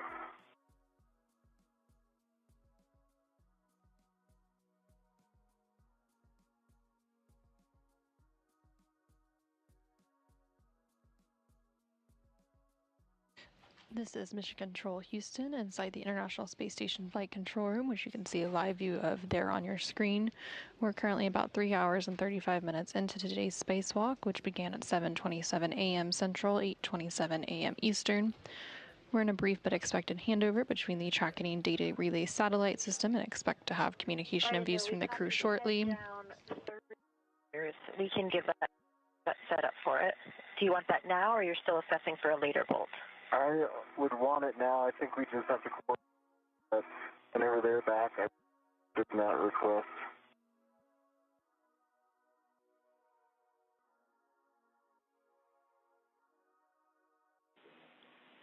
We are back with you, and they've talked to Jessica if you do need GCA, and I've got ERAD and PGT settings. When you're ready, we'll be starting again on the forward.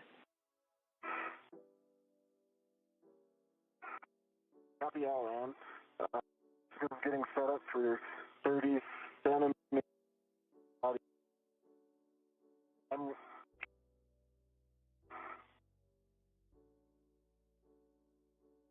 And now let us know when your breaks off.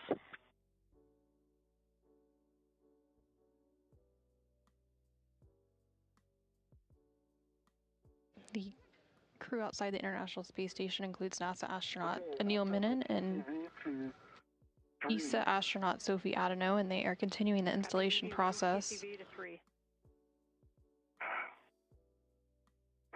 Sophie, can you hold on to this ERAD for one moment? Yep.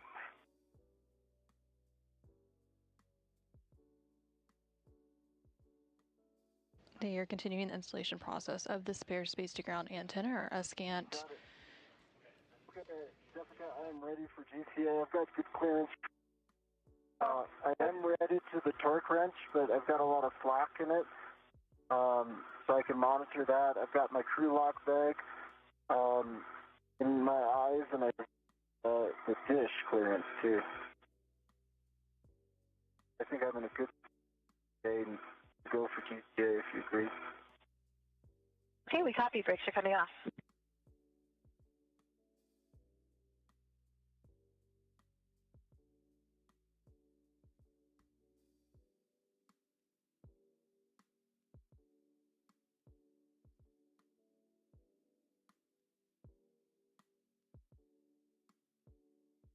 We're going to give you that 30 centimeters on you for clearances from you from the SGAN.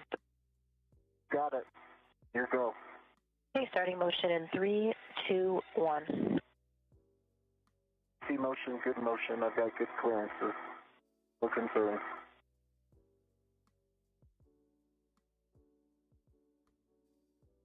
You're continuing to hear some communication between NASA astronaut Anil Menon, who is EV1 today, and NASA astronaut Jessica Meir, who is currently inside the International Space Station and working to maneuver the robotic arm, which NASA astronaut Anil Menon is currently attached to the end of using an articulating portable foot restraint. FYI, we can give you 20 more if you end up needing it. Okay, we'll try like this. Okay, Sophie, I'm in a good spot. And you said you had some PGT for me? Yeah, your PGT settings will be Alpha 6 Counter 2, Alpha 6 Counter 2. And Sophie, can you confirm the AET with one hook to each gimbal lock is installed on a RET? Negative. I was still working on my VRT position. Okay, copy. Alpha 6 Counter 2 set, and I'm standing by. Copy PGT settings are set. For your awareness, we're going to be starting with Bolt Lima. The order does matter for alignment, and so Bolt Lima that is unmarked is on the forward side. It's going to be the outermost set of bolts on the port side. So farthest from you, Anil. If you were looking straight at it from the forward side, it's on the very bottom right. Yes. I see it.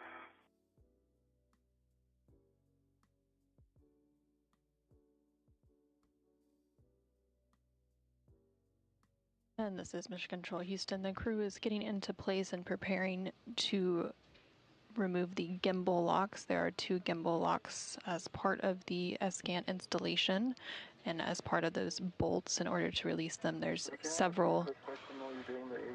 Yes. Are you going to be able to guide this ERAD on? Yes. Okay, then I won't ask for any more GPA.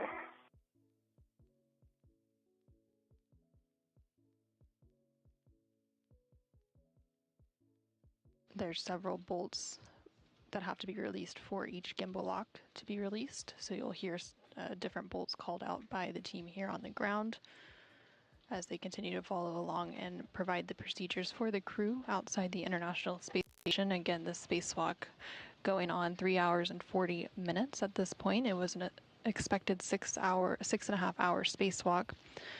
They are running a little bit behind schedule. They ran into some issues with a couple of the bolts installation on the SGANT. So there was initially 4 bolts that needed to drive. Copy, good config. So you guys are go to start with bolt Lima. Again, on the forward-facing gimbal lock, that is going to be the outermost nadir bolt. So if you're looking from the front, it's on the very bottom right. Bolt Lima, Alpha 6, counter 2. We expect 7 to 8 turns to release. 7 to 8 turns expected. And we're going for Lima. Copy, Lima.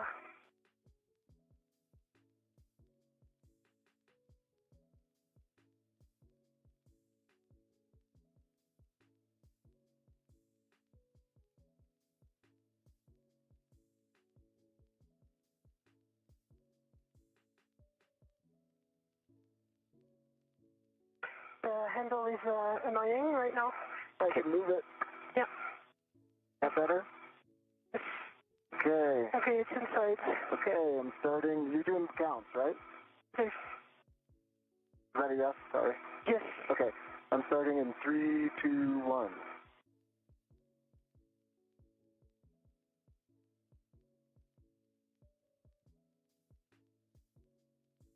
Tell me when to stop.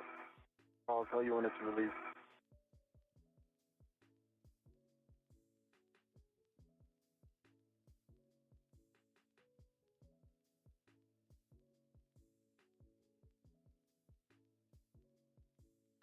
Bolt released. 7 turns. Copy, 7 turns to release on Lima. Your next bolt is going to be Juliet, which is going to be the one directly kitty corner from it. So on Anil's side, zenith most, on the outer bolts, Juliet. Okay, Juliet. I think I put Juliet on. We got a good... Do the counting, I'll just get it on Juliet. Okay, I do the counting. Okay, I'm starting in 3, 2, 1.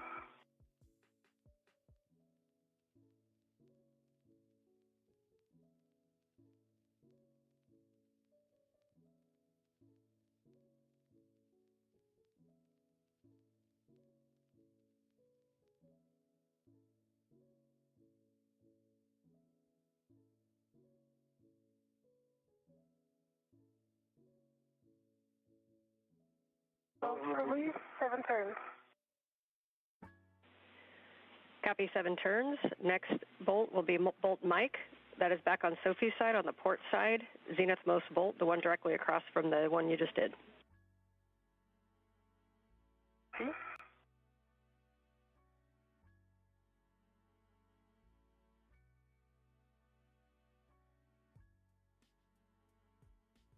And was it Wait. not in? Can you, the handle is against my... Okay, like that. Move the handle towards you. Good. It jump. Yeah, done. Ready. 3, 2, 1.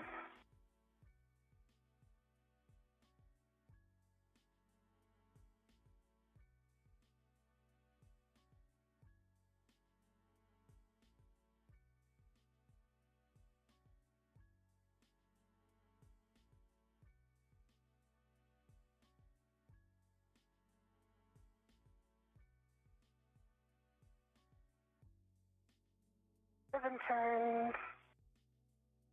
Bolt release. Copy, 7 turns on Mike. You can go to bolt Kilo, which is back over on Anil's side. It's the nadirmost bolt next to the Juliet that we did. So directly across from this one, bolt Kilo.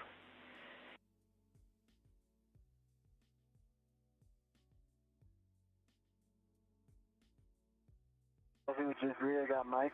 You've got Kilo. That's good. That's a good one. Okay, I'm going to start. Are you counting? Or do you want me to count? I can count. No, I can count, but just listen again. Okay, I'm ready. Okay. 3, 2, 1.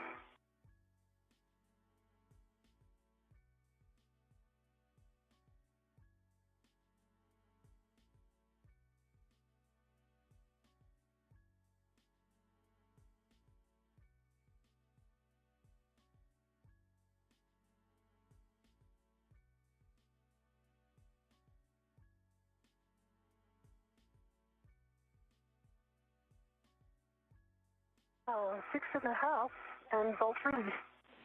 Copy, 6.5 on Kilo. Next bolt is hotel. That's going to be the zenith port bolt. So on Sophie's side, up on the zenith side, bolt hotel. Pretty high, isn't it, Sophie? I think I can get that on, actually. I can finesse it. I'm just, I don't feel like... changing again my VRT. Yeah, you get set. Let me take a stab at getting that on there.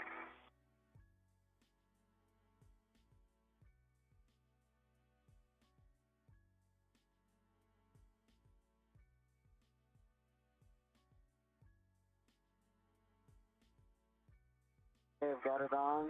No, not fully. Now it's good. Okay, ready to count? Ready. 3, 2, 1.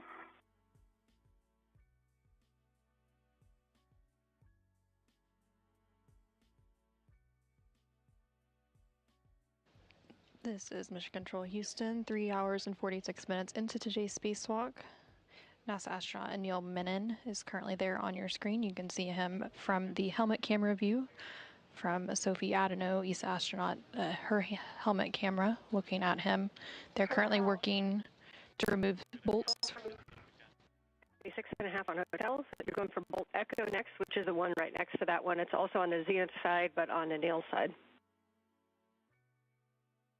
Okay. You got it. Okay, we see that. Would you agree? Are you ready to count? I am ready to count. They're currently working to release a series of bolts onto gimbal locks. They are working on the first set of gimbal lock bolts. There's 8 total bolts on that gimbal lock. They've completed the release of 5 of those, and they have 3 to go. And then they will move to the second gimbal block, which has 4 additional bolts that need to be released. And then the release of both of those gimbal locks for the SGANT, or space-to-ground antenna, release will be complete. Copy, 7 turns. Release. Copy, 7 turns on echo. You can go for bolt Gulf, which is port nadir, so close to Sophie, bolt Gulf.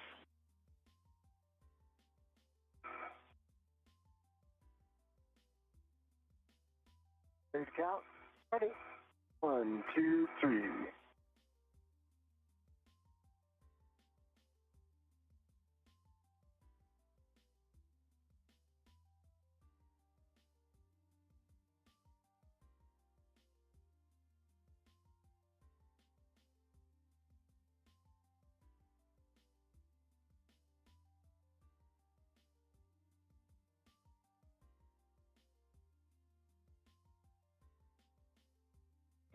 Foreign 7.5, bolt release. 6.7 and released. You can now go for the final bolt F next to Anil on the nadir side. Ready to count. Okay, 3, 2, 1. When this one releases, just note the gimbal lock will come loose, and we'll just tend it back toward the ORU bag before moving over to gimbal lock 1.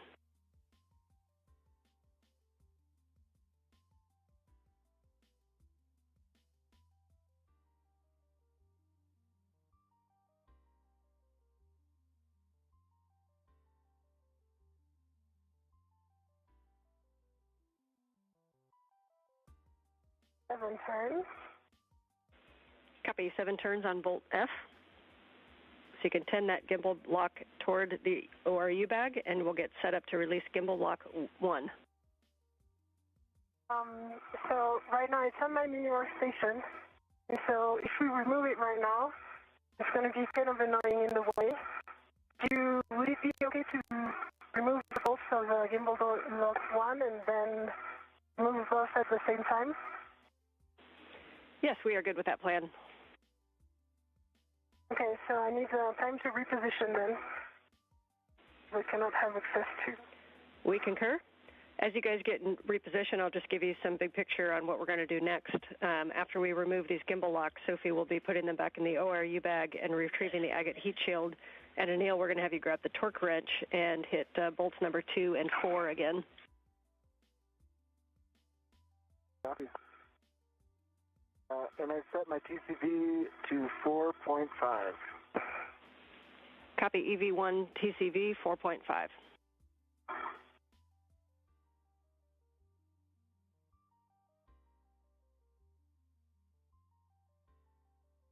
And Jessica and Anne, I think to do also I'll need to GCA back to that original position, so the 30 centimeters head up.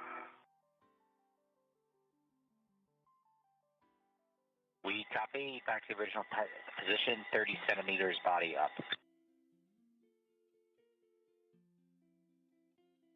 And when you're ready, I can get you all the clearances.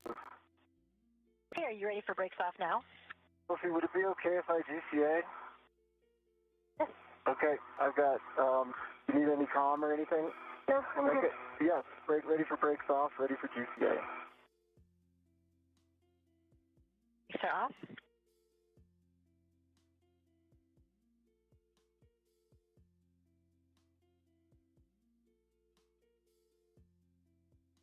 All right, we're going to start that headward motion 30 centimeters, so taking out what we put in before. Starting motion in 3, 2, 1. Good motion, it's good motion. I've got good clearances. I've got my crew lock bag, torque wrench, GT, and I'm clear of the boom and antenna.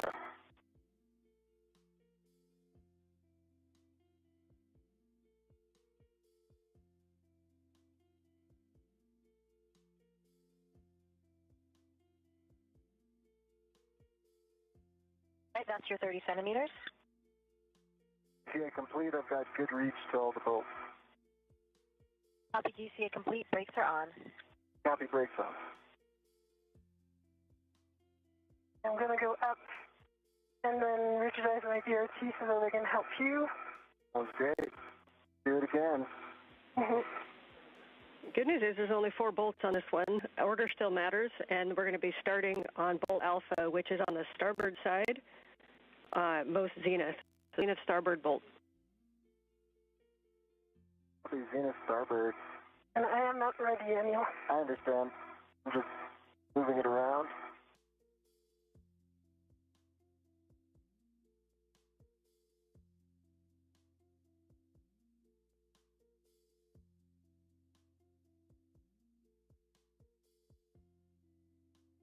No rush, Sophie. I'm just getting set up. Copy.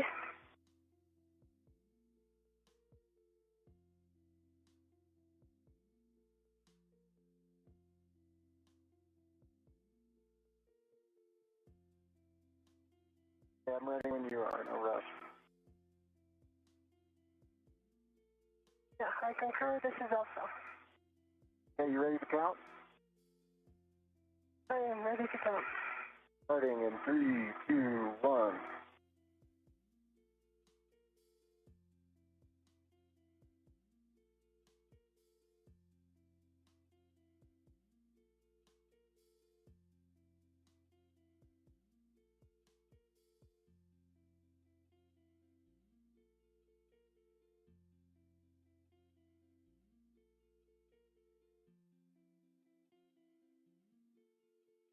Seven turns.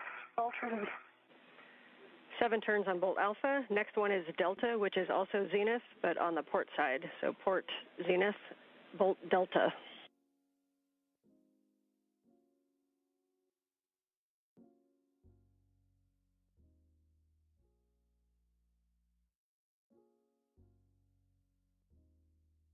Okay, I got it on, Sophie. Yep. If you can count, then I'm ready. I am ready. 1, 2, 3, going.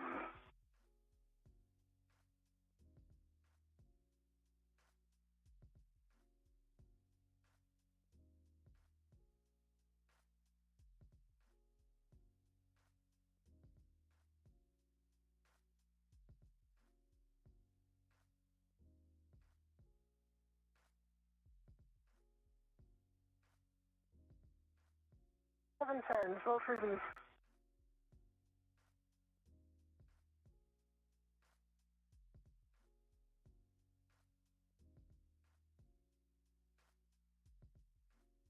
Thank you for the help.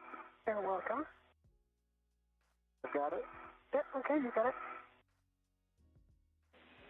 Okay, next one is Bolt Bravo, and that is the one you're on. About to have a handover, and we'll see you on the other side. I'm ready.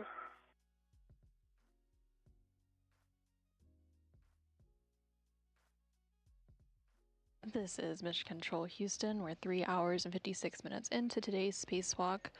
NASA astronaut Anil Menon and ESA, or European Space Agency astronaut Sophie Adenot, are currently working to remove 2 gimbal locks to complete the installation of the spare space-to-ground antenna, or SGANT, on the Z1 truss of the International Space Station.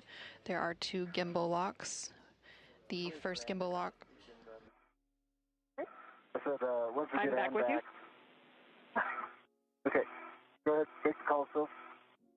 7 turns, vote for these. Copy, 7 turns. You can hit Charlie, the last bolt on the bottom left there. This will release the gimbal locks. And then again, Sophie, you'll stow those down in the ORU bag.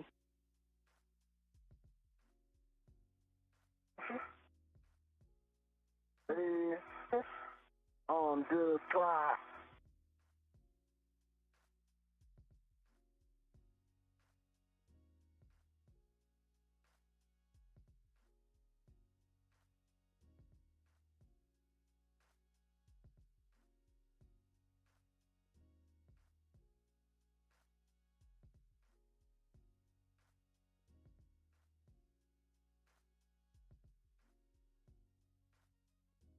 Center house, vote for these. Copy, bolt released. Nice job, you guys. You made that look easy. We can stow those gimbal locks down in the ORU bag, and Sophie, you'll be retrieving the agate heat shield. For Anil, you can stow the PGT.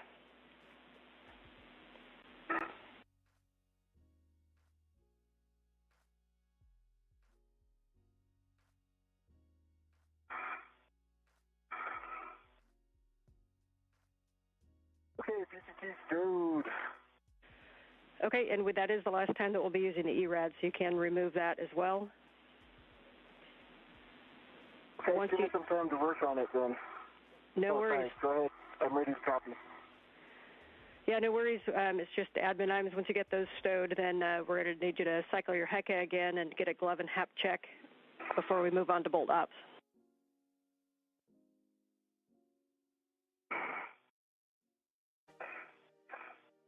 Cycling the HECA is easy.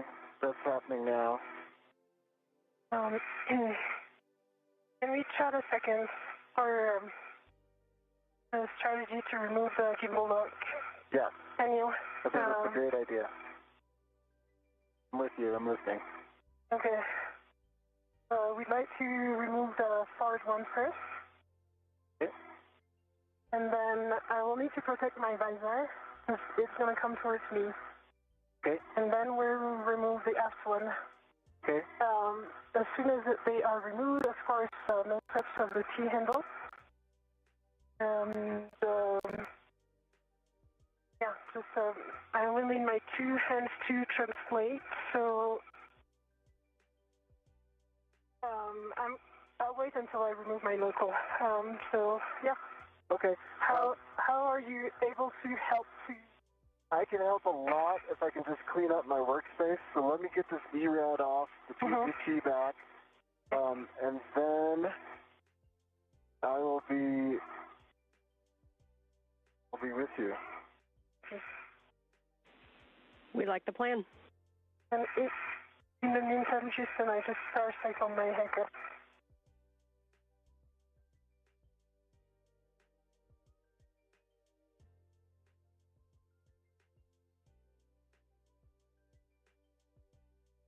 is dry and gloves are nominal.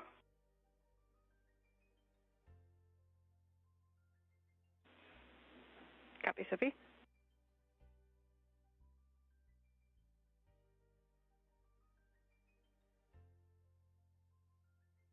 And is there anything you want me to put on the PGP after I take this off? Checking.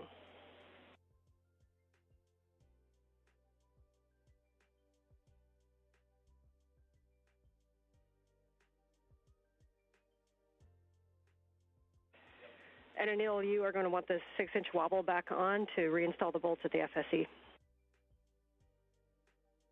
Okay, the ERAD's off and it did pull test on the tip pin. It's in the bag and I'm going for the wobble.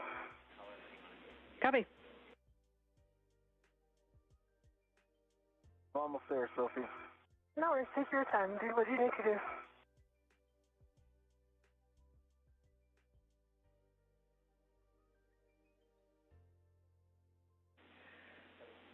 And Anil, if able, prior to getting your tools set back up, if you can assist Sophie with the gimbal locks to keep those moving down to the bag.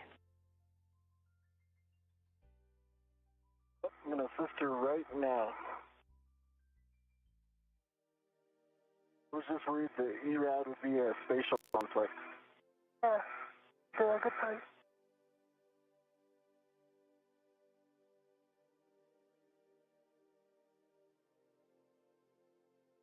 All right, I'm with you, Soph. Copy. So we each got one side. Okay. The only thing is that I don't have a VRT in order to be ready. Oh, That was sorry. a lot easier than expected. Yes. I'm passing this to you. Yes, I got it. Control. Yes. Do you have control? I have control. You have control. Yes. All right, going down with this. I can Nicely also done. stabilize here if you'd like. Yes, can you stabilize this as Yeah, I have control. Yes.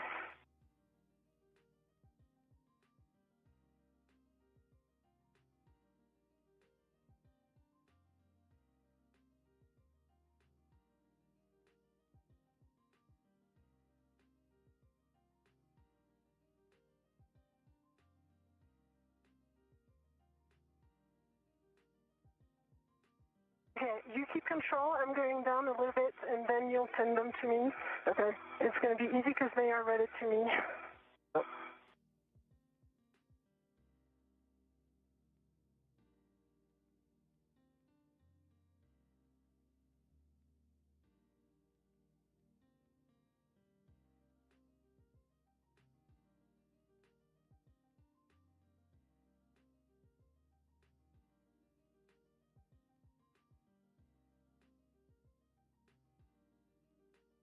All right.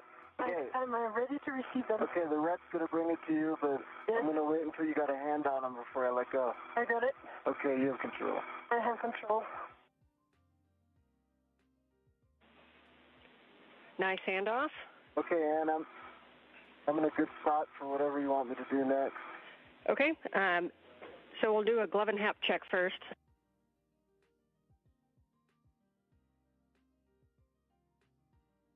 Perhaps dry.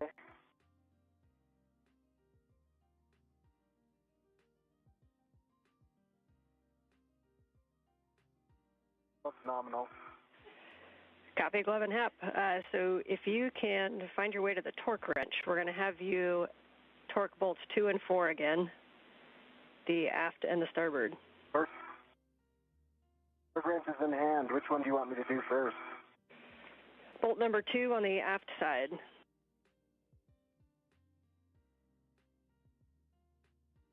Starting with bolt 2.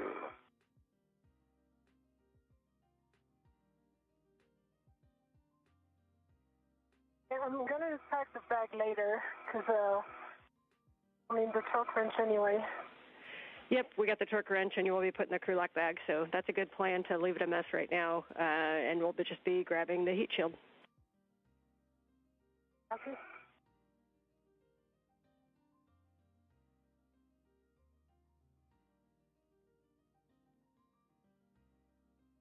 Okay, I got another 2 pops on the aft side. Copy, 2 pops on the aft side. And we'll take any words on the bolt and being flush or any turns. Sorry, no turn, same situation. I can put it in my HECA for the flushness, but it's unchanged.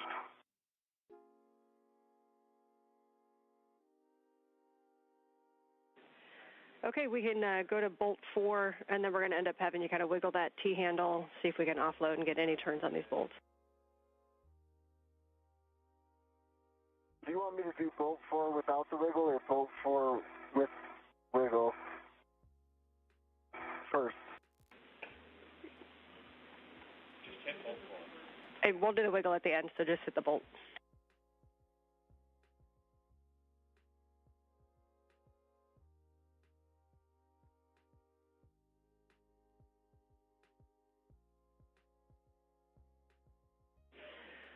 And one note on that, Anil, when we do the wiggle, we're going to need to do it below where the gimbal locks were, so using like the agate handrails. Okay, 2 turns, unchanged.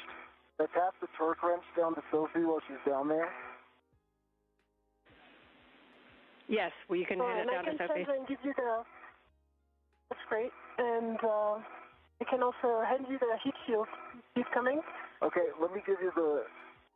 Yeah, I'm ready to receive the torque wrench first. Yes. Then let me do the wiggle second. Okay. Here is the torque wrench. Got it. Okay. I'm going to do the wiggle test now. Let me just make sure I understand. Where do you want me to hold it and wiggle it? So it just has to be below where the gimbal locks were. We don't want to impart a force into those, so probably just using the agate handrails as best you can to see if you see any motion whatsoever on a wiggle test. And we're most interested on the sealing surface between the SGANT and the boom. There's 0 motion.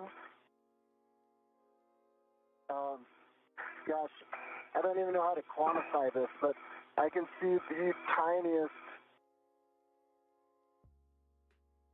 flex. It's a sub-millimeter scale. You know, I put it at like a tenth of a half of a millimeter. I have to put about maybe 30 pounds of force into it. I don't know if you can see it on my HECA. We're looking. Those are good words. We're talking it.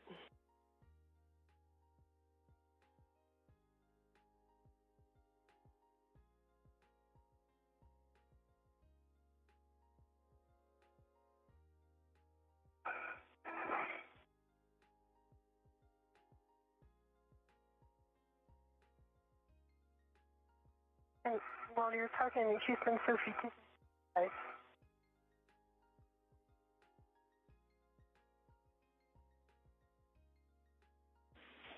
We're talking it, and just letting you guys know, you're just over 4 hours on the EVA. 1 copy.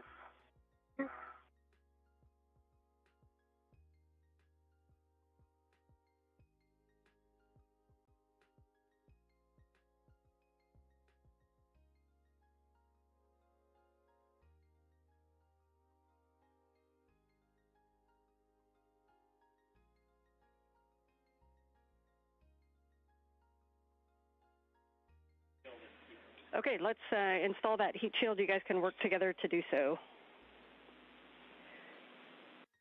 Okay. Are you ready to receive it? I'm ready to receive it. Reminder, as we do the heat shield, there's going to be a strap that goes under the waveguide bolt, and then you'll have 2 quarter-turn fasteners, and we're just going to look for a snug fit, and all the Teflon tabs are tucked in. So you should see a strap that looks like a scrunchie, and that goes on the port side. Scrunchie to port side, copy.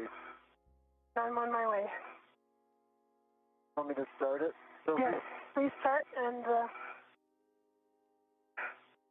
it goes under cable, right? You start.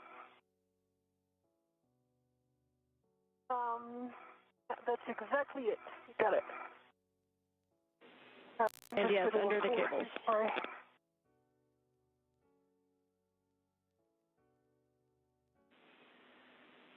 And Anil, if you see two tethered loops, those are going to be going on the aft starboard side, kind of in between where the cable and the dummy connectors are, that corner.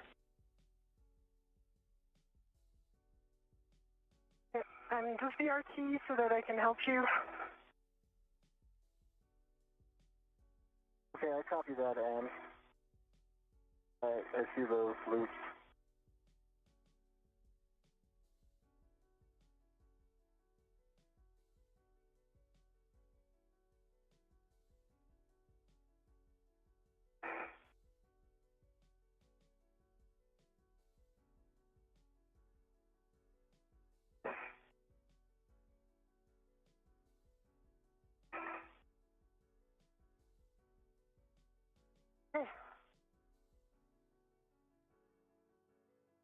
Here's the scrunchie. Yes. Scrunchie's through.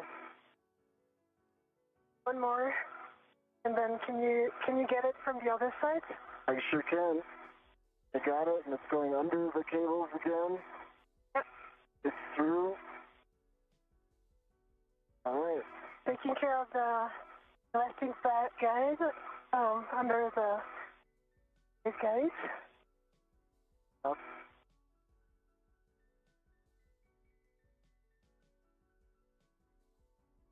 Going to go for these quarter turn fasteners, if that's okay with you. That's okay with me. You can do the 2 quarter turn fasteners and the Velcro.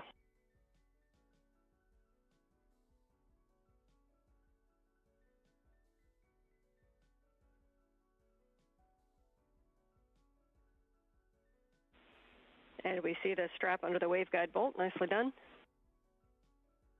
Yep, that's it.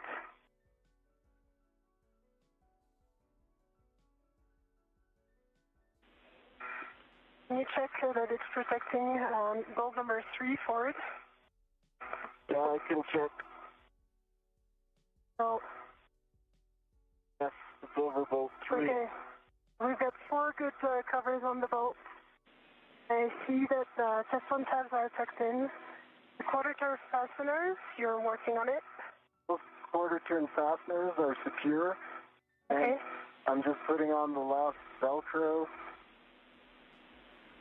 Copy. And the strap is under the waveguide bolt, and there's a snug fit around edges and pockets. Copy. Nicely done. So, Sophie, as Anil finishes that up, you can go down and retrieve crew lock bag number 4 from the boom and stow it on the ORU bag. And then we'll get a glove and a hap check from you. Can I go to unret this And disregard on glove and hap check. Sophie, you're good. Copy. You are go to remove the ret. That is removed. Sophie, is it okay if I release it to the bag? Go for it. In the bag. That's a 3-pointer.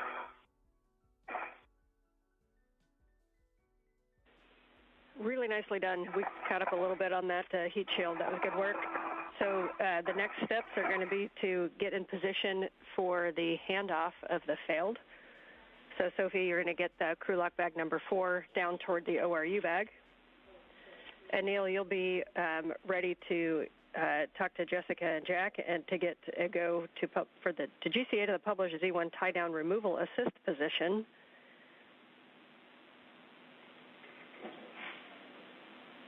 No copies. So, Sophie, when you... All right, go ahead, Ann. Use Mike.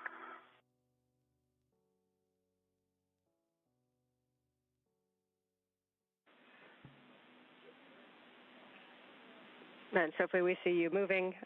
So once you have that bag stowed with the ORU bag, you'll just translate to the Z1 SGANT temp stow location. Copy.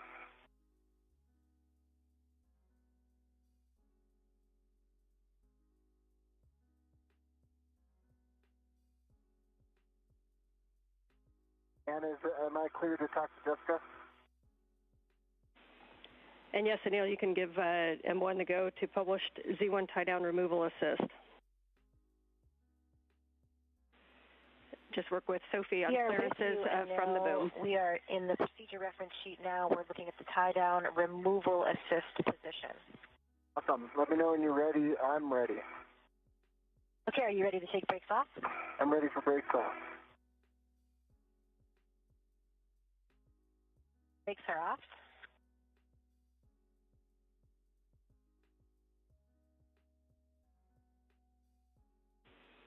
And Anil, this is going to be the three-part series where we go body up, body out, and then body left.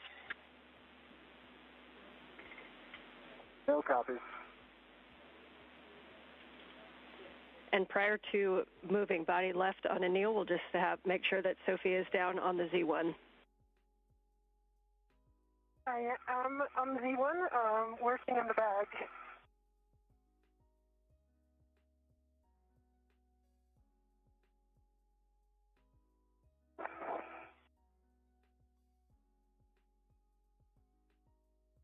And Anil, we did give you that extra body right, about 20, body in 20 centimeters. So just making sure that if we come body up now, you'll be able to maintain your clearances. Yeah, I can maintain my clearances. How much are we going body up? Oh, yes. It will be body up 30 centimeters. Absolutely, I can maintain my clearances. You want me to pause and help? No, I've got it. It's working. Okay. Thank you. I'm ready. You go, Jessica. Okay, copy. Here comes that body up motion, starting motion in 3, 2, 1. I see motion, good motion. I'm watching my ingress aid. It's clear. I'm clear of the dish. I've got good clearances. Out, body up, and now we're going to take you body out. Body out. Starting motion in 3, 2, 1.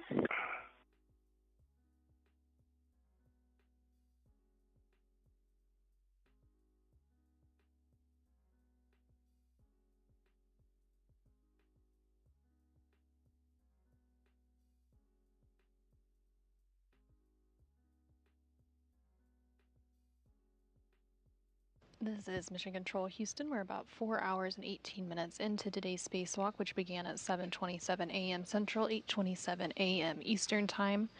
NASA astronaut Anil Menon and ESA astronaut Sophie Adenot recently completed the installation of the spare SGANT, or space-to-ground antenna, on the Z1 truss. And next we're going to bring you body left.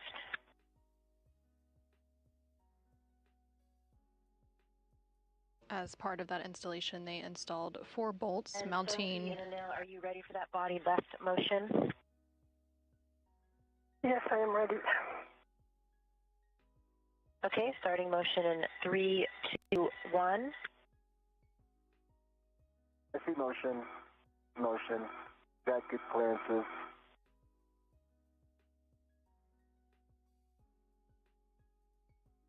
Got a meter.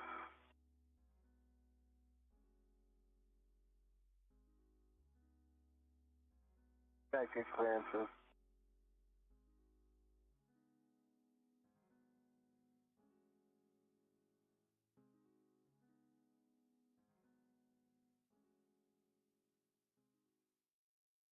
Good clearances. 50 centimeters remaining.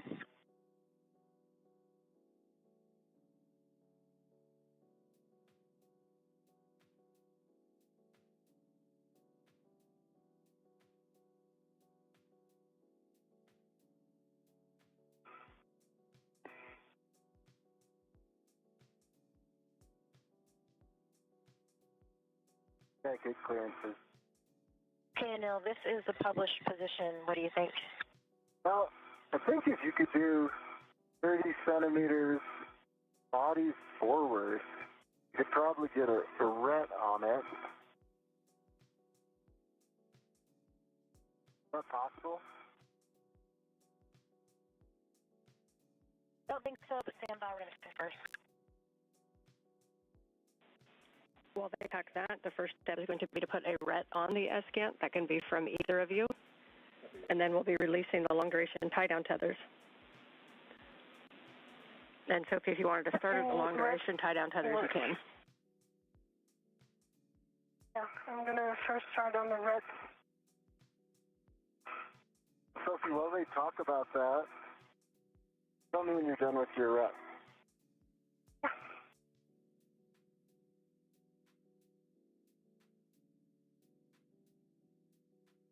So maybe pausing a second, what do you think about the position of the RET? Well, if you were able, if I lock out this RET and pass it to you, if you were able to reach across the T-handle and put it on the one near me, you'd be in a really good shape. So this I can do that, yes. Do you think you can? But I'm gonna get some length here and lock it out. I learned this from Anne McLean. So does it mean that I do not put my RET on it? You do not have to put your RET unless it gives you extra stability. No, I think it's good if I'm going to work on yours rather than mine.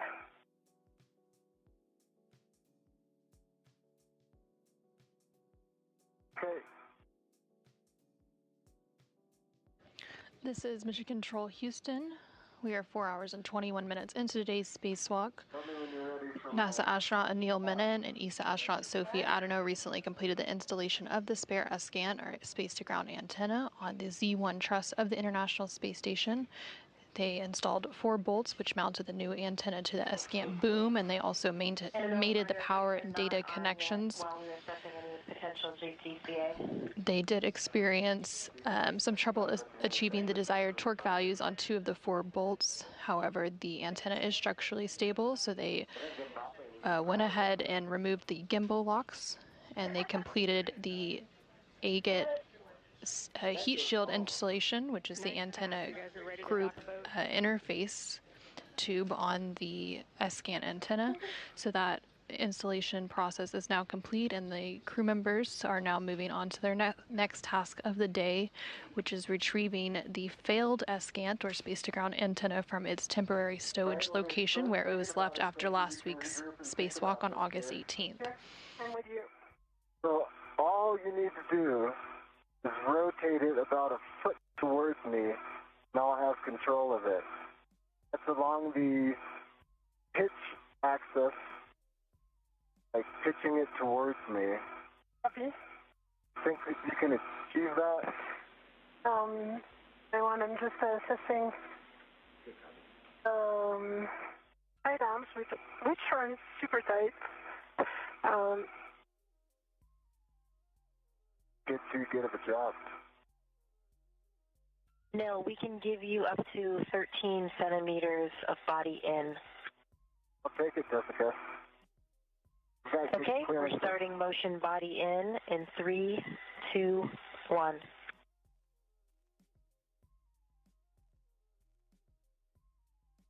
Good motion, good motion. I've got great clearances.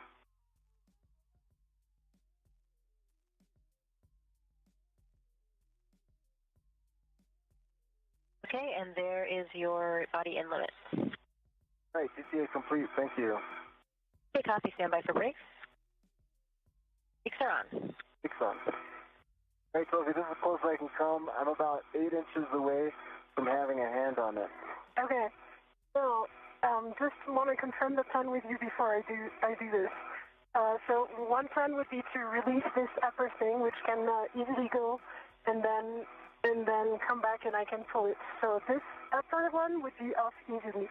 The down one would be less easy, but the advantage of the upper one would give you the T-handle. Yeah, what do you think? I think that's brilliant. I think okay. Once you do that, I have a high confidence I can get a hand on it. Okay, so let me know when you are ready. I'm ready, and I should probably set my suit up for a long hold, right?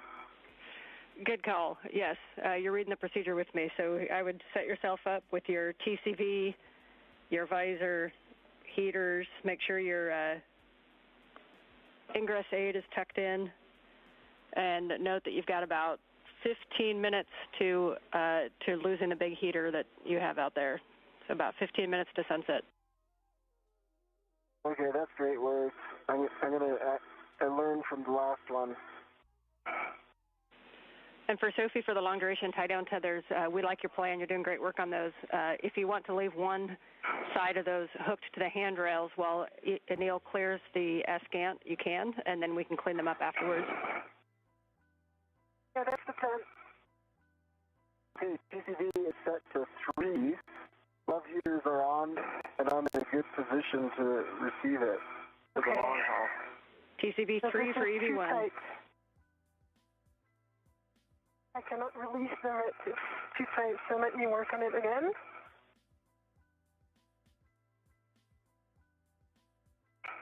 That's on.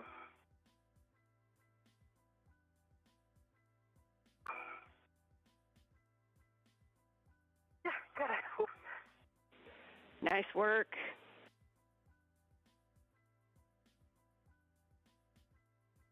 Nice job. One is still attached to me.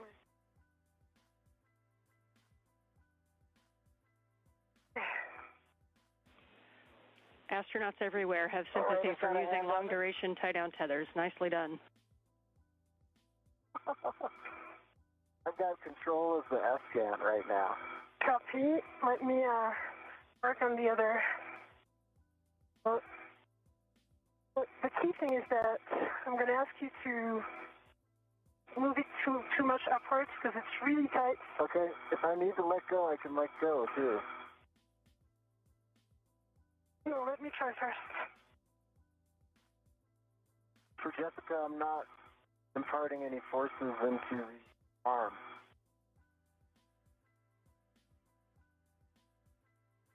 Okay, we copy, and brakes are on and no.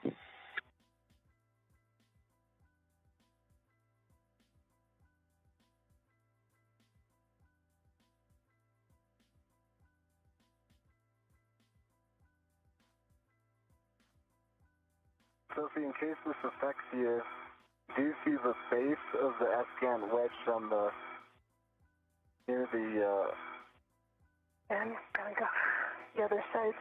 yeah. Because this one doesn't work. Too tight. The one on this side, it actually looks loose. I think you can get it off.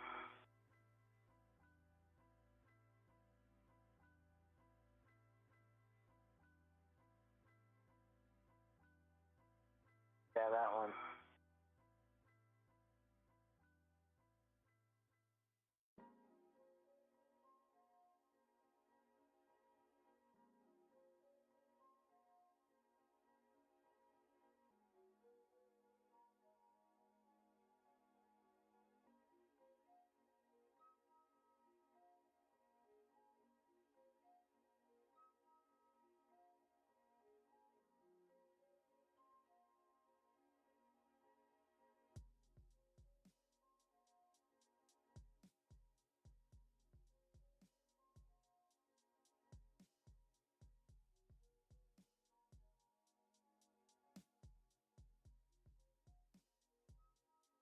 Okay, I'm trying another body position.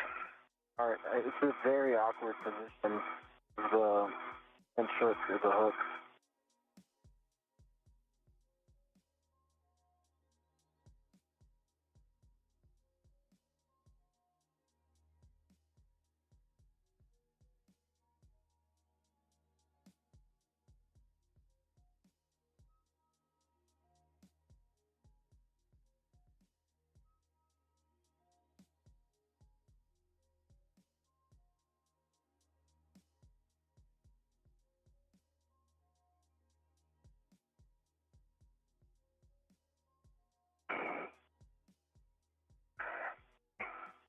Would it help if I rolled it away from you?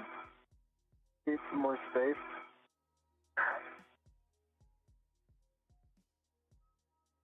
It's just the gimbal log is in my way.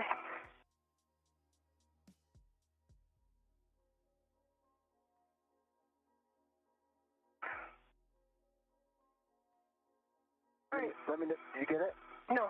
Can I give you a suggestion? Yeah.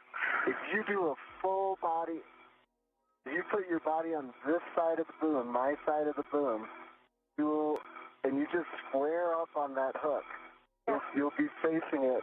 It'll take a little time for translation, but it'll make the hook really easy. Yep. Let me try again this one, just in case. Anil, if it would help you, we can offer you a body pitch in. So basically you would pitch in about 5 to 10 degrees.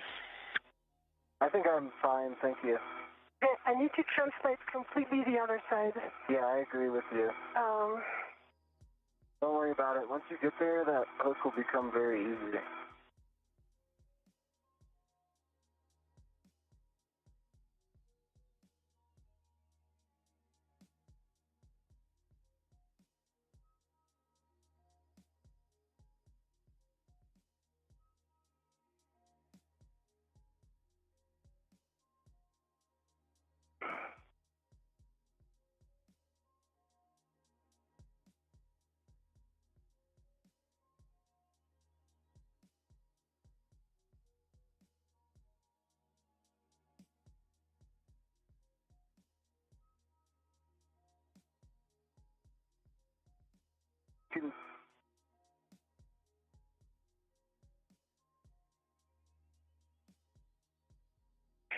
Like what you're doing.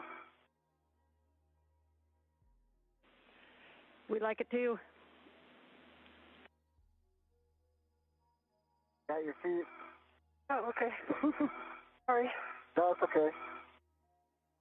So then it doesn't work, my translation then? It does actually work. You're almost there. Oh, okay. You just keep your feet going the direction you were, and now you want your feet going to your left side. That way. Or that way. That works too. There you go. That was quite the Hayaka gymnastics move. Nicely done. Yeah. I was going to call it the biles, too. And without even entangling my feet together. Woo. All right, let's do this one from this side.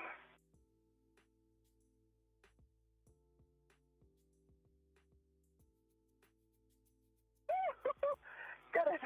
Yeah, sometimes it's just a matter of position. Good job. That was the sound of victory. Nicely done.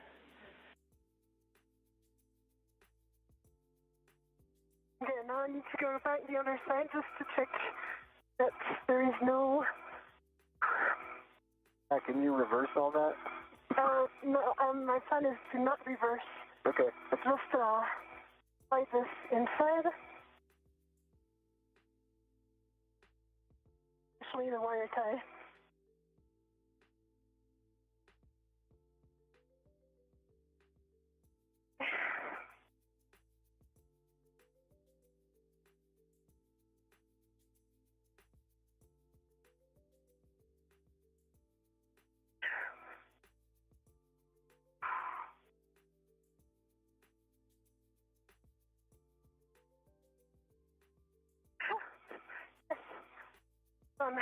So now it's almost loose, but good enough for you to grab. So let me just get in a good body position. I've got great control of it, by the way. I am ready to hand it over to you. Okay. Your head is by the T-handle. Yes. So you'll have to move... Like this? Shoulder left, yeah. And then if you just kind of lift it up and over the right side of your head, you can do two things. You can move your body more to that original position you were in SGANT 1, or you can just do it here, kind of move the face towards me. Any help on it? I don't have a lot of leverage to do that. You're going to have to do some little lifting of the agate handles. Yeah, and work.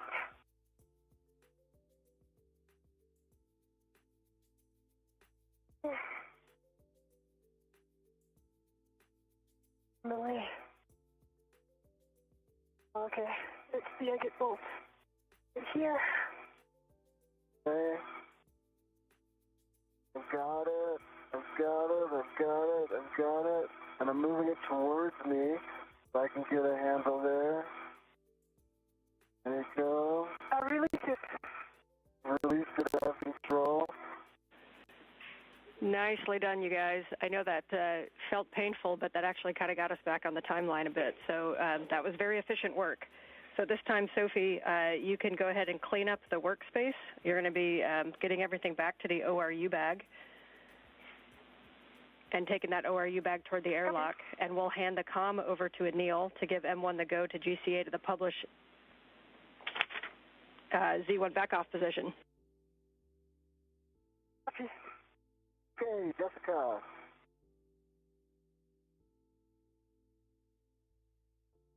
With you, Anil.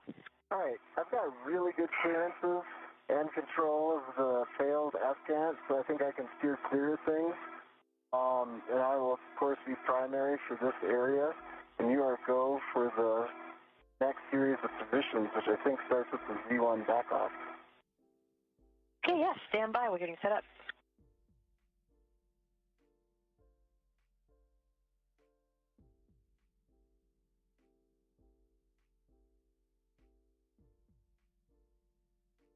Sophie, your tethers are looking clean. Your waist tether is about to get caught on the... Yeah, I got it. Thank you, though.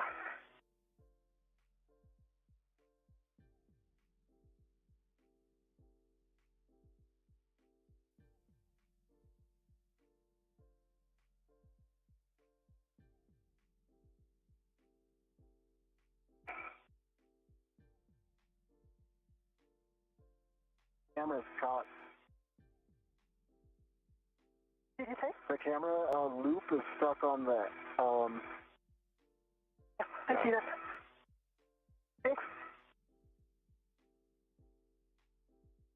All right, we're all good config now. I'm packing the bags. Great from this perspective. Great.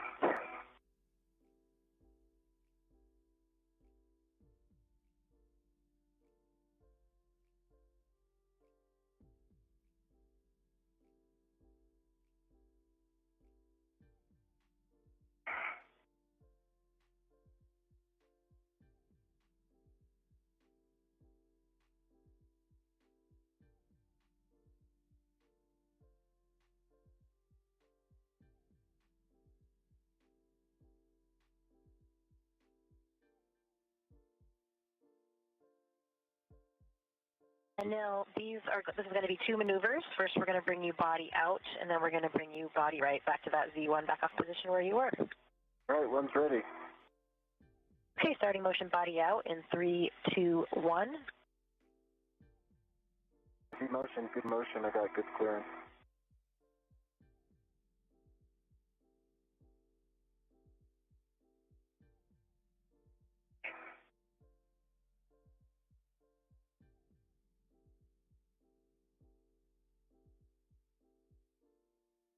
This is Mission Control Houston. We are 4 hours and 38 minutes into today's spacewalk, which began at 7:27 a.m. Central, 8:27 a.m. Eastern Time. NASA astronaut Anil Menon is currently strapped into the articulating portable foot restraint on the end of the Canadarm2 robotic arm and is being maneuvered over to ESP-3, which is External Stowage Platform 3. They are currently working to relocate the failed SGANT, or space-to-ground antenna, which had been temporarily stowed over on the Z1 truss during the EVA, which took place last week on August 18th. So they retrieved it from its temporary stowage location and are now working to maneuver it to its permanent location, which will be over on ESP-3. Again, that is the External Stowage Platform 3 outside the International Space Station.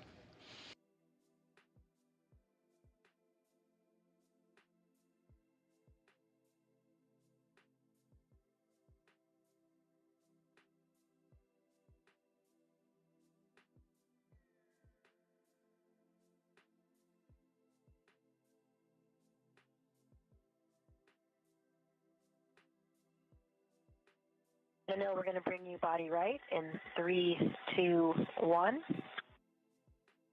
Ready. Good motion, good motion. Got great clearance from the SGANT.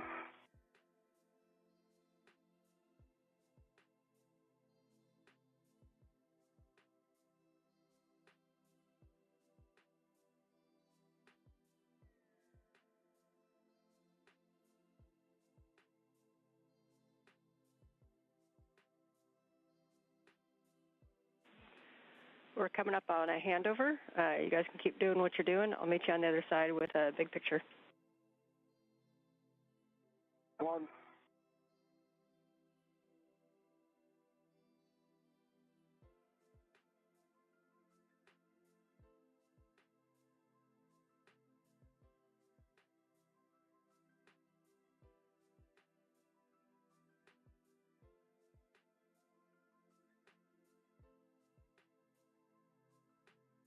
This is Mission Control Houston. We are currently in a brief but expected handover between satellites as part of the Tracking and Data Relay Satellite System, or TDRS.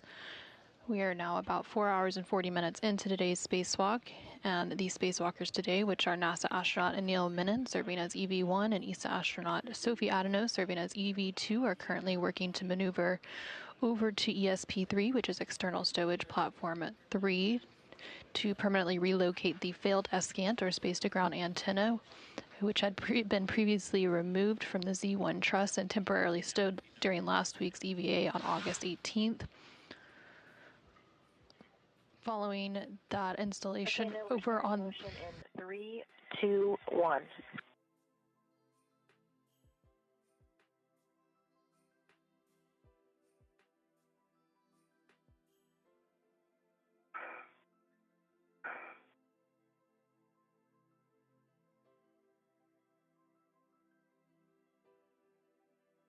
Following the installation of the failed SGANT, or space-to-ground antenna, over on the ESP-3, body back and some right.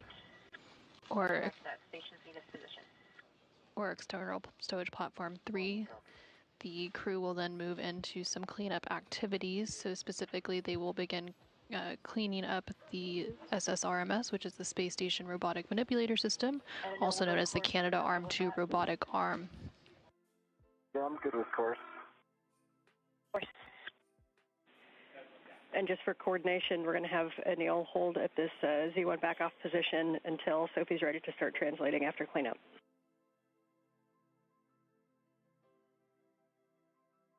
One copy. 2 copies. March.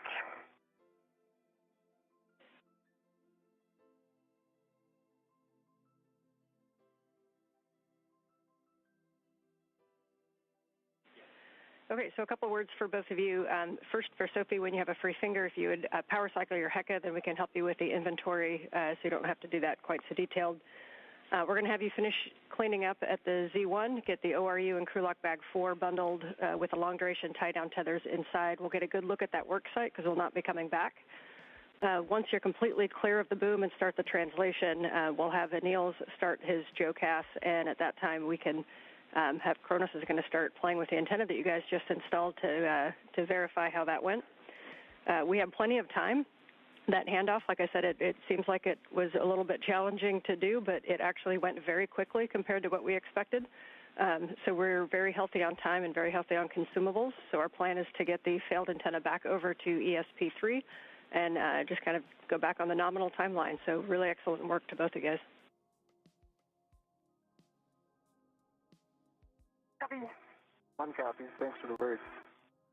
Thank you. Is it a good time now for me to ask a question? This is a perfect time for questions. Good by me. Okay. So I know you need an inventory, but I just worked super hard back to back. So why don't I just open on the side here and tell you what I see? Do not open like the full thing because now the bundle is ready. Yes, that works for us. Okay. I see the 2 gimbal locks. I see the torque wrench. I see the mud ball stack mud scoop. And I see the extra AET on the red. I see crew lock bag 4 with everything in it. I won't open the doors because I tucked the 2 LCTV inside, and we would lose a lot of time if I open the doors. But the cap keeper, the whites, from the transparency, you can see them. Yes, we agreed not to open those doors, and that's a good inventory. We're just checking on it. If you'll just give a good scan of the work site, make sure you don't see anything hanging out. And did you already get the HECA button recycle? Yes. No, it's done.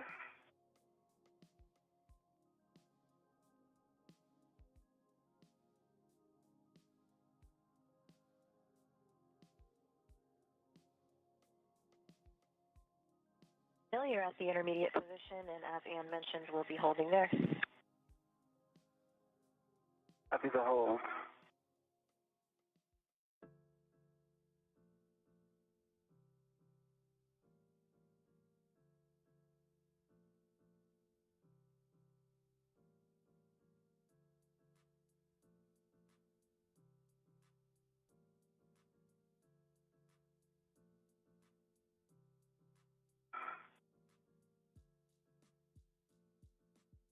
Okay, so the work site is clean. I see anything else than the bag. I'm going to start marking and putting the bag on my VRT.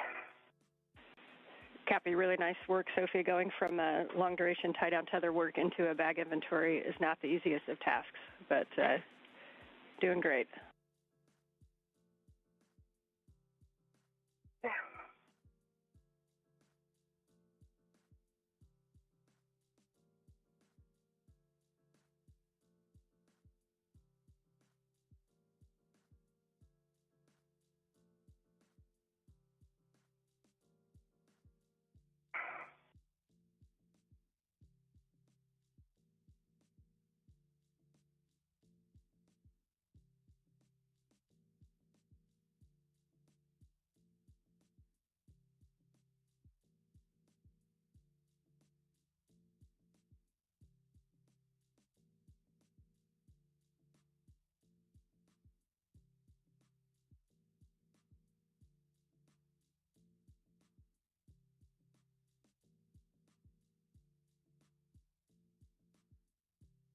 This is Mission Control Houston. We are 4 hours and 47 minutes into today's spacewalk. You are currently seeing a live view from the helmet camera, or HECA, of NASA astronaut Anil Menon. He is currently situated on the end of the space station's robotic arm in an articulating portable foot restraint, and he is currently holding on to the failed SGANT, or space-to-ground antenna, which had been previously uninstalled and temporarily stowed on the Z1 truss during last week's spacewalk on August 18th.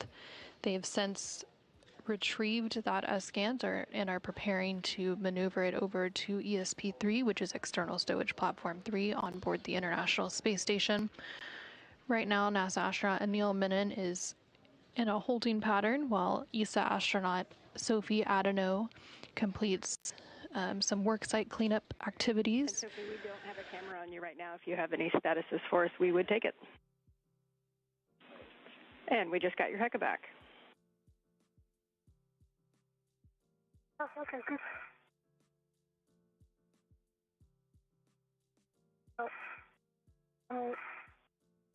Almost done with the outs of the bag. It is on my VRT. It is attached to my VRT. Just need to remove the second AET that was on the other handrail. Copy, that sounds good.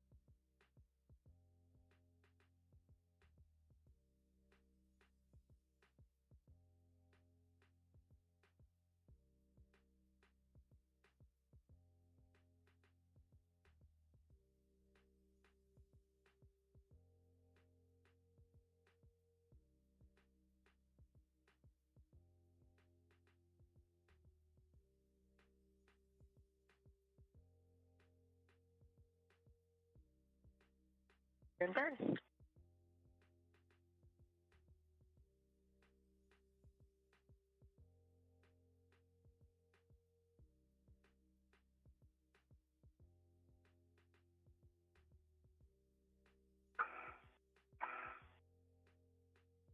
Viewing translation.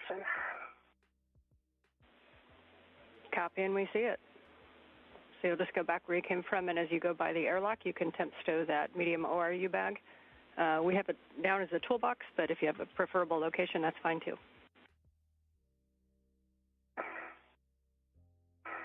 Okay.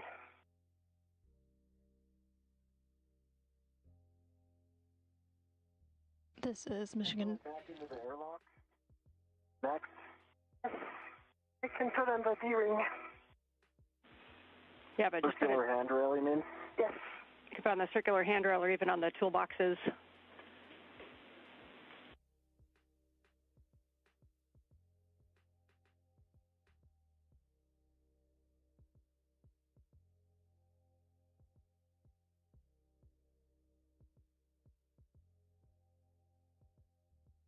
This is Mission Control Houston.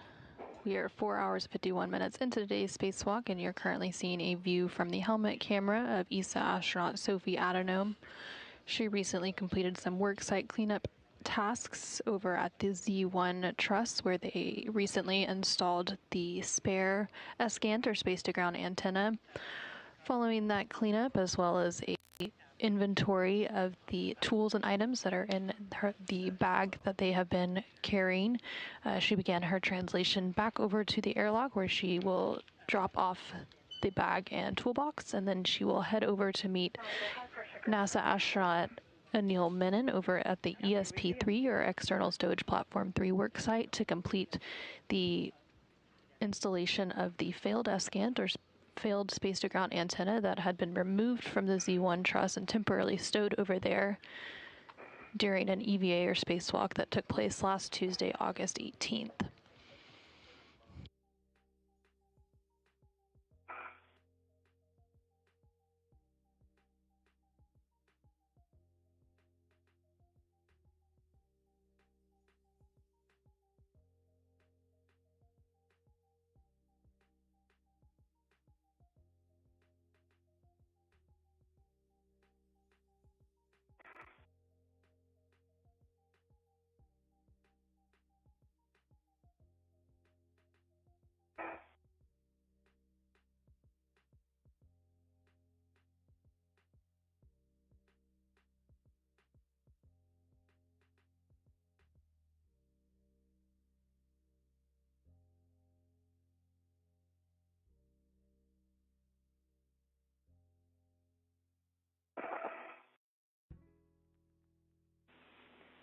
And Sophie, we see you at the CETA spur.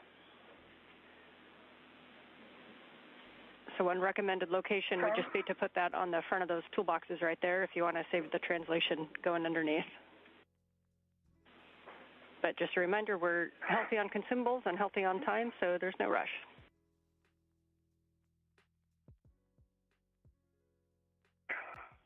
Thank you.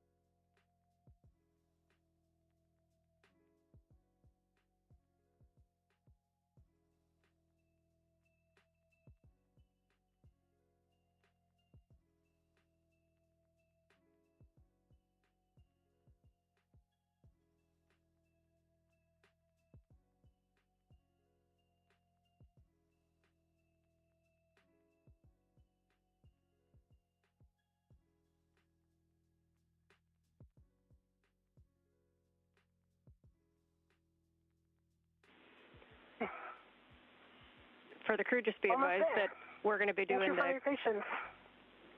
You're crushing it, Sophie. We're going to do the KU checkout, so we're going to be down video for a little while. So if you guys can give us verbal statuses, we would appreciate it. On.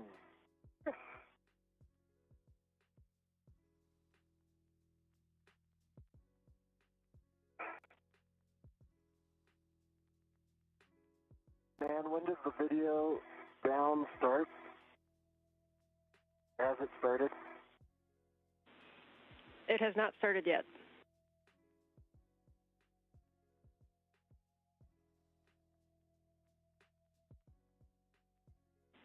I don't know. We can hold if you need to show us something.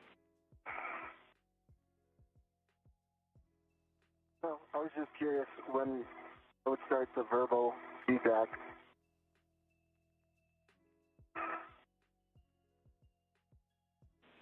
We'll give you a heads up when it's imminent. Copy.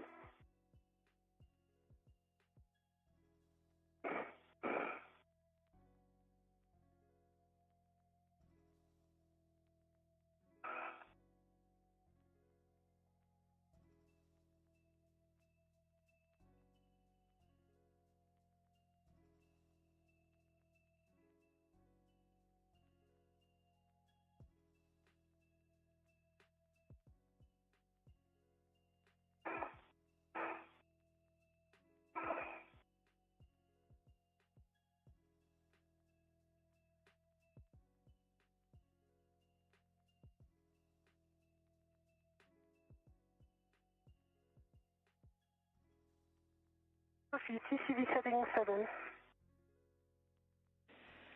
Copy TCV 7 for EV2. For both of you, we're just approaching the 5-hour mark. We're on the timeline, and we are battery limited on EV1. And that limit exceeds anything that we're planning for. So we are sitting good on consumables. You guys are both doing great.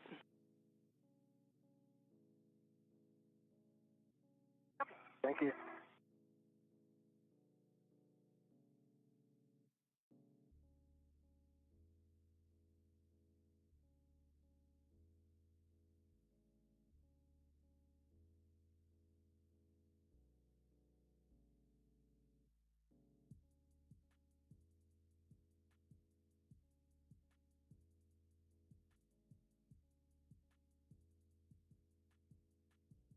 Resuming translation. Copy resuming translation. Thanks, Sophie, and we'll just take your call as you go by the NTA and as you get to your green hook position at 3217.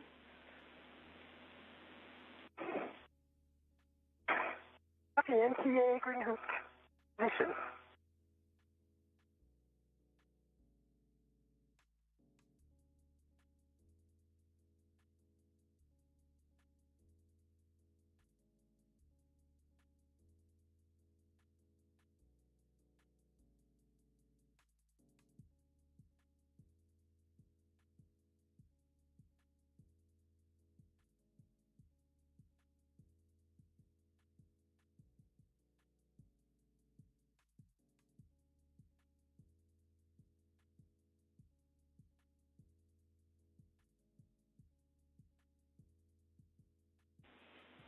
And Sophie, we see you on phase 1. Fun.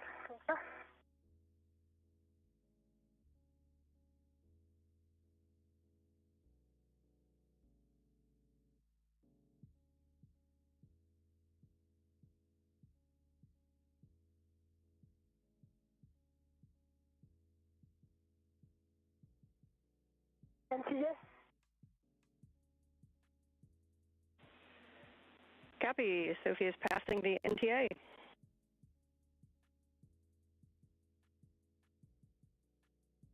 Okay, we copy. Anil, we will get you set up for the ESP3 JOCAS. Mill's ready.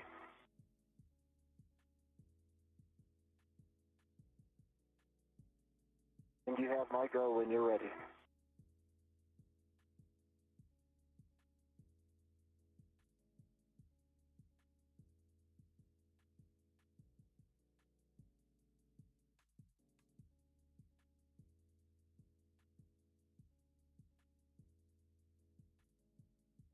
Okay, Anil, this motion will bring you a body in, left, and down. And we're starting motion in 3, 2, 1.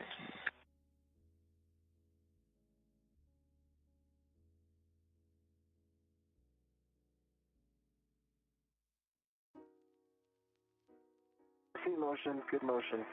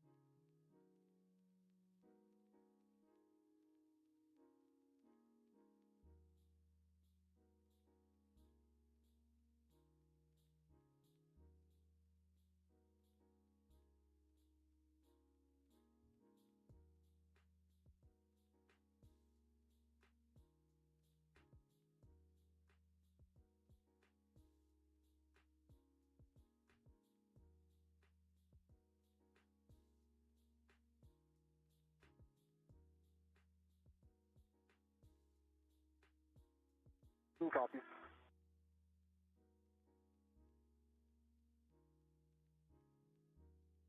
I guess we're analyst. Seems like it.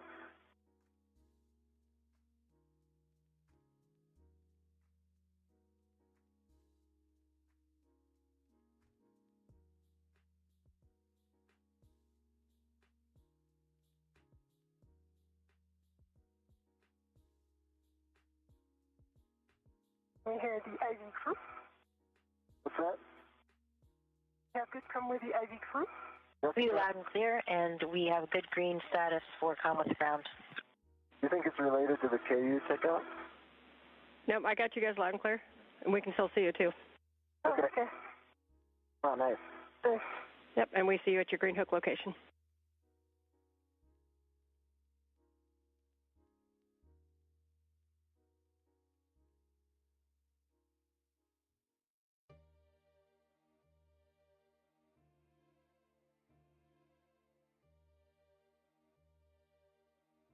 Let's see what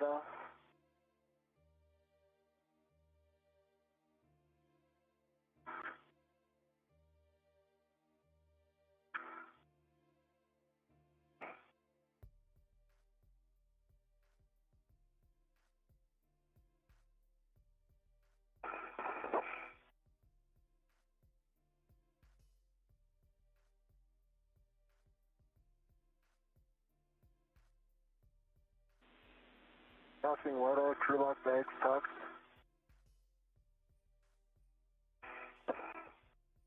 Stepping out Anil. Ready?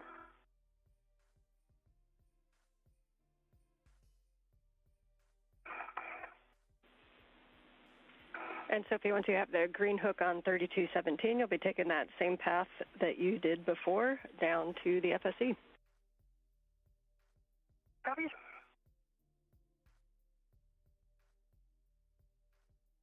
Good tether checked, and TCV 4.5. Copy, TCV 4.5 for EV2.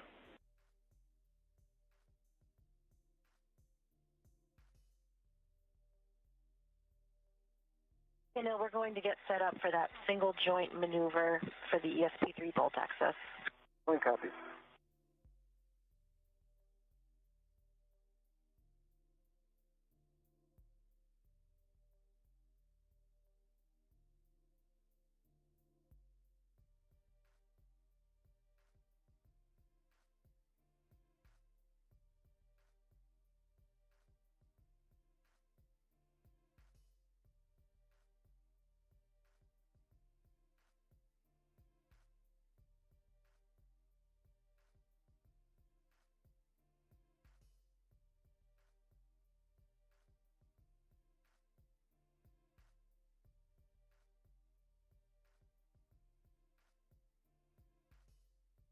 Human translation. Copy, and we see you.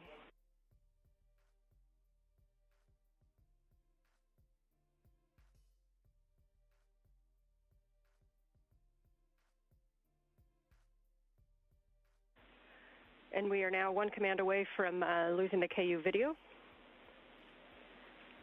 So we'll take a little bit more prescriptive updates on where you guys are. Sophie, as you get down to ESP3, reminder to avoid contact with the grapple fixture target pin shaft to target. You know exactly where that is. And that as we do the robo to maintain clearances to the wet antenna and the trunnion pin. Copy. And Sophie will also add the grapple fixture by no and then the one off to his left, like you were monitoring last time. Okay.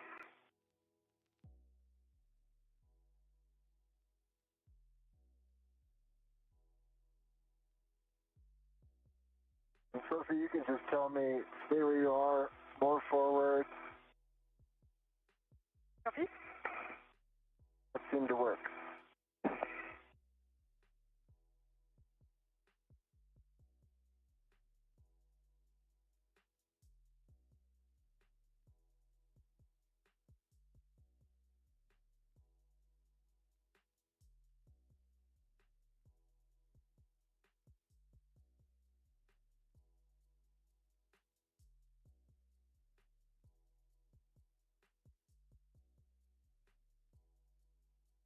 My shell lead on 3-0, so that's going to be better for me.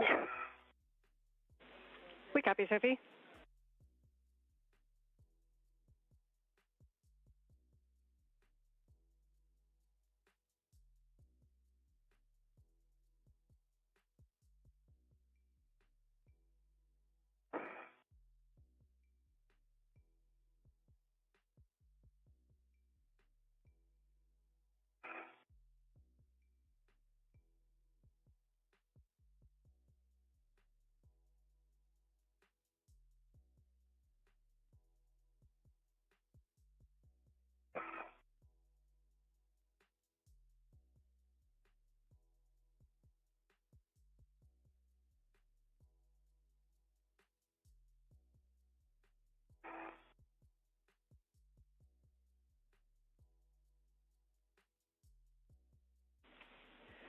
And as Sophie gets down there to ESP3, you guys can work together to get her in a position to monitor the clearances and then work together for timing. When you're ready, then Neil, you can give the go to GCA to the published bolt access position. Copy. Sophie, you tell me when you're in a good spot. Work.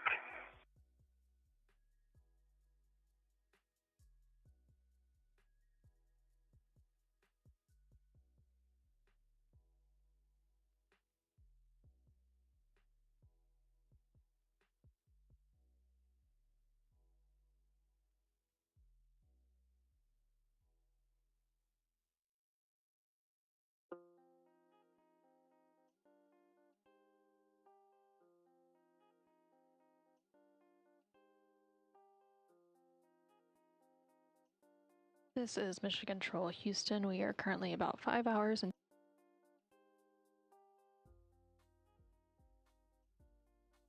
This is Mission Control Houston. We are currently about 5 hours and 10 minutes into today's spacewalk. That spacewalk officially beginning at 7:27 a.m. Central. Let me start my calls and everything, and I'll be with you in momentarily. Copies. Ground copies. And you guys are just a couple minutes from sunrise.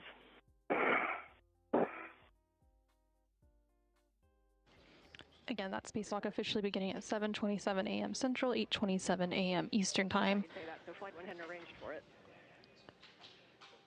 The crew recently made their way back over to the ESP3, or External Stowage Platform 3. I'm ready for giving the clearances. All right. Jessica, you ready? Okay, we are ready. Anil, this is the one that's going to bring you mostly left and a little bit down as well. We're starting motion in 3, 2, 1. Yeah, I see motion. This is good motion. I like your speed. The first movement I'm going to ask you is lean forward. Lean forward. Yes. How's that? That's looking great. And Anil and Sophie, you have eyes on the crew lock bag as well? I've got eyes on the crew lock bag. I've got it.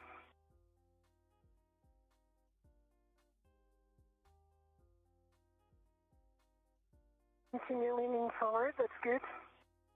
I do have eyes on the dish, right? The dish, yes. Okay, so you might need to move the dish. We've got a good meter on this side. And this is Mission Control, Houston. You're continuing to hear some communication there between NASA astronaut Anil Menon and ESA astronaut Sophie Adenot. Anil serving as EV1 today and Adenot serving as EV2.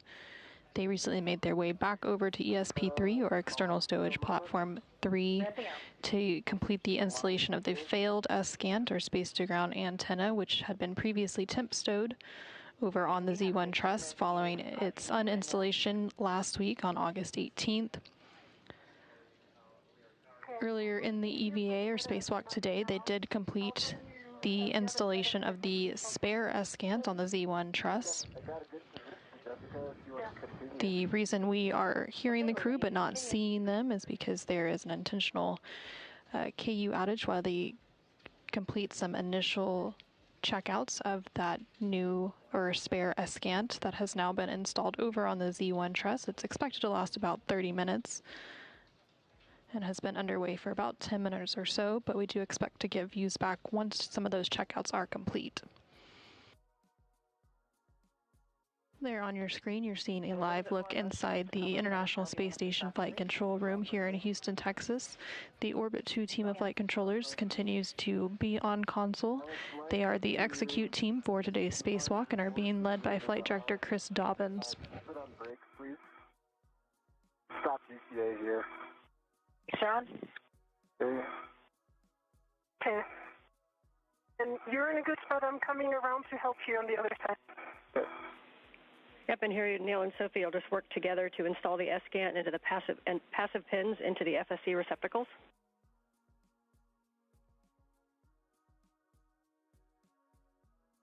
Copy. Passive pin.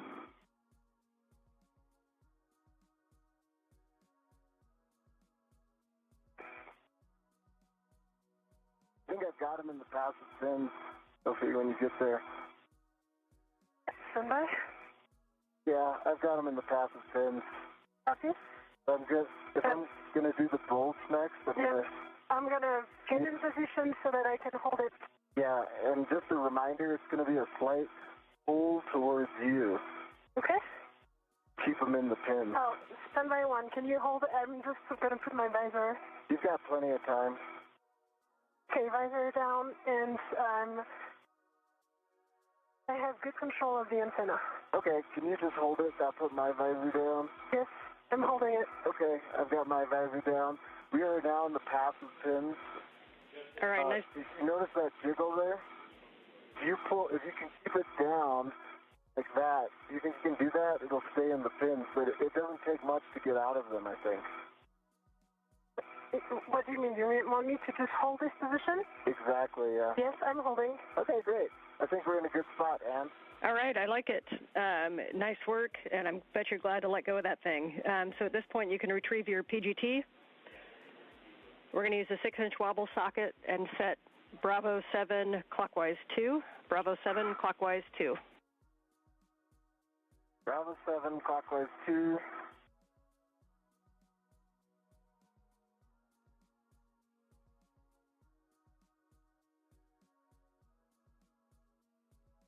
Bravo 7 clockwise 2 is set on the PGT.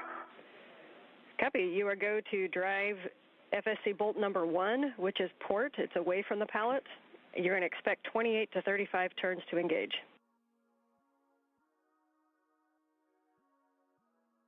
To 35.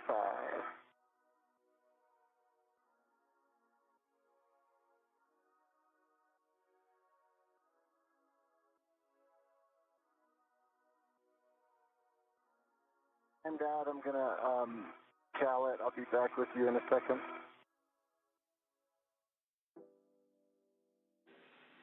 Copy.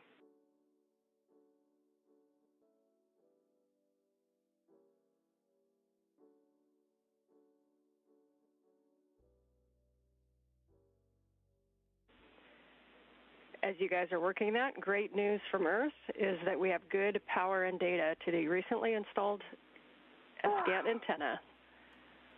You guys will always have some ownership over that. Nice job. Wow, makes us happy. Thanks for letting us know. Yeah, that is great news. Okay. I'm ready to drive that boat.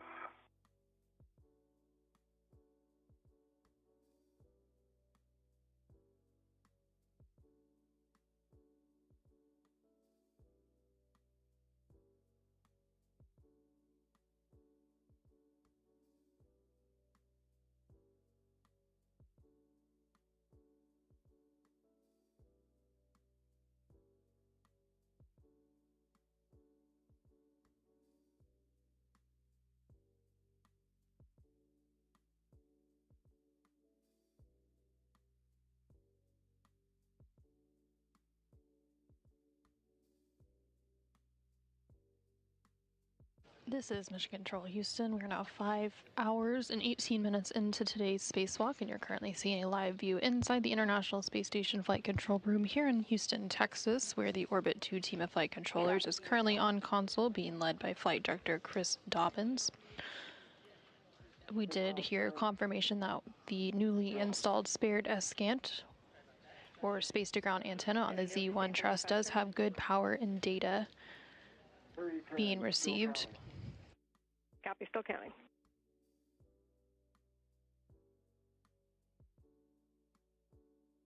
The spacewalkers for today, following that installation of the spare SGAN on the Z1 truss, went ahead and maneuvered and translated over to 25.3 green light. Green light, 25.3 torque, 36 turns on FSE bolt 1. You're going to drive FSE bolt number 2, starboard bolt toward the pallet. Towards the pallet, inward. Copy. Again, they went ahead and maneuvered over to external stowage platform number 3 to where they're now installing the failed SGANT, or space-to-ground antenna, which had been previously removed from the Z1 truss last week during an EVA on August 18th. They are currently working to drive 2 FSE, or flight support equipment, bolts to firmly install that failed SGANT over there on the external stowage platform number 3. They have completed one of those bolt installations and are working on the second one using the PGT, or pistol grip tool.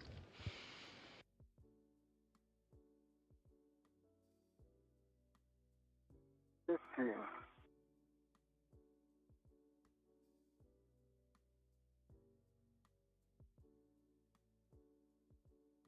20.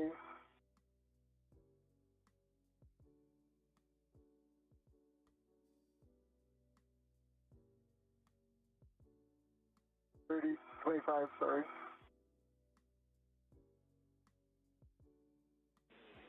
Copy. 30.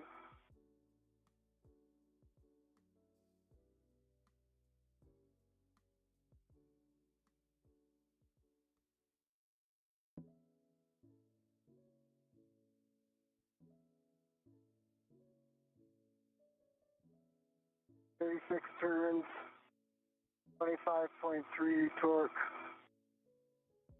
green light. Copy, nicely done. We got 36 turns, 25.3 torque, green light. You can now stow your PGT, and you'll install the MLI booties on the FSE bolts. And Sophie, you can get back in position for arm clearances. Green mark.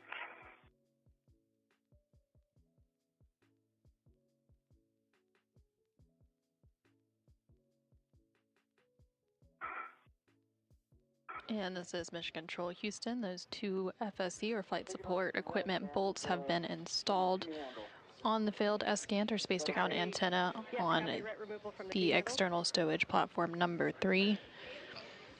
They are now putting away the PGT or pistol grip tool and installing some MLI booties. MLI is multi-layer insulation on top of those bolts to complete that installation. MLI booties velcroed on. Copy. Very nicely done. Good work there. At this time, we are going to go clean up the arm. So once Sophie's in a good position, actually we'll get a glove and a hap check from both of you before starting. It's checking. North.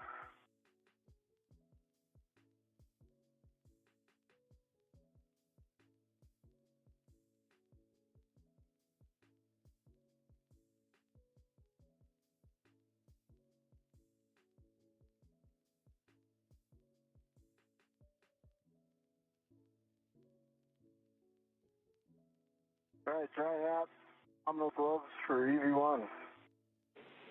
I have nominal gloves for EV. Copy, glove and hap check for both EV1 and 2, thank you. Once you're in position, Sophie, then Anil, you can give M1 go to GCA to the published ESP3 back-off position. I'm in good position. Sophie, any advice here? Or just Stay lean forward. stay lean forward? Okay. Yeah. Okay, watch this. I'm going to watch this, but Yes. I do have a close passage here, but I got eyes on that. You just watch my head, okay? I do. Okay, Jessica, hard copy. We've got you loud and clear. We're ready to take you to the ESP3 back off if you're ready. I'm ready. You have my go. You're going to be moving body right back where you were, starting motion.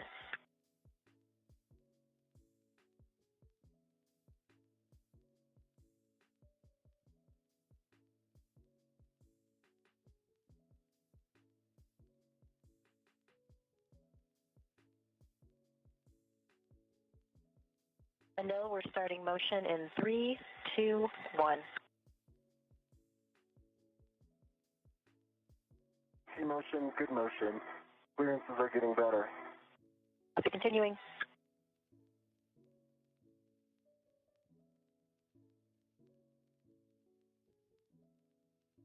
This is Mission Control Houston. NASA astronaut Anil Menon and ESA astronaut Sophie Adenot have successfully completed the installation of the spare SGANT or space-to-ground antenna on the Z1 truss of the International Space Station. They were also able to go ahead and retrieve the failed SGANT from its temporary stowage location and install it on the Do you have good clearance from his and install it on the ESP or external stowage platform number 3. Now that those tasks are complete, they are being maneuvered back over near the airlock, and the final cleanup steps for the SSRMS will take place, and that is the Space Station Robotic Manipulator System, also known as the Canadarm2 robotic arm. Throughout today's spacewalk, NASA astronaut Anil Menon, serving as EV1, has been positioned on the end of that robotic arm using the articulatory portable foot restraint.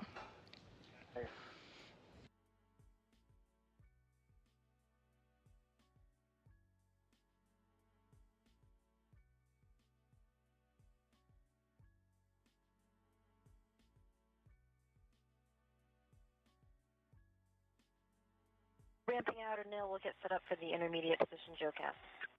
Two copies.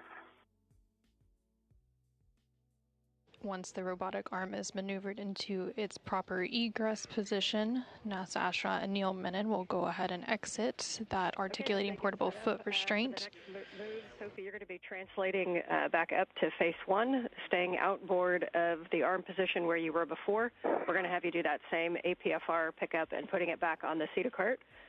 And Anil, you'll be working the tether swap. Just for your guys' awareness, we're at about 5:25 total EVA time so far. Copy. One copy.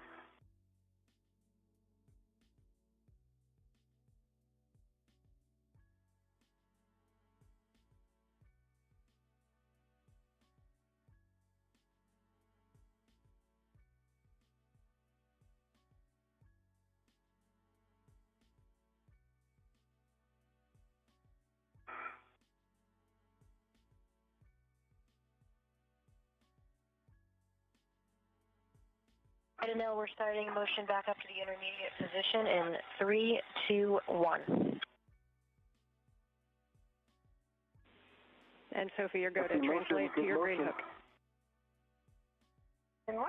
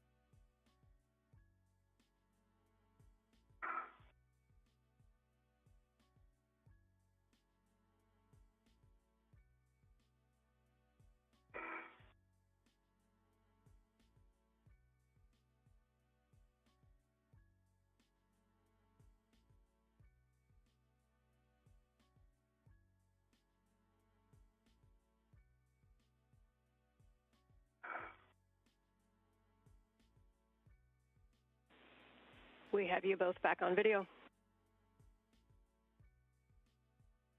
How'd the checkout? Oh, the checkout went well, you said, right? Yeah, we have power and data. We haven't checked the waveguide signal yet.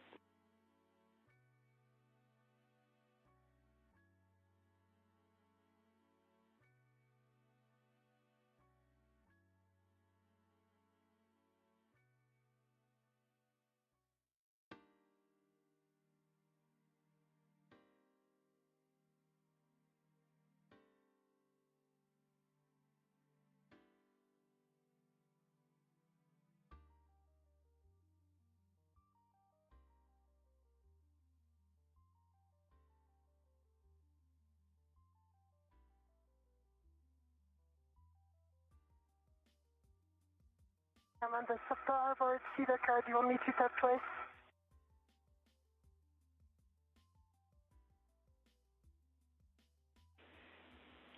And for big picture for you guys, we are at 5.5 hours, and our plan is to clean up the arm and do a nominal ingress. Sounds good. Copy. Starboard SETA card. You want me to tap twice? Yes, Sophie, we're going to need the 2 brake tap on both the starboard and port SETA carts as you go by. Copy. Part is done.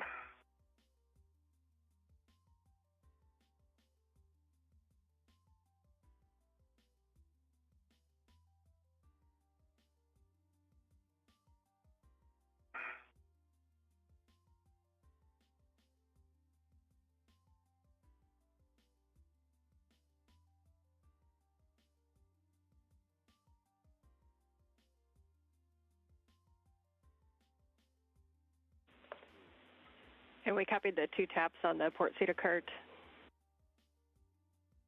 It's the starboard one. I'm arriving at my green hook location. Copy, yes, starboard one.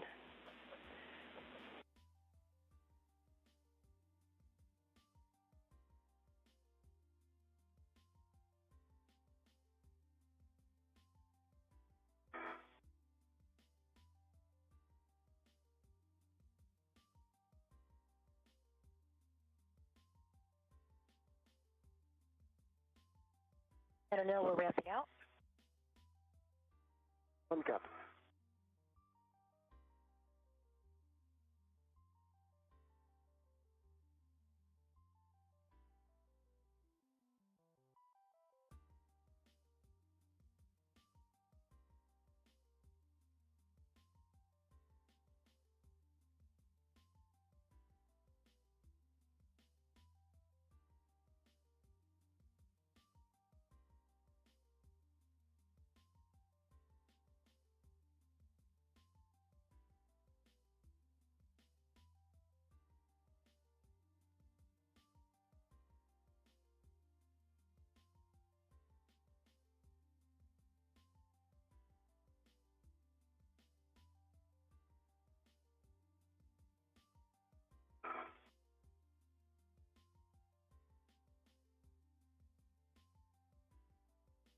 No, we're getting set up for the JOCAS to the APFR back off position. Okay.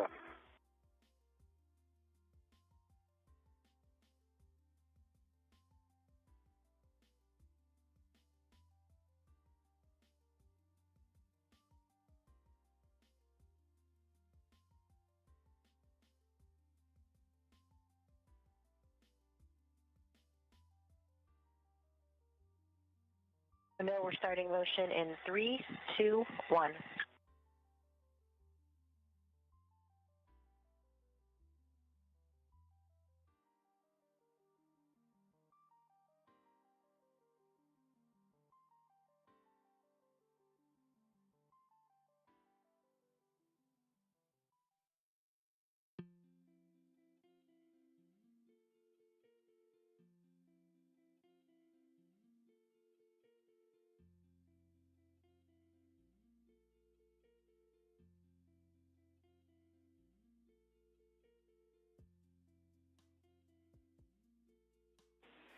Sophie, can you pause there real quick?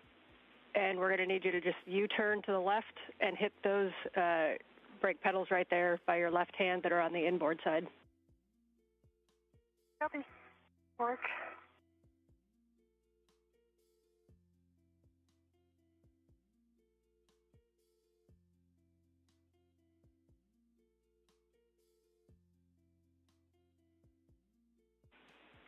Beautiful. Thank you very much, Sophie. You're welcome.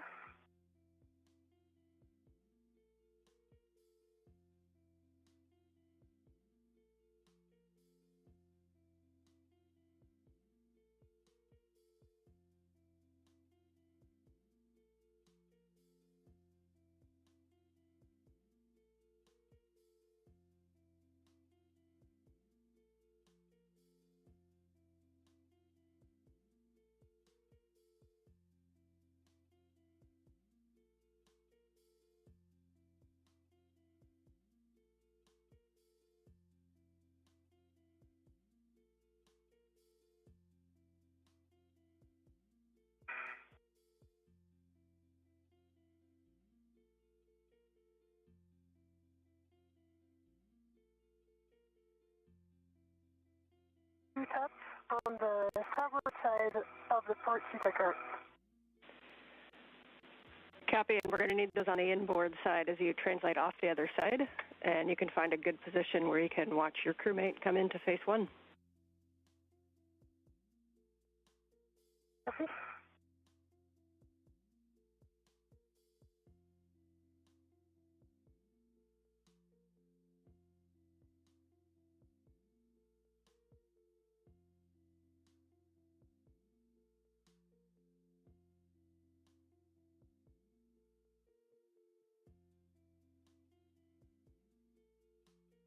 Sophie, have you got the bandwidth? Wave to the camera.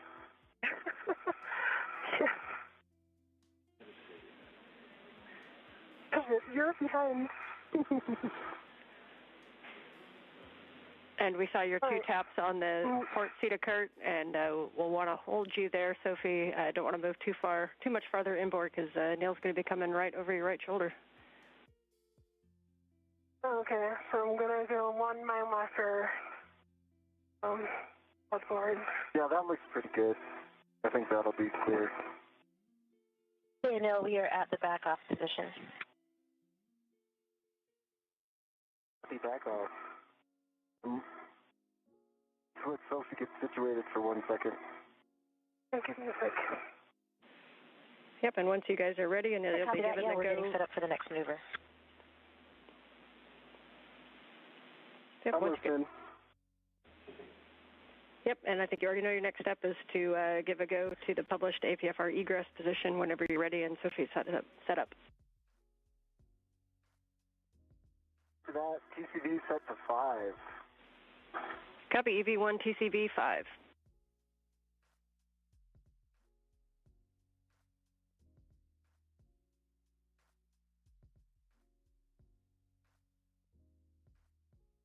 You are in no rush here, so take your time. All right. I'm in good position. Okay. You can get eyes on me? I can get eyes on you. Okay. All right, Jessica. I'm ready for the APFR published. Go for TA to publish APFR egress position. You know, we're still getting set up. We'll let you know when we're starting motion. Sounds good.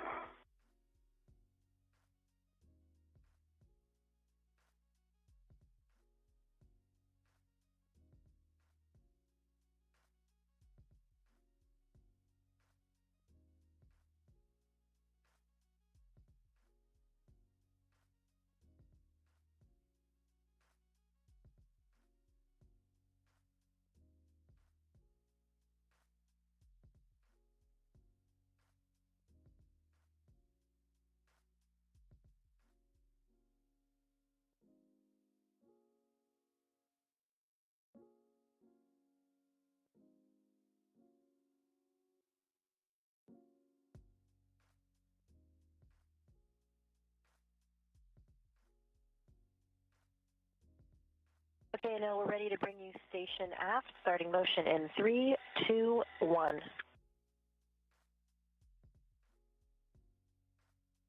See motion, good motion. We got great clearances. I'm going to lean back a little.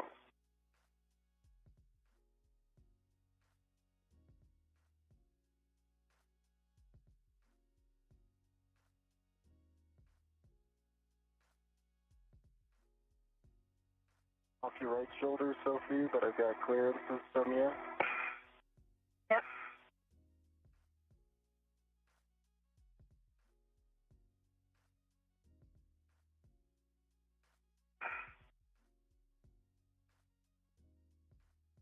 See a meter to truck, and I've got good clearances leaning back.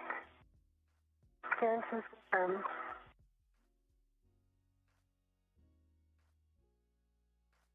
50 centimeters remaining. Yeah.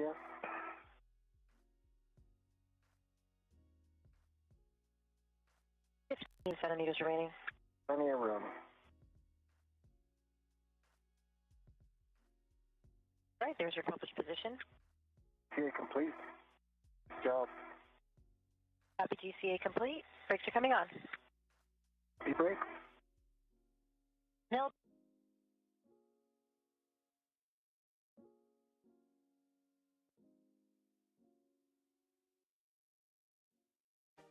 This is Mission Control Houston. We are currently in a brief but expected handover between the tracking and data relay satellite systems. We are about 5 hours and 39 minutes into today's spacewalk. Today is U.S. Spacewalk 98. NASA astronaut Anil Menon and ESA astronaut Sophie Adenot are currently completing. Okay, we're back with you after handover. So, Anil, you are go to egress the APFR. Sophie, your next step is going. Yep, and Sophie, you'll get in a position to retrieve that APFR. In work. The crew is currently completing some final steps related to the SSRMS cleanup, and that stands for the Space Station Robotic Manipulator System, which is also known as the Canadarm2 robotic arm. Throughout today's spacewalk, NASA astronaut Anil Menon has been strapped into the Articulating Portable Foot Restraint, or APFR, at the end of that robotic arm to complete the various tasks of installing the spare SGANT, or space-to-ground antenna, on the Z1 truss. Now that those tasks are complete, he will go ahead and egress or exit that Articulating Portable Foot Restraint, and then ESA astronaut Sophie Adenot will go ahead and retrieve that foot restraint and put it back in its stowage position.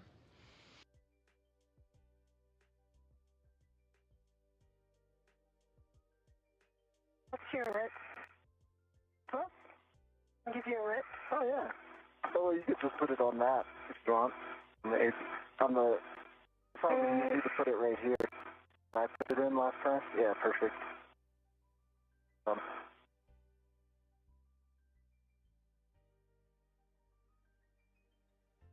right, we got a RET for the APFR. Let me just do a couple things here, Sophie. Yep, take your time.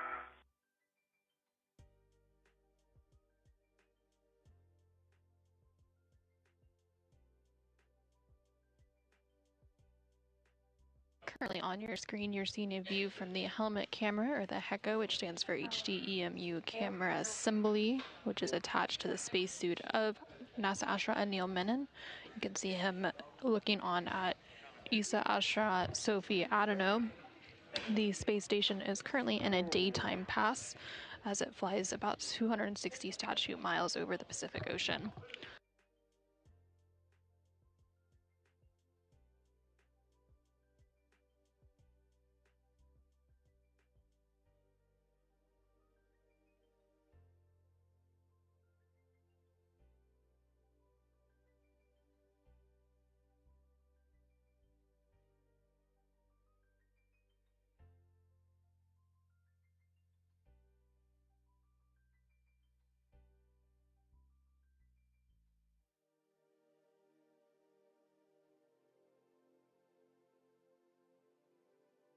Okay, so you've got a RET to it. I'm going to remove it, okay? I'm ready for that.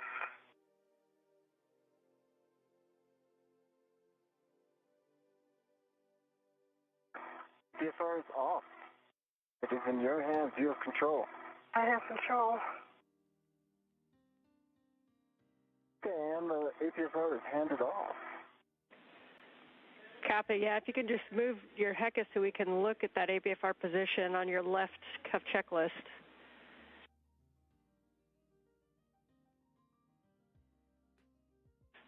Who are you talking to? All right, and Sophie, we'll have you take the APFR over to the port CETA cart with number 3. And Anil, you'll get in position for the tether swap. Okay, I'm in position for at least taking off the yellow hook when it's time. Or sorry, that is not correct. Okay, yes. Let's wait for a sec there. So we'll get your waist tether down. And the first thing we're to do is to retrieve your green hook from the NTA vertical handrail.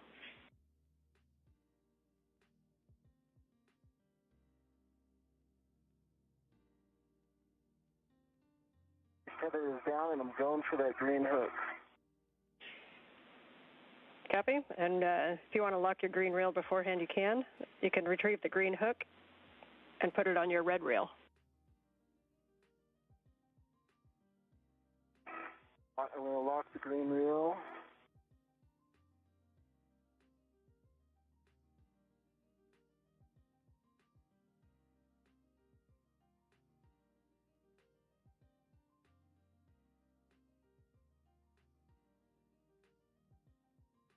Okay, from Sophie,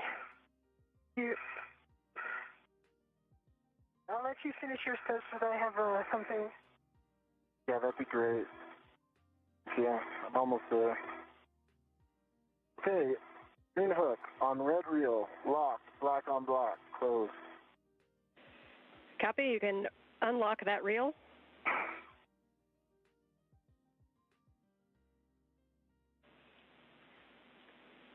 Green reel is unlocked. And you'll release your yellow hook from the SSRMS Lee and attach it to your green tether reel with a gate close, hook locked. Okay, I'm going for that. Sophie, you can use the comm if you'd like to talk to him. Okay. So I'm having more and more difficulty to move my left shoulder. The left joint of the EMU is becoming really stiff. And I tried the chicken wings and the usual thing that I do that works usually. It's not a problem of me being sorry, I'm fine. It's just the joint is really, really stiff. Okay, we copy, and once Anil's done with his tether swap, we can have him come give you a hand with it, if you want to hold there for a sec. Yeah, Stand by, we're almost there.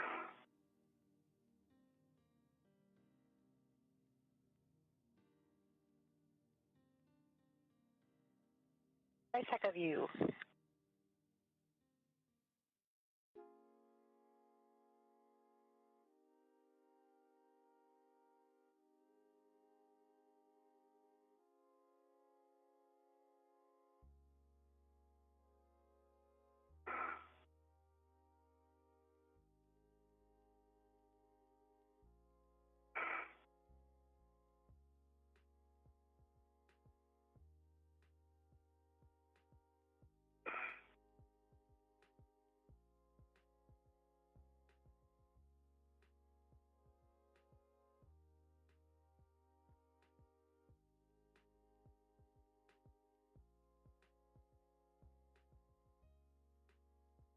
All right, yellow hook is now on the green reel, closed, locked, black on black.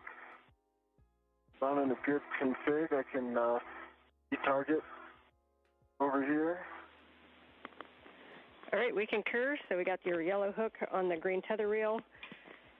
So at this time, if you want to, Sophie, we just need to get the APFR back onto the port CETA cart. Yeah. Two things I can pick it up from you, Sophie. Or because I have really reduced mobility on my left shoulder right now. Why don't I get the APFR, but let's take a second to figure out how I cross and get it from you. And we can move the arm out of your way as well. Okay. Absolutely. Let's get that arm moving. I forgot about that. Yeah. Okay, if everything is clear of the arm, we are ready for that last maneuver to the back-off position. That might go.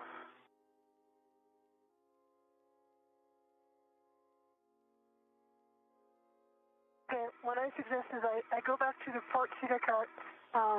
This I can do. Okay. And then there we'll be able to do something. Agree. I can go high over the seater cart, put myself in the middle, and then take the APFR from you. Neil and Soph, we're going to move the arm station forward starting in 3, 2, 1. Okay.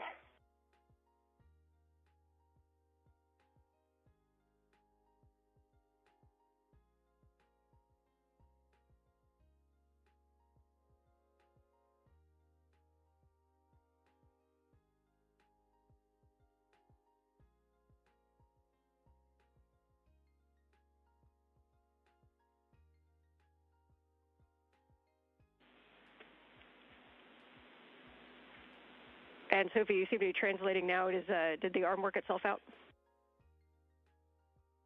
No. I have limited motion on my left arm. He's gonna stop. But I'm gonna pause here, and like Anil is gonna climb to the width APFR, the width number 3, and I'm pausing here. Okay, yeah, we like that plan, and if that arm joint got a little bit twisted on the suit, then Neil may be able to help kind of move it back if the normal swimming motion didn't work. Yeah, I did a ton of the swinging motion, the usual one, and it does not work. Copy, we're tracking.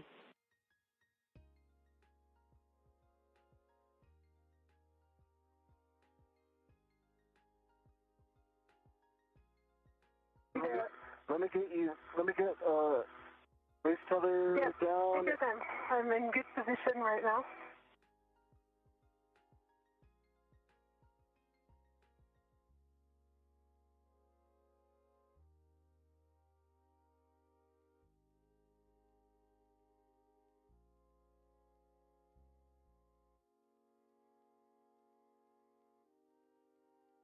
Okay, I'm in a great position. I need to ret to it first.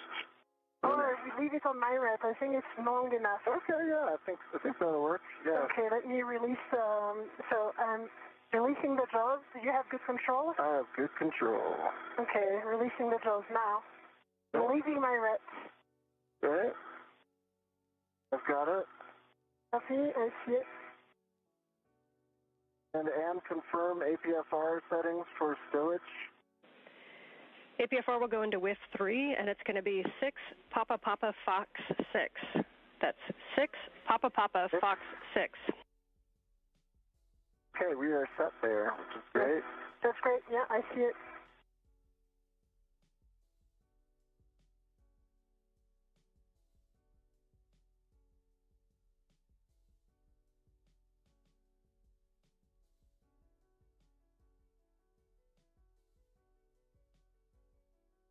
Have it off dock. I'm almost there.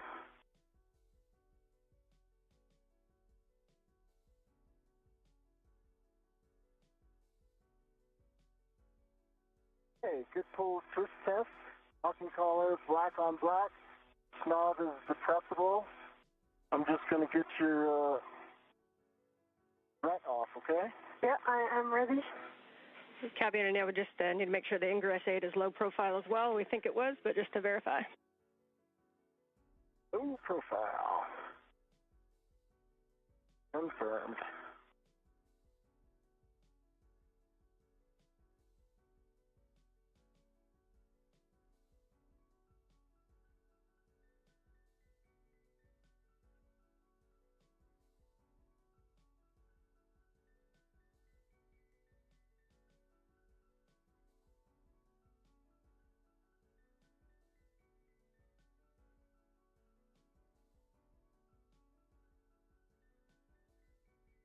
Okay, I got your red tree, Sophie. I am ready to receive it, yeah. You ready? Here it comes. Got it. Got it. Nice teamwork, you guys. A lot of that today, everybody. It's the name of the game. Hey, Sophie, I'm going to hold here. I think you should go back first. Yeah, I'll start translating, and if I need your help for the shoulder joint, then I'll pause. Yeah, that way I'll be on your shoulder side. Yeah, the one thing...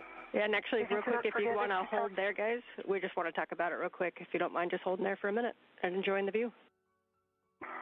We'll hold, keep thinking, Sophie, and we'll give them some space, and I'm watching my tethers. Okay, holding.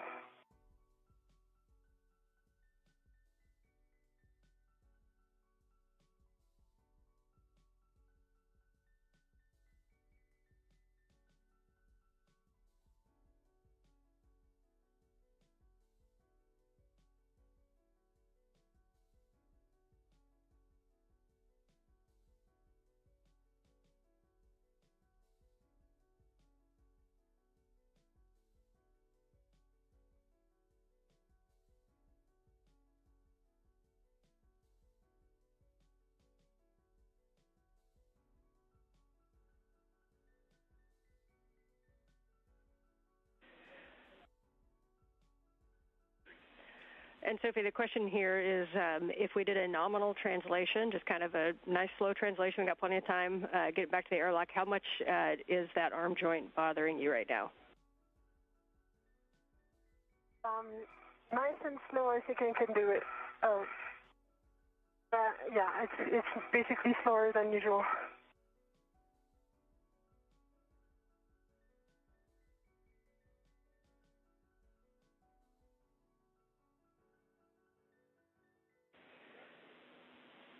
Okay, so we can have you guys go ahead and translate back together. Sophie did lead out. If you guys are comfortable that your tethers will stay straight, then you can have Sophie lead back, or we can go in the order that we came out, and Anil would go first. Reminder that we'll run into a big medium ORU bag when we get to the airlock, or to the airlock toolboxes, rather. I'd rather go first, and if it's okay for you, so that you're on my left shoulder, and if you need to help, then you'll be positioned. And I think that'll create perhaps a little just other crops, but I think it'll resolve back at the airlock. So I feel good about it. Just just be aware as you go down the fetus spur. Yeah, I'm checking your tether, and I'm checking as well.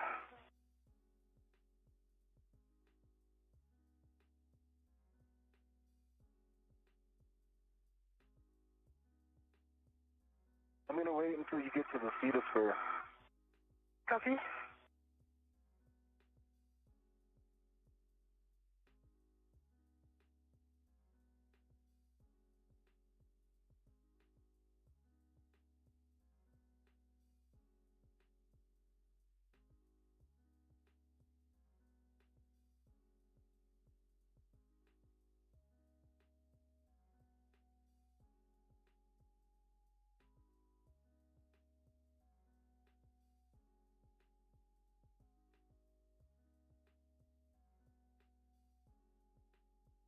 Man, I am going to hit the brakes again.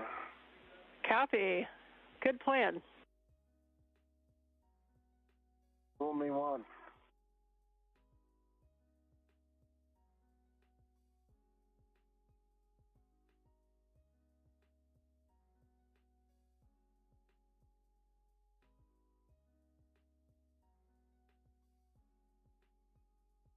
Daniel, you can go. Okay, I'm translating.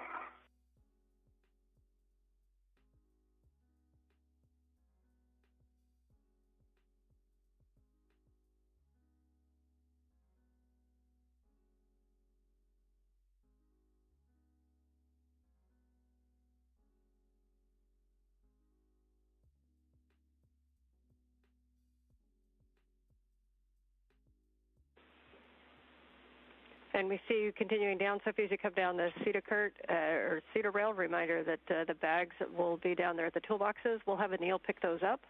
what we'll have you do is pause just outside of the airlock, and we'd like a good assessment on the flexibility and mobility of the EMU arm, in particular for movements that you will be doing when you get into the airlock, like grabbing your SCU. What we don't want you doing is trying to move against the force of the suit. Copy. Is there any assessment, photos, HECA that I can provide?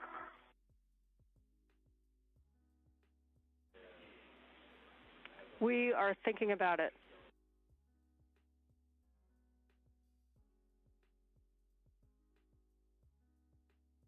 I'm at the seat is first, Sophie. Copy. And Anil, we appreciate the offer. We don't think that there will be anything that you'll be able to grab from there, so we'll just continue the ingress.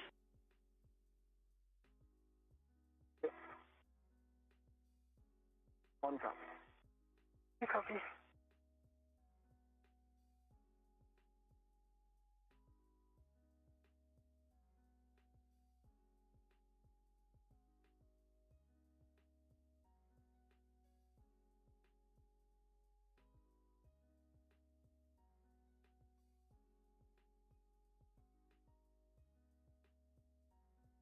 I'm going to pause here, Sophie. Copy.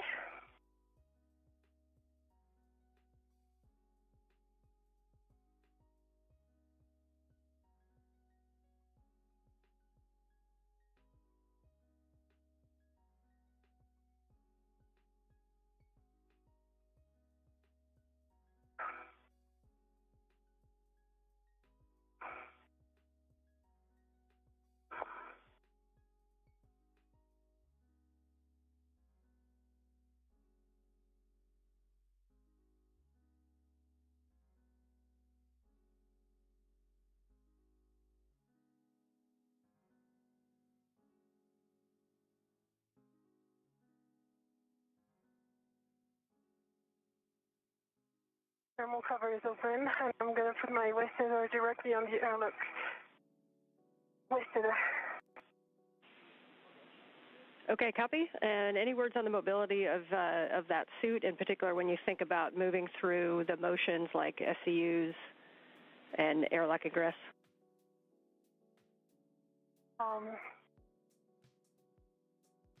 Airlock ingress will be definitely okay.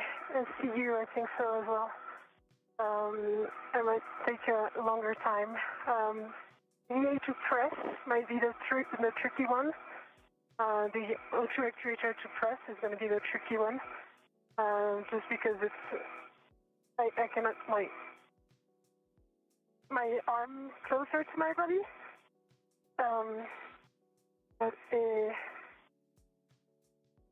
Yeah, I think I'll make it work. Okay, copy. Those are good words. And just don't put excessive force against the suit. If you feel like you're going to need to do that, just let us know what's going on, and we always have a plan B. Okay.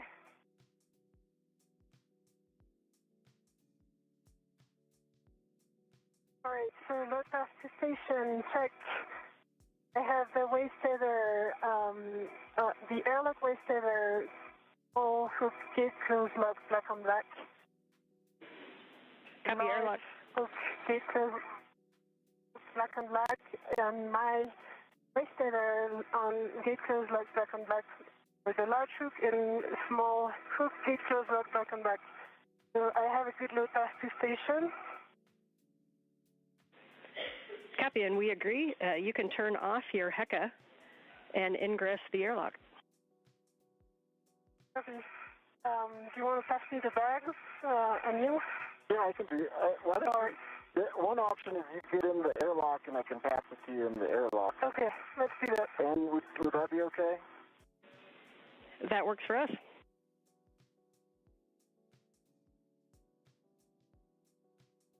I'm just getting a hold of it. I got a red on it. Okay. And just so that you're not surprised, there were 80 keys. Yeah, I see them. Thanks for the heads up.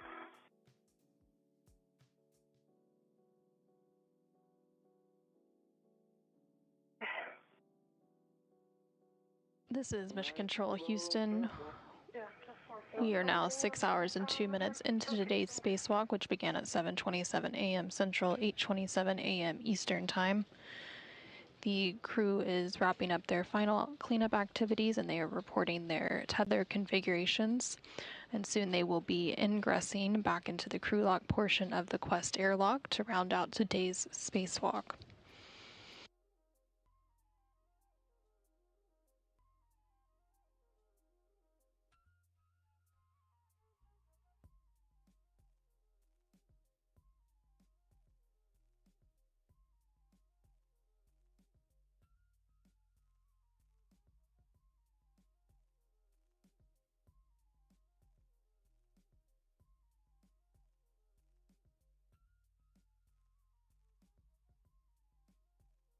All right, I've got the MOU bag. I'm kind of heading your way.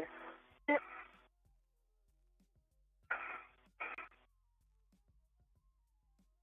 All right, I'm in, and I am ready to receive the bags. All right, I'm at the toolboxes, and I'm going to be doing Mater right now.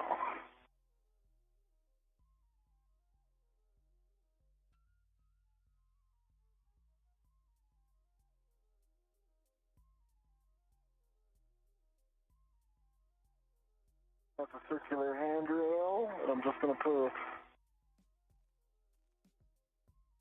couple down, and then I'll get you the bag next. Copy. For the bag, I've got a ret on the handrail. Copy. I'm ready to receive with a ret, and as soon as I get it, I'll let you know. Yeah. So careful, calm. Got it. All right, we see the ORU bag in the airlock. Sophie confirmed that she had her waist tether to the airlock D-ring extender waist tether. I do confirm my waist tether is, let me just double check as well as I do that. My waist tether is on the airlock, on the waist tether of the airlock, and all 4 sliders are locked. And I just released your ret. It's on my MWS already. Okay, great. And I'm ready, so give me a sec before giving me your bag. Yep, and when you're ready, Sophie will be giving Anil the go to retrieve your anchor hook from the aft D-ring. And I was thinking maybe I just pass her my crew lock bag and then do that. Is that okay? That'll work. If the BRT jobs are down, but you can get both of those, I think. And work.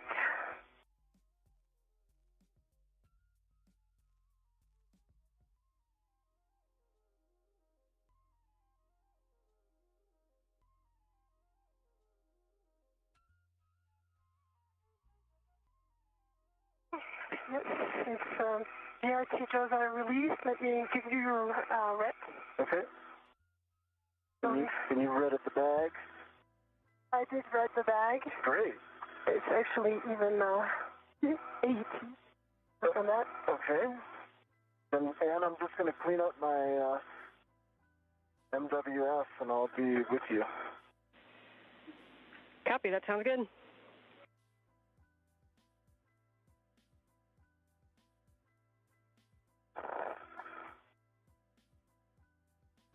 This is Mission Control Houston.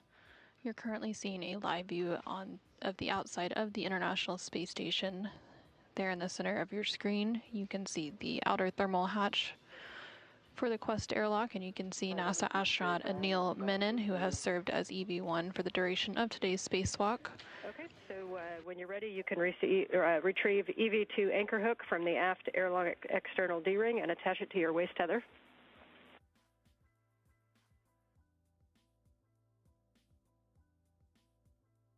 One for EV2 anchor hook, attaching it to my waist tether. Or to your red reel. I'm going to put it on my red reel if that's okay with you, Ellen. We are also happy with that.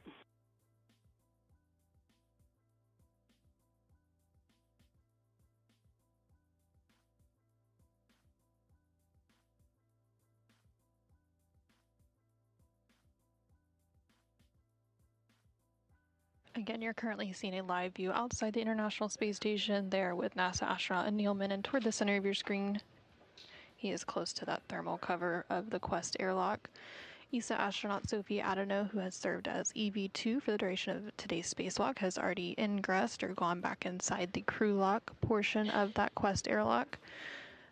Now NASA astronaut Anil Menon is completing some final tether configurations, and then he will shortly thereafter join Sophie Adenot inside the crew lock, after which they will close that thermal cover and the hatch, and then that repressurization process will begin. Once the crew lock portion of the Quest airlock does begin repressurizing, that will mark the official end of today's spacewalk. Right now we are at about 6 hours and 8 minutes of spacewalking time. Again, the spacewalk began earlier today at 7:27 a.m. Central Time, 8:27 a.m. Eastern Time.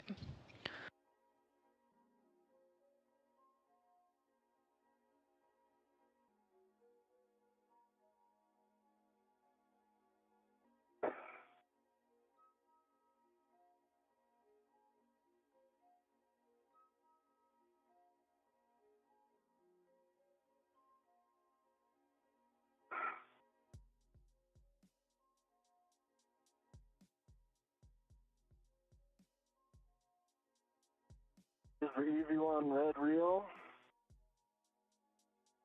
Is the EV2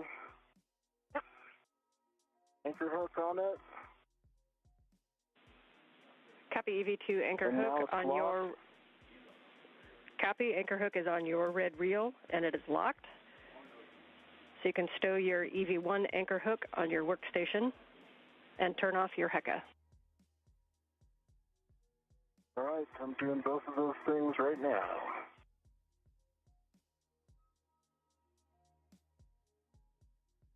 But before I turn off my HECA, Ann, I have this question for EVA console. She is very enthusiastic for your question. Go ahead. Oh, well, I don't know if you can see through my HECA, the left side of this cuff checklist page. I think we should add it as a permanent addition. It's a picture of Sandy, and it says, "Don't worry, Sandy has thought of it." And I think that's emblematic for this series of EVAs.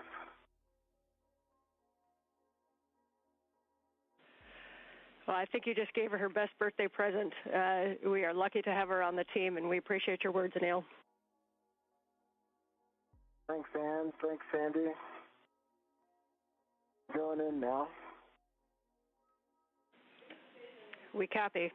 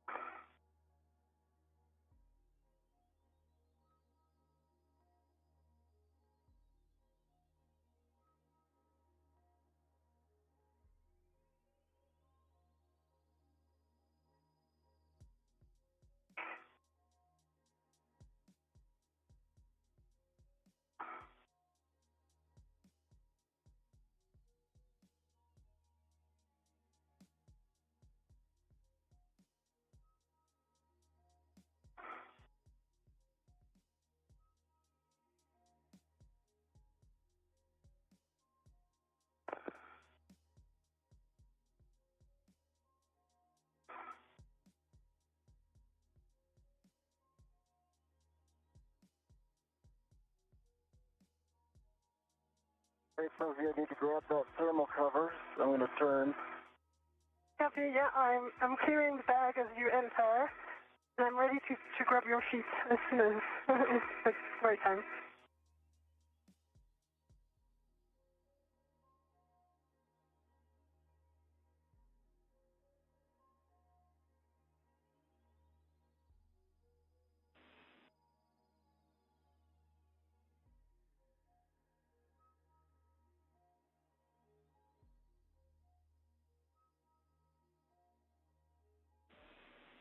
And we see your HECA off, so you can continue the ingress and close the airlock thermal cover.